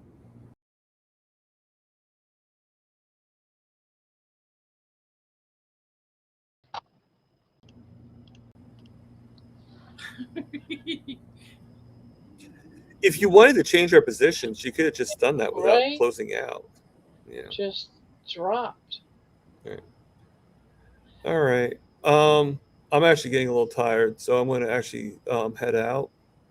I'm gonna head out too. I was gonna log off at Yeah. 1:30, Yeah. and it's 1:26. So good Okay. morning from Christchurch, England. Technical difficulties. Yeah, we're leaving in about 4 minutes. Cool. Well, I'm gonna leave now so you guys can say goodbyes and stuff. So I will see you when I see you. And Alrighty. well, I don't work until tomorrow until 2, but I want to get up early enough to eat and stuff. Because Yeah. I've been doing How are my your I've been doing OMAD every day, and I usually do that by 11 o'clock. So How's that working how's your for you? blood? it seems How's your okay. blood? I mean, right now my sugars are about 119, but they're going. But I didn't take any insulin today, so Wow, yeah, that's good. yeah. So I'm Mine's pretty sitting at good with that. 142. Okay, that's not bad either compared to what you were doing before. Yeah, You know, I know. I mean, how much insulin do you take now? I haven't Like kept track 500, like today. 500,000 units. Well, when I was in the hospital, yeah, I went through 200 units in less than 36 hours. Oh well, they just keep on feeding it to you. You know. Yeah. But the cool thing is, I was actually able to keep my insulin pump and my Dexcom on while I was in the hospital, and I managed my own diabetes Well, while I was if the there. Dexcom is actually hooked to you already, are they going to make you take that So was stuff off? yeah, they will make you take it off. Wow, which is And kind of ironic. It was just kind of ironic because if you just put it on, it's like, okay, well, do you want to buy me another I had a another 15-day, and Dexcom? I have the 15-day wear sensors, Right. and I had Yeah, I just only put it have on 10-day, like, but still. and I had put it on like 2 days before I went in the hospital. I'm like, I'm not, no, no, Yeah, no, no, well, no, you no. guys, if you got the way I would have looked at it would be like, oh, let's, like let's keep it on, and then if you want to prick me, that's fine, but I'm still keeping this on, you know. Well, I just had to sign a paper saying that I would be responsible for Yeah. anything to do with my blood sugars. They had to do 2 finger sticks within 36 hours to make sure that my CGM was accurate according to their meter, and then they had to poke my finger once every day, and once in the morning. Right. And they would do that before I could eat. There was one morning I ordered breakfast and I waited an hour and a half for them to come check my blood sugar. I was Yeah. mad. No, I've dealt with that too. I've dealt with Because that by the too. time they came to check my blood sugar, my breakfast was cold. Right. I've And dealt I'm with that sorry, loads of times. eating a cold omelet, It's not pleasant. a cold cheese and Canadian Yep. bacon omelet is really not fun. No. And they I wouldn't absolutely. reheat it. Yep. That's something I would often like they get mad at me. Like if I like sometimes I just got tired of waiting and I was just like I'd start eating and they're like, well, no, you're not supposed to eat until we do the blood test. Like, well Well, then you should be here on time when the you food should gets be on here. here on time with the blood test, because I even said to them a couple times, I said, you know exactly when lunch is. Yep. You know exactly when breakfast is. You know exactly what time they always come. You get announced when they come, when they're about to come upstairs. Yep. And yet you guys are always late doing these tests. Yeah, You I should would not just be eat late. anyway and just say, oh, well, you should have been Yeah, here. no, that's like if it's like more than a half an hour, I'm just like, no, I'm not waiting. Yep. And I mean, the cafeteria at the hospital opens for breakfasts, so you can order your breakfast at 6:30 in the morning. Right. And they tell you it'll take 45 to 60 minutes to get up to your room. It normally takes an hour. Right. So about 15 minutes before breakfast comes, I'm calling them, hey, they're going to be up here with my breakfast in about 15 minutes. And there was one day I literally ordered breakfast at 6:30 in the morning. They brought it at about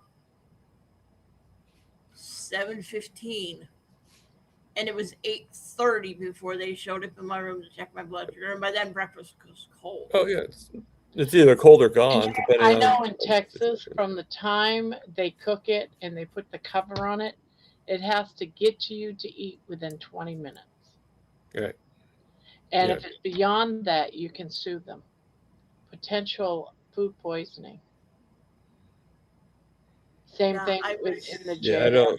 I don't know about That's a cool rule because it at least guarantees that you get your food on time, so they don't. Yeah, They don't so if show you're up. not allowed to eat your food because they're an hour and a half late, that's violating that whole law completely because they're giving you a chance of getting food poisoning.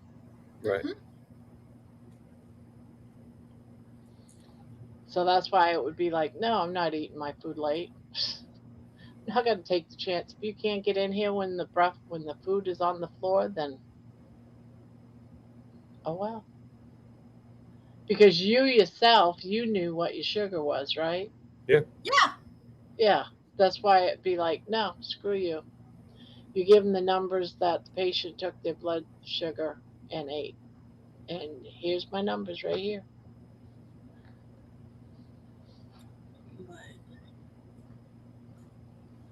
I like being difficult. That's I true had though. one doctor. I had one doctor look at me in her office, and she said, "You just really like to be challenging, don't you? You like to keep me on my toes." I said, "No, not intentionally." Well, you know what's funny is I don't know about you, Minuel, but I can usually feel if my sugars are low. You know. See, I can't. Yeah, I can. And there was this one time that I had this nurse practitioner. She was like, she wasn't really my nurse. She was just kind of like the person doing rounds, like almost like a doctor. And she's doing this round and everything like that. And like I'm feeling super weak. I'm feeling very like cold. And whenever I feel that way, that always tells me that my sugars are really low. Now this is during a time that I had mostly high sugars too. So when it's low, you can feel it, you know. And so I go to her. I said, you know, do you mind if we do a blood check? Because I think my sugars are getting really low, and I might need something. I might need something to help bring them up again. So she called. She's like, she goes to me. She's like, what do you feel? I said, well, I feel a little cold and I feel shaky, and you know, like pretty much the symptoms I would always feel. Well, that's not low. You're not low. You're not low. You're just. Don't worry about it. You're not low. So lucky for me, the nurse came in. I said, do you mind checking my sugars? Right. So she was like, yeah, sure. If you want your sugars checked, we'll check them. You know, I'm not going to turn you down for it. So she checks my sugars, 53.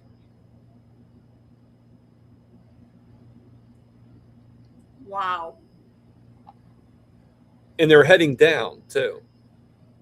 You know, so I just said to her, you know, I just said to the nurse, I said, you know, like, what's to stop me from suing you for having me keep on dropping?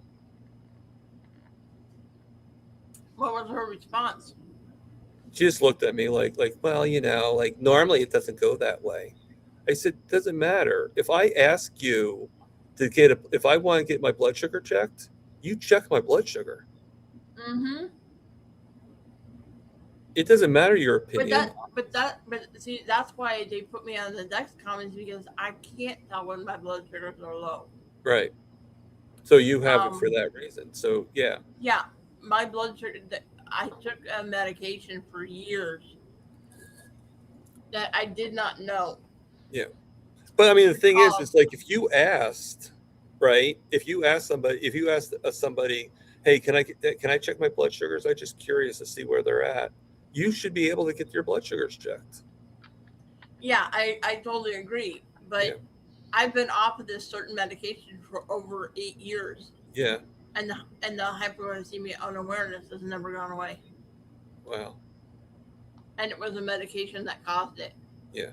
I mean, I would have to say that you're probably a unique story in that particular respect. But, you know, the sad thing is, with this medication, you know how they give the little packages, the fine print stuff that comes with all the medication. Of course. It literally states in that fine print that it can cause, one of the symptoms it can cause, one of the side effects is hypoglycemia unawareness in a diabetic. Yes, they gave it to you. And yet they still gave me the medication, knowing I was a diabetic. Yeah. Well, I mean, I had another time. It actually wasn't me. Yeah. I'm sorry. And that's what caused me to have hypoglycemia unawareness, and it's Right. never come back. It's never gone away. I mean, you just have to always be careful when it comes to like another time too. I was in a rehab, and this wasn't me. It was my roommate, whoever the guy was. But he'd tell me the medications he had for diabetes, and I forget the name of the diabetes medication, but I do remember that both of them, the main side effects, he had two different medications, and both of them, the main side effect is diarrhea with stomach issues. So he already had the issue with going to the bathroom all the time because of the diarrhea medication. Then they're giving him an orange pill. And he didn't bother asking like what the orange pill was, right? And it's not my business, you know. So he takes the pill and everything like that. And all of a sudden he gets up. Now he's like about 80 years old, can hardly move. All right. Gets up, gets halfway towards the bathroom, and literally goes all over the floor. Makes a mess. Then they come up and they actually yell at him for making a mess. Literally like screamed Wow. at him for making a mess. So I looked at them and I said, okay, wait 1 second here. Like the two diabetic medications you gave him causes diarrhea. And they're like, well, yeah, it can. I go, no, it does. Okay. And then you gave him an orange pill. Now I didn't say anything because I thought maybe that's what he has, you know, but that orange pill was a laxative, wasn't it? They're like, yeah. They said, why the hell would you give somebody a laxative and give him two pills that causes diarrhea? You guys caused him to go to the bathroom in the middle of the floor. And the guy's an 80-year-old man that can hardly move. You should not be yelling at him. I'm glad you stuck up for him, Thomas. Yeah, thank you. I just, you know, like the guy's like has partial dementia. You could tell that he was not really like he was with it, but not really with it. And it's just, it's amazing how some of these people just. Another time, they yelled at me because I got up because I had to go to the bathroom, and I waited 3 hours before they come to help me go to the bathroom. Wow. And they're like you shouldn't get up. You're going to hurt yourself. I go, well, then you should be here on time. No one should be waiting 3 hours if they have to go to the bathroom. No one should be waiting 3 hours to go to the bathroom. Yeah, every night they turned on the alarm on my hospital bed while I was in there because I was the furthest room away from the nurse's station, and they were afraid I would fall. Yeah. And first thing in the morning, after they had come and they did their rounds and everything, they forgot to shut the alarm on my bed off.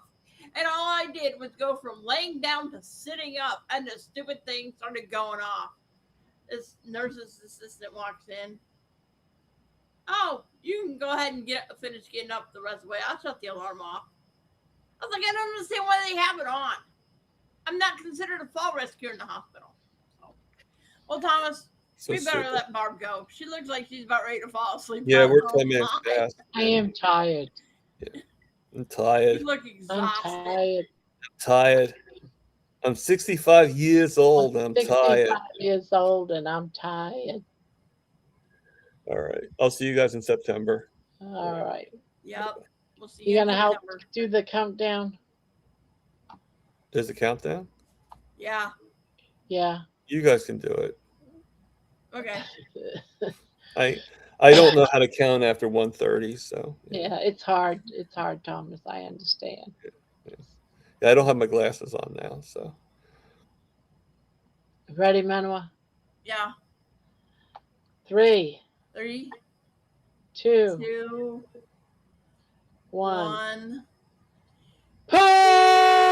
Poop! Right, I forgot we changed it to poop. Good night, everybody. We'll see you guys later.